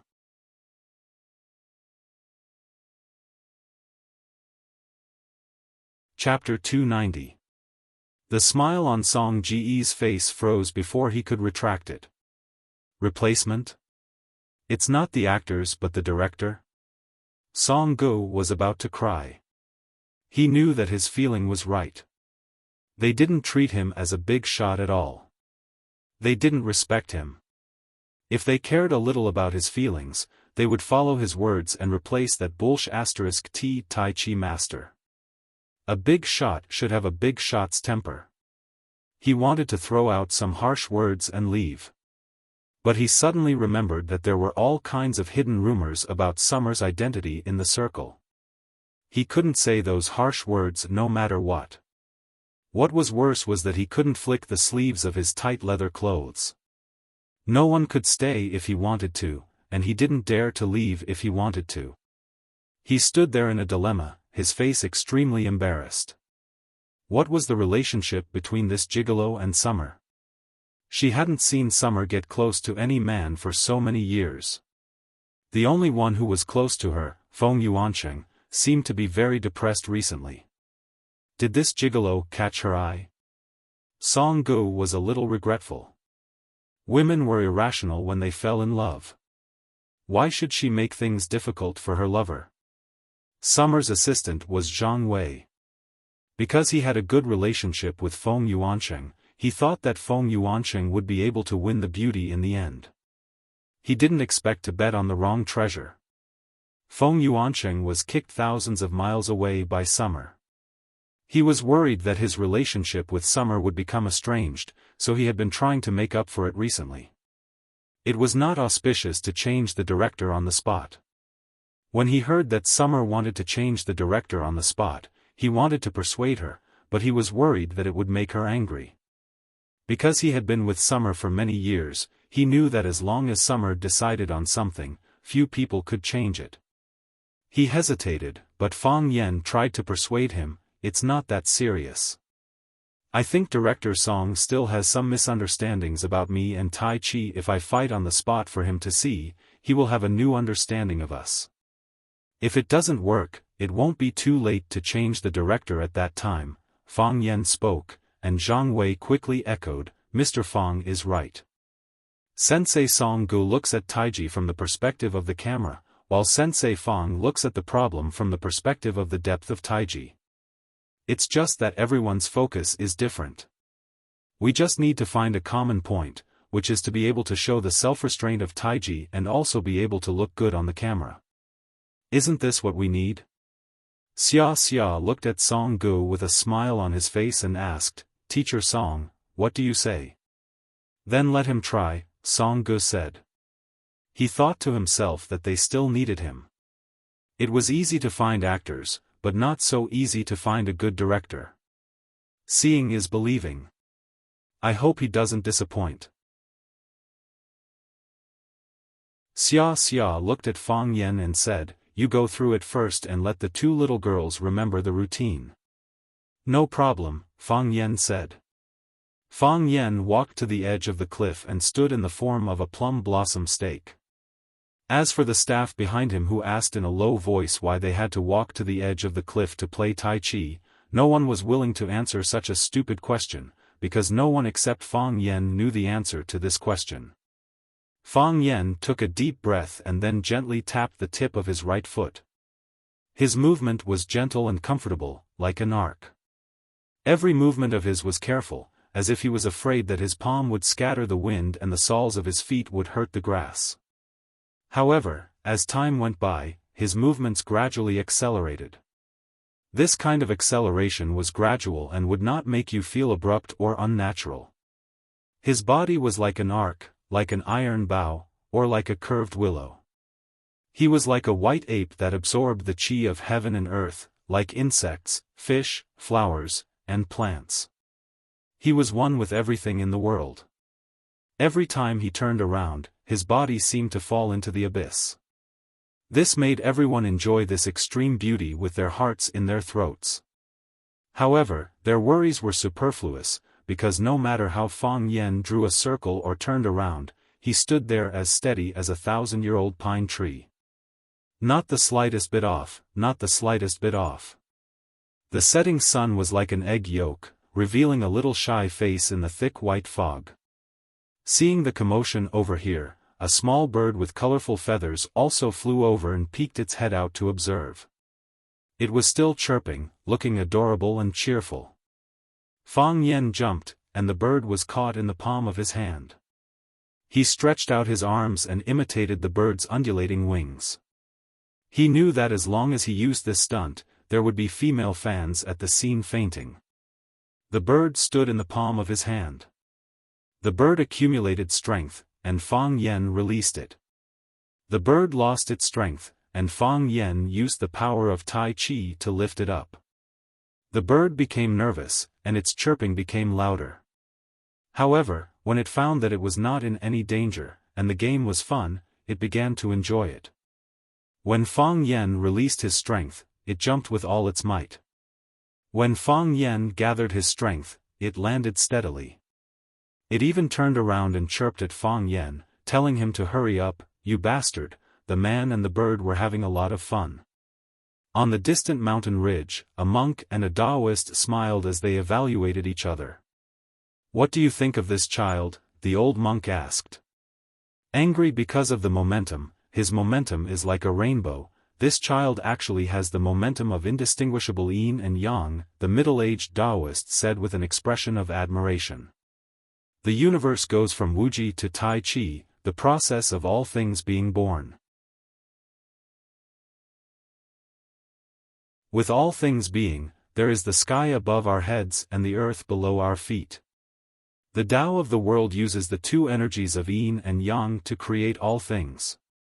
Heaven and earth, the sun and moon, thunder and lightning, wind and rain, the four seasons, as well as male and female, firm and soft, movement and stillness, all things being born from yin and yang. The old monk's expression was solemn. However, everyone knows that it is precisely because all things have yin and yang, that's why Tai Chi emphasizes the fusion of yin and yang. Extreme yin gives birth to yang, extreme yang gives birth to yin. This child is amazing. At such a young age, he can see mountains as mountains and water as water. Even this bird sees him as one of its kind. The heart of Tai Chi has truly become one with all things. The middle-aged Taoist nodded and said, "Then should we teach him the Tai Chi diagram?" The old monk shook his head and said, "The Tai Chi diagram is very important. Not only is it a treasure of your Taoism, but it also protects our Wuxia's dragon soul. Be careful, be cautious. Other than the foundation of martial arts, the quality of one's temperament is even more important." Looking at his appearance and behavior, this child doesn't seem to be an evil person. Furthermore, how could someone who possesses the heart of Tai Chi be bad? Let's see. Let's see. Fang Yan's body rose into the air again. He personally sent the bird into the sky. Then, he lightly patted the bird's head, indicating that it could leave. When Fang Yan landed, the bird actually swooped down again and stood on his shoulder, unwilling to leave. It chirped at Fang Yan's face, as if it wanted to talk to him. Everyone on the scene was dumbfounded. Jiang Qin was so excited that he couldn't control himself. He grabbed Yuan Lin's hand and said, "Yuan Lin, did you see that? Did you see that? Mr. Fang is really amazing." Yuan Lin didn't feel any pain. Her eyes were shining as she stared at Fang Yan and said, "That bird is so cute." Summer was also intoxicated for a moment, but she quickly regained her sobriety. She was engaged in art, so she had no resistance to beautiful things. When Fang Yan played with the bird, it really made people's hearts tremble. It was so beautiful. That's amazing. This person's Tai Chi is so beautiful. Oh my God, I've never seen anyone play Tai Chi like that. Is this really Tai Chi? He jumped so high just now. Is there a steel wire hanging on his body? I really want to become that bird, then I can play with him. When the staff saw this incredible scene, they all became Fang Yan's die-hard fans. The Tai Chi that Fang Yan presented was the Tai Chi that they had never seen before. It was the most beautiful and ideal Tai Chi in their minds. Song Gu was also stunned. Master, this was a real Tai Chi master. How could there be such a Tai Chi? How could there be such a cool Tai Chi? No, this could no longer be described as cool, but, how could a cultured person be so pretentious? You clearly knew that he was pretending, but you still felt that this guy was really awesome. Song Gu kicked the leg of the cameraman next to her and shouted, "Did you take a picture? Did you take a picture just now?" The cameraman didn't have time to take off the cover of the camera lens. He said aggrievedly, "Director, didn't you say to take a look first? Look my ass. Look my ass." Song Gu kicked the cameraman's leg again and again. "Why aren't you afraid? Why aren't you afraid? What else do you want to shoot if not such a scene? I'm so angry, you idiots." Song Gu ran in front of Xia Ji and said with a flushed face, "Xia Ji, let's not change the person. It's him, he's a master, he can definitely give us the feeling we want. Yes, it's him.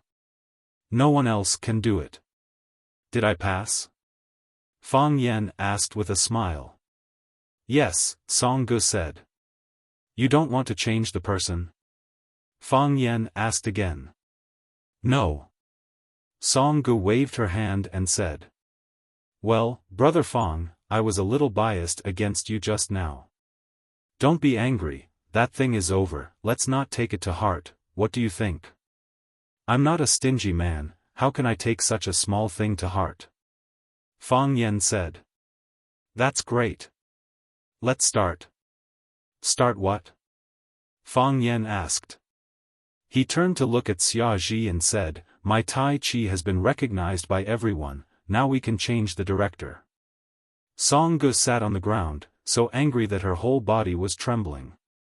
In the forest behind the crew, the middle-aged Taoist priest said to the old monk with an embarrassed face, "Let's watch again, let's watch again." The old monk laughed.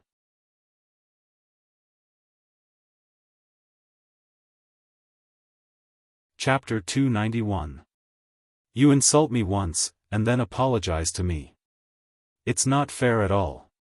You insult me once, and I'll insult you once. That's fair. Teacher Fang Huahua values fairness the most. Song Gu got up from the ground, stared at Fang Yan fiercely, and said, "Do you want to play with me? Isn't your entertainment circle too dark?" Fang Yan said angrily. "You dare to make such a rude request to me in public?" Fang Yan looked at Xia Ji with a strange look, as if saying, "The noble circle is really messy." Xia Ji looked at Song Gu and said, "Teacher Song, is there no problem in confirming the candidate? No problem. Song Gu dared to be ruthless to Fang Yan, but did not dare to say a harsh word to Xia Ji. He and Fang Yan did not have a subordinate relationship. Fang Yan was a school teacher, and it would not affect his life. He said a harsh word to Xia Ji, and Xia Ji was only angry for a while.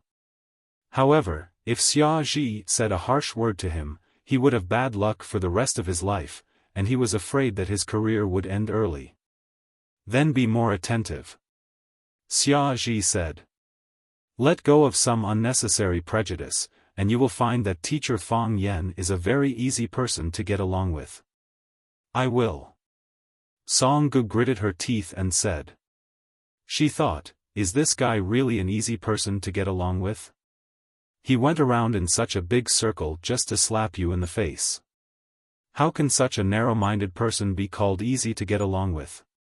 Song Gu walked in front of Fang Yan, took the initiative to reach out and said, Mr. Fang, please give me a lot of advice. You're welcome.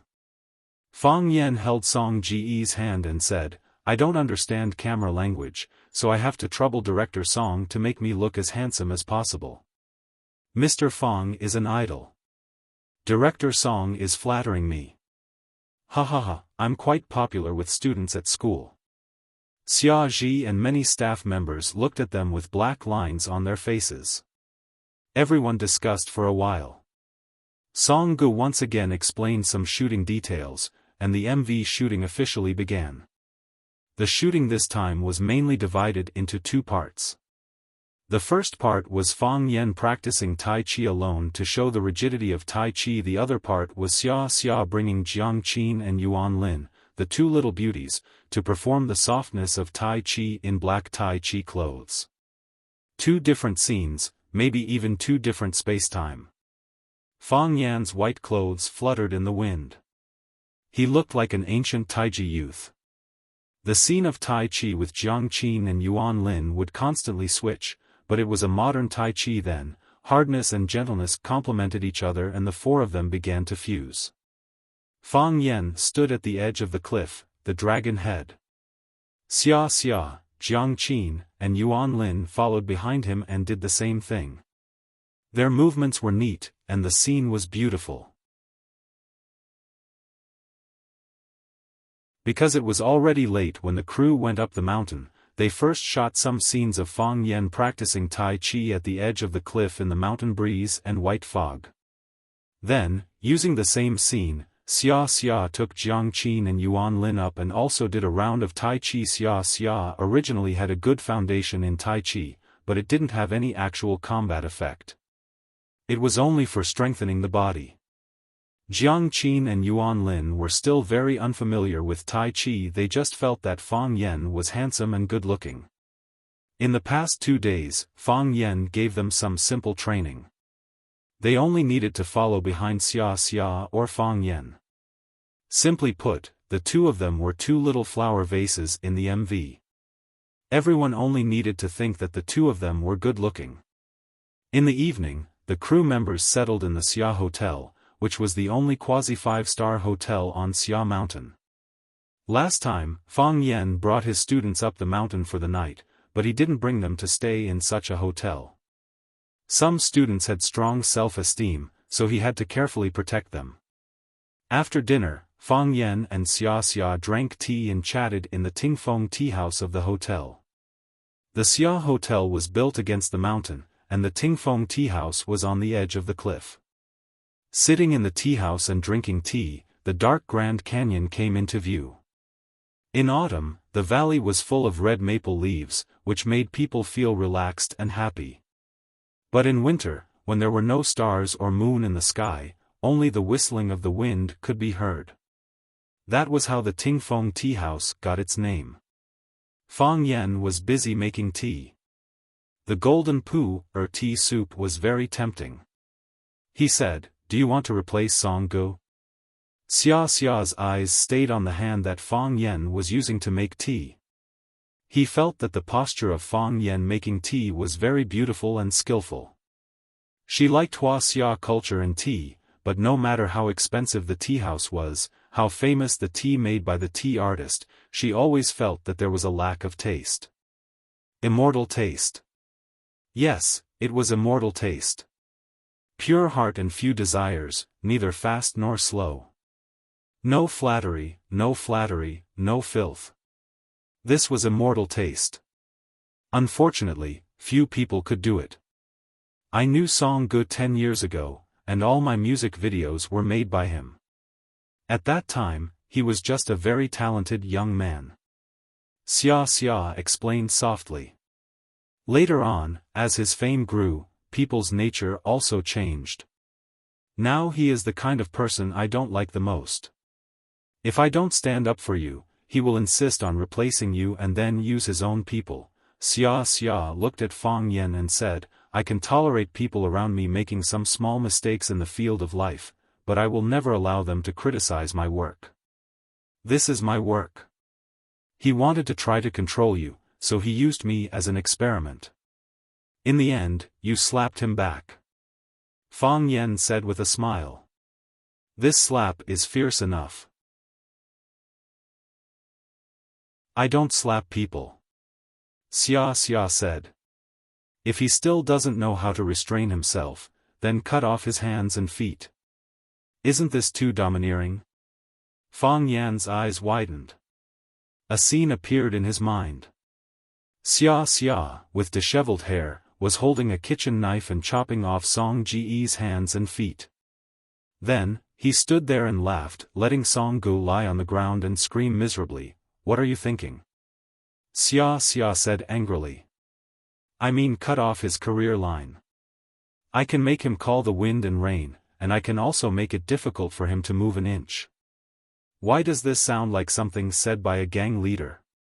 Xia sighed softly and said, You don't know the darkness and dirtiness of the entertainment circle. Fang Yan asked worriedly, Will Jiang Qin and Yuan Lin be okay? If they can't resist the temptation, I can't do anything. But if someone wants to hurt them, I will cut off his hands and feet. This time, I will really cut off his hands and feet. Xia said coldly. Those two little girls are quite lucky. With a big backer like you. Fang Yan said with a smile. I'm not their backer. I'm their sister and friend. I want to take them with me to do something. Xia said. Women can also change the world. Or rather, change the world's perception of us. I've always believed that. I also believe that. Fang Yan said. A woman's greatest dream was to promote Wuxia culture to the world, not to watch other people's culture invade. Fang Yan felt that this kind of woman was as great as him. Fang Yan raised his teacup and said, A toast to you. For what? For our noble sentiments. Fang Yan said. Xia laughed loudly and said, Fang Yan, every time I chat with you, I'm very happy. But you can't like me. There are too many people who like me. Fang Yan said. When there are so many people, I don't know how to choose. Who asked me to be a Libra? It's a bit too much, I won't go join in the fun. Xia said with a hint. Fang Yan laughed dryly and didn't speak. Some things were better not said. Xia looked at the antique decorations in the tea house and said, The owner of the tea house must be a very elegant person. It's not called the Star-Gazing Tea House, it's not called the Maple Appreciation Tea House, it's called the Wind Listening Tea House. In his heart, even listening to the wind is a romantic thing. Then star-gazing and maple appreciation are naturally not inferior. From the low place to see the rolling clouds, from the wet place to see the ninth heaven thunder. This person is very kind. Fang Yan nodded and said, It's just that the psychology of the nouveau riche is serious. Is there a need to put so many precious wood and antiques all over the house? It's like he's afraid that others don't know he's rich. What Sir said is very true. It's us who have fallen into the cliché. A middle-aged Taoist walked over with an incense burner and a smile. He walked to the table occupied by Fang Yan and Xia and stopped. He put the incense burner on the table and said, "Honored guests have come to visit. I'll give you a pot of tree incense. Please don't refuse." Fang Yen took a sniff. It was authentic ambergris. Moreover, the quality was higher than the ambergris he collected, and the smell was also purer. Fang Yen stared at the middle-aged Taoist warily and said, "Who are you? Why did you give us tree incense? You didn't poison it, did you? Meeting by chance is also fate. Does Sir not believe in fate? Do you think I'm an idiot? Giving someone tens of thousands of yuan worth of ambergris incense when you meet by chance? Why didn't you give it to the two fatso in the corner? Why didn't you give it to the couple in the 30-degree position? Why did you give it to us? Sir and I are fated." Fang Yen interrupted the Taoist and pointed at Xia. "You're not thinking of hitting on her, are you? I'm a monk, I don't get close to women. Then you want us to buy your amulet?" Fang Yen was extremely angry. "Every time I walk on the street, I'll meet monks wearing Taoist robes who pull me to buy amulets. They say that they're fated with me at first glance, only a fool would believe that. Tell me, how much is your amulet worth? Seeing that you gave us tree incense, we're willing to be cheated by you this time. But let me make it clear in advance, I won't pay more than 100 yuan. The middle-aged Taoist's facial muscles twitched.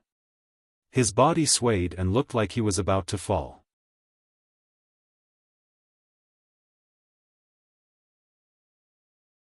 Chapter 292. Tian Jizi felt very strange. According to his cultivation, it was impossible for him to have such a hysterical state. Was he going to suffer a heavenly tribulation? However, it was not enough to suffer a heavenly tribulation. If the white-browed monk suffered a heavenly tribulation, how could he not be punished by the heavens? That was because he was angry. Angry, angry. The word angry had not been in Tian Jizi's emotional world for many years. He had been cultivating all his life, calm and peaceful, and his thoughts were clear. He did not fight for anything, and rarely had conflicts with others. There were very few things in this world that could touch his spirit mirror Tao heart.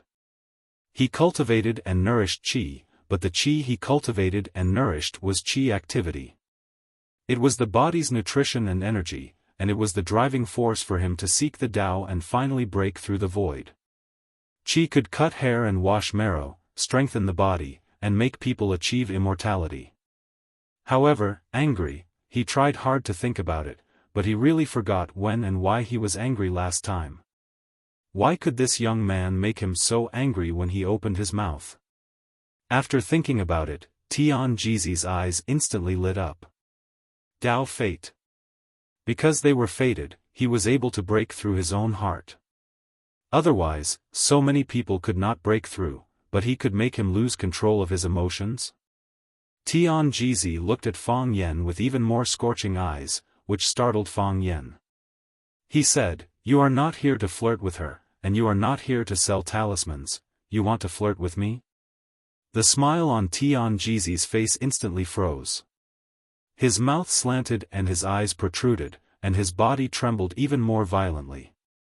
He was sure that he was going to suffer a heavenly tribulation. Otherwise, why did he feel like he was being struck by lightning? However, didn't the long-eyebrowed monk say that when he encountered the heavenly tribulation, he would experience 9 divine thunders? Why did he only experience 5? Was it because his cultivation was too low, or that monks were more unlucky than Taoists? Xia Ji held back his laughter, kicked Fang Yen under the low table, looked at Tian Jizi and said, "What can I do for you, Jinren?" Tian Jizi chanted the Laozi Qingniu incantation several times, and with great difficulty, he suppressed the murderous intent in his heart. He bowed to Xia with one hand and said, "This humble Taoist feels that I have fate with this little friend, so I came here to have a chat." Tian Jizi looked at Fang Yen and said, "I'm not a lecherous person, nor am I someone who sells talismans for profit. I just want to have a chat with you. I don't have any evil intentions, nor do I have any malicious intent." Fang Yan looked at Tianjizi doubtfully and asked, "What do you want to talk to me about?" Tianjizi pointed to the chair next to the low table and said, "May I have a seat?" "Sit," Fang Yan said. He was a little curious about this Taoist priest. Tianjizi sat down on the side of the low table, looked at Fang Yan and asked, "Little friend, are you a martial artist?" "I know how to use Tai Chi," Fang Yan said. He looked at the Taoist priest's sitting posture and said, "From the outside, you don't seem to know any martial arts at all, but when you pulled out the chair, I felt a hidden movement in your chi, which made me wary. This chair is made of sour pear wood and weighs dozens of kilograms. You lifted it up as if you were grabbing a handful of cotton wool. It seems that you are also an expert." Xia looked at the middle-aged Taoist priest doubtfully, thinking, this is also a martial arts expert. These days, there are experts everywhere. In the blink of an eye, several of them have slipped away from under your nose. The Taoist priest took the tea that Xia poured for him and said with a smile, "I can't be considered an expert. I just used decades of martial arts to train my strength." "Well said." Fang Yan sincerely praised. "In the future, if others say that I'm an expert, can you lend me that sentence?" Tianjizi laughed and said, "You can take it. But I think that what you said just now, know how to use Tai Chi, is more effective. Experts who have the heart of Tai Chi, the number of Wuxias in Nuada can be counted on one's fingers. If this is only 2 hands of Tai Chi, what about the other practitioners?" Fang Yan's eyes became sharp and said, "You know me? I was lucky to be at the scene of the Battle of One Sword Peak." Tianjizi looked into Fang Yan's eyes and said. Fang Yan was shocked and said, "I didn't feel your existence." Not only Fang Yan didn't feel it, but the Ministry of War also didn't feel it. Because at that time, the Ministry of War said that there were only 3 people present who could fight with him. After this battle, he must visit them one by one. Fang Yan learned from Lei Feng's good example and helped him point out who the 3 experts were, but this middle-aged Taoist priest was not included. Many people thought that only those who were good at fighting were real warriors. Of course, this was not wrong. However, being good at hiding was also a unique skill. The enemy was already at your door, but you still didn't know he was there. Just thinking about it made people's scalps tingle and their backs turn cold.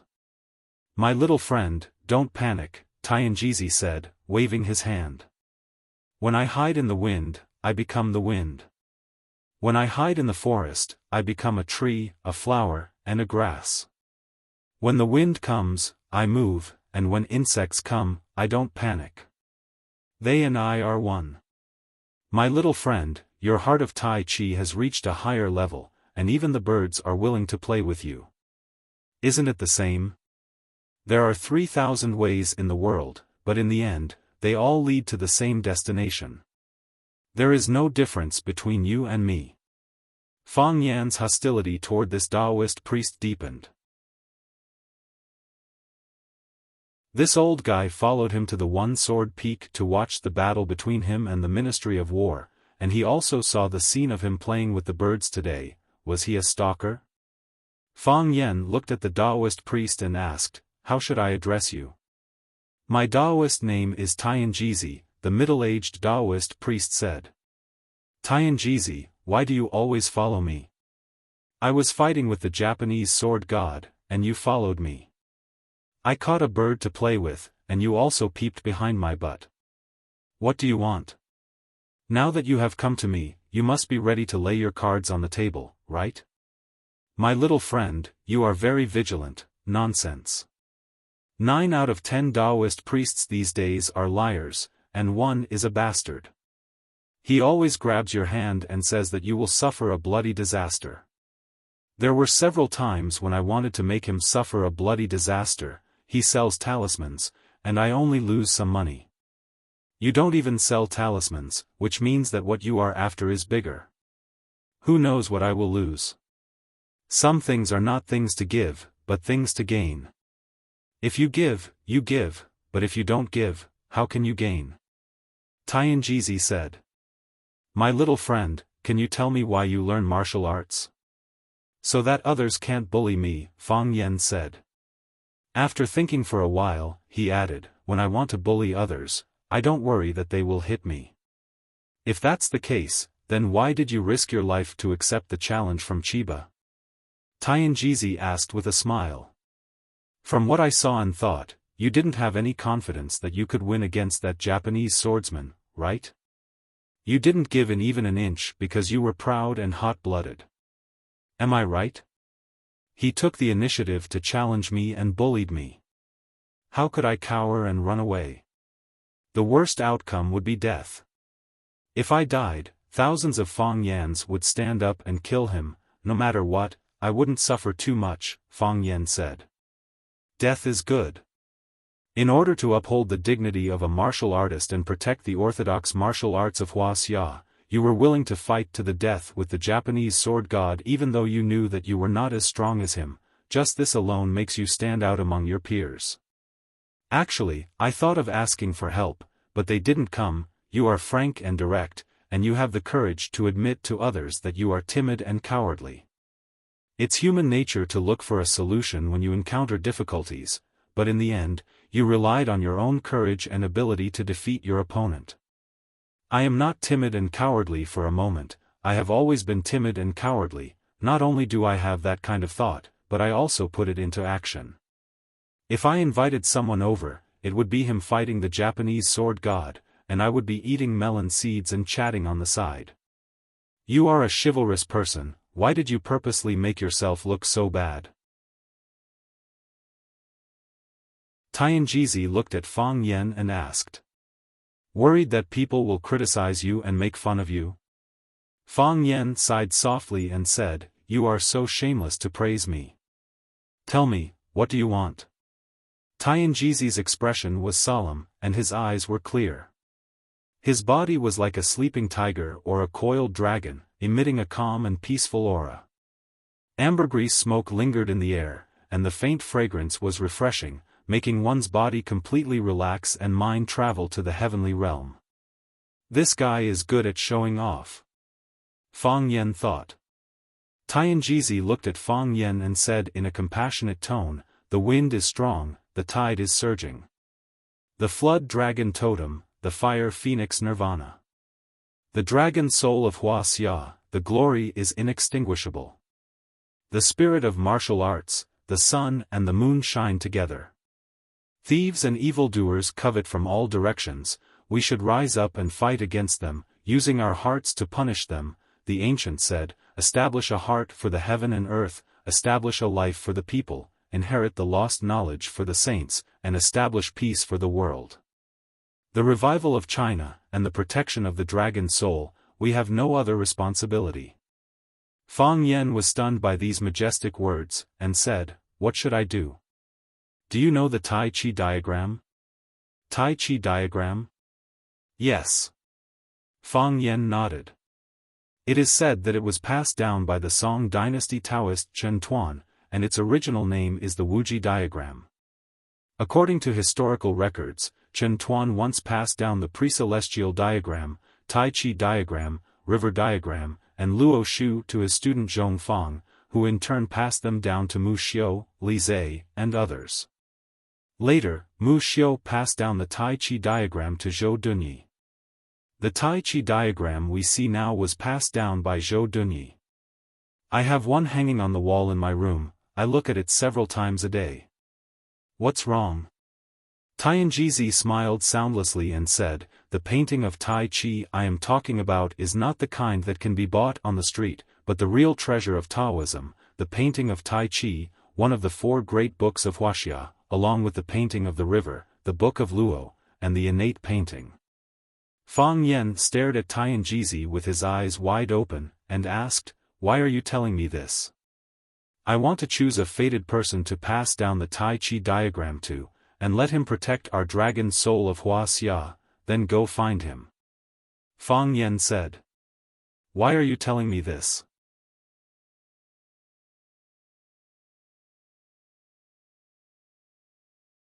Chapter 293. As an innocent bystander, Xia was worried that Tianjizi might slap Fang Yan to death at any time. Xia thought, if I were this Taoist priest, I would also slap Fang Yan to death. This is too much. Sure enough, Tianjizi raised his wrist. His palm kept shaking, but the tea in the cup didn't spill at all. Not only that, but the steam coming out of the cup suddenly disappeared. It was a strange scene. The steam was boiling a second ago, but in an instant, the smoke disappeared, the steam dispersed, and the hot water turned into cold water. Pa! Tianjizi slammed the cup on the table. The tea didn't break, but the sour pear wood table started to shake. Xia was shocked and couldn't help leaning back.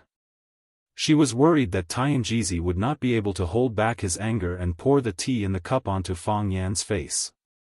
In the end, she would be in trouble because the tea was so hot. She did not want to be disfigured. On second thought, she realized that masters should not pour tea on each other, pull each other's hair, and kick each other's balls. The tea was not cold, but frozen. Xia touched it with her finger. It was real ice. Ovo. Xia's eyes, which always gave people a sense of intellectual elegance, suddenly became like this. She couldn't accept and believe such a change. Was this magic? The golden tea had turned into golden ice cubes, sparkling and translucent under the illumination of the light. It looked very cute. Fang Yan was also shocked.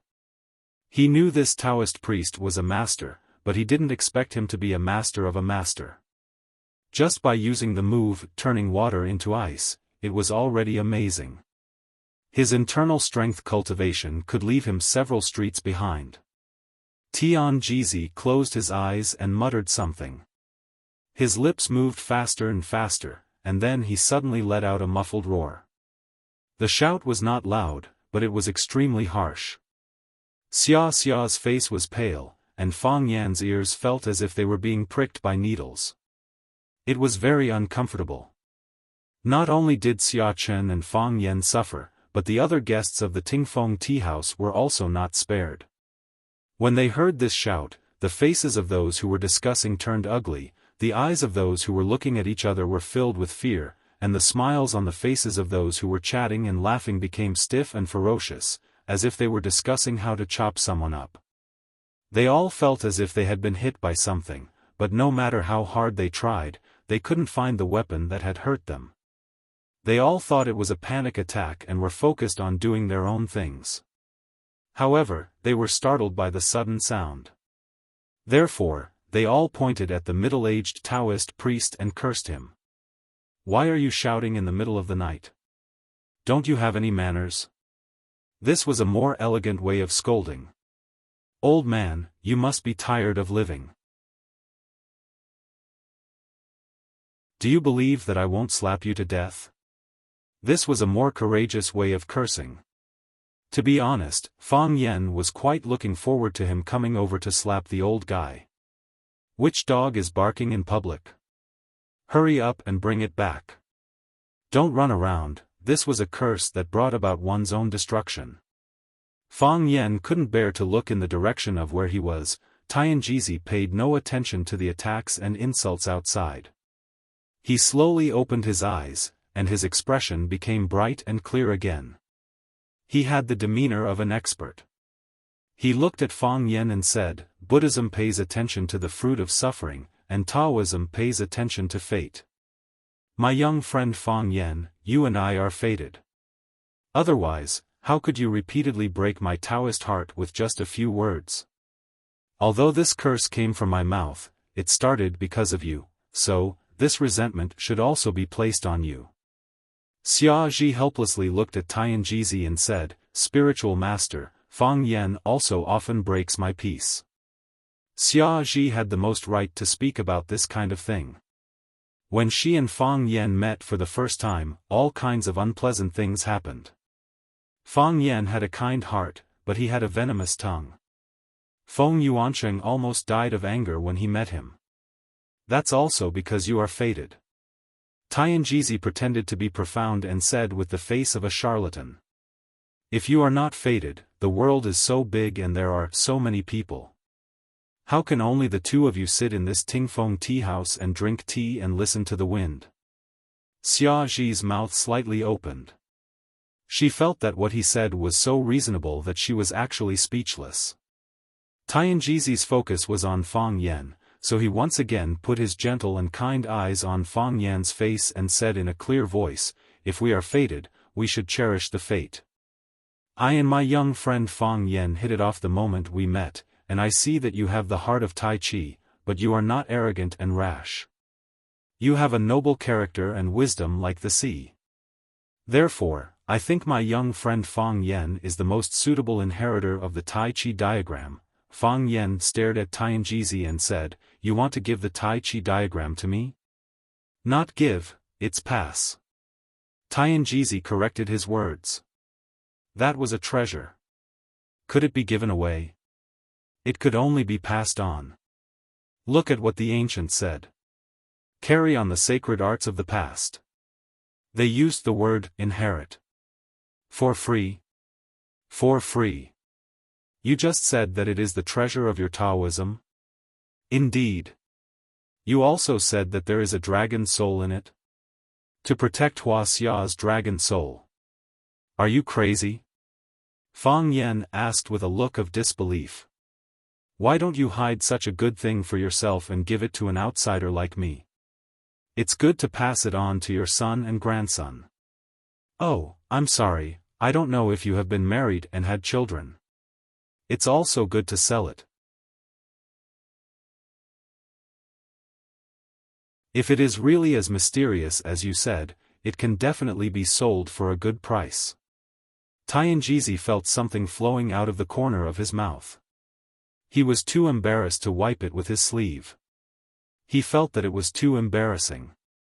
Was this the fated person he had chosen? What kind of F***king monster was this? Could such a person really inherit the Taoist culture and protect Wuxia's dragon soul from being extinguished? Tianjizi reached out and grabbed the teacup that he had just slammed on the table. The coldness of his palm calmed the anger in his heart a little. He looked at Fang Yan with a serious face and said in a selfless manner, "That is the treasure of Wuxia. It is shared by everyone in Wuxia. How can I keep it for my own selfish reasons? Also, the Tai Chi painting can't be sold. We can't sell our totem and spirit." Fang Yan's face darkened. He said, "You mean that the Tai Chi painting can't be sold or passed on to my son and grandson?" "That's right," Tianjizi said firmly. This kind of thing was not negotiable. What can I do with it? Inherit the Taoist culture and protect Wuxia's dragon soul. If you have a great opportunity, you might be able to decipher the 9 syllables mantra in the Tai Chi painting. I think it will definitely benefit you for the rest of your life. If you give me something, I can't sell it. I can't pass it on to my son or my girlfriend. The only thing I can do with it is to play a word-solving game. In the end, when I'm about to die, I still have to pass it on to someone else. Wait for a new fated person to appear. The Tai Chi painting will naturally have a new inheritance. Tianjizi said. Am I crazy? Fang Yan was so angry that his body was trembling. He pointed at Tianjizi's nose and scolded, "What good does this do me? I don't get anything. If you give it to me, I have to give it to someone else. What if I have feelings for it? What if I can't bear to give it to someone else? If that's the case, I might as well not have it in the first place." That's the Tai Chi painting, one of the 4 great books of Wuxia. It's everyone's dream. Tianjizi wanted to try harder. Whoever wants it can take it. Fang Yan said angrily. I've heard a lot of stories like this. A monk or a Taoist priest pretending to be mysterious. Or a wretched-looking old man. They pulled a young man passing by and said, "Young man, I see that you have a clear bone structure, an imposing appearance, and a root of wisdom. You are a rare martial arts genius.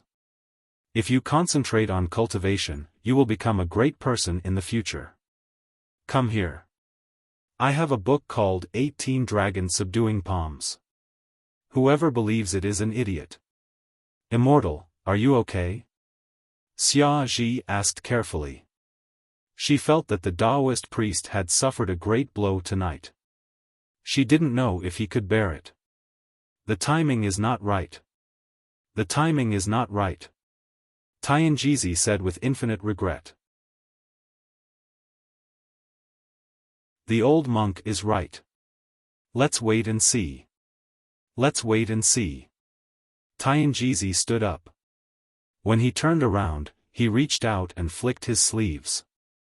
The tea that had been frozen into ice melted again. Hot steam rolled over. Fang Yan's eyes widened. His mind trembled. He stared at the cup of tea without blinking. He stared at the rolling steam above the cup. He reached out his hand and touched it. The steam really did have heat. It was not a cheap trick on the street. The dead tree has come back to life. Fang Yan exclaimed. The dead tree has come back to life. He pushed the chair away and stood up, but the middle-aged Taoist priest was nowhere to be seen. He grabbed Xia Ji's shoulder and asked, "Did you see him? Did you see where he went?" "No." Xia Ji shook her head. She didn't understand why Fang Yan was so excited all of a sudden. She didn't see him like this even when the boiling hot water turned to ice. "I'm looking at the tea in the cup." Fang Yan went to ask several people, including the waiters of the Tingfeng tea house. However, no one told him where Tianjizi had gone. Fang Yan stood in the Tingfeng tea house and cursed, "Do you have any patience, old man? Do you have any integrity? You said that you will pass the Tai Chi diagram to me. Hurry up and give it to me. Don't you want to take me as your disciple? How can it be so easy to take a disciple? Other people's masters are crying and shouting, hugging their disciples' thighs and begging.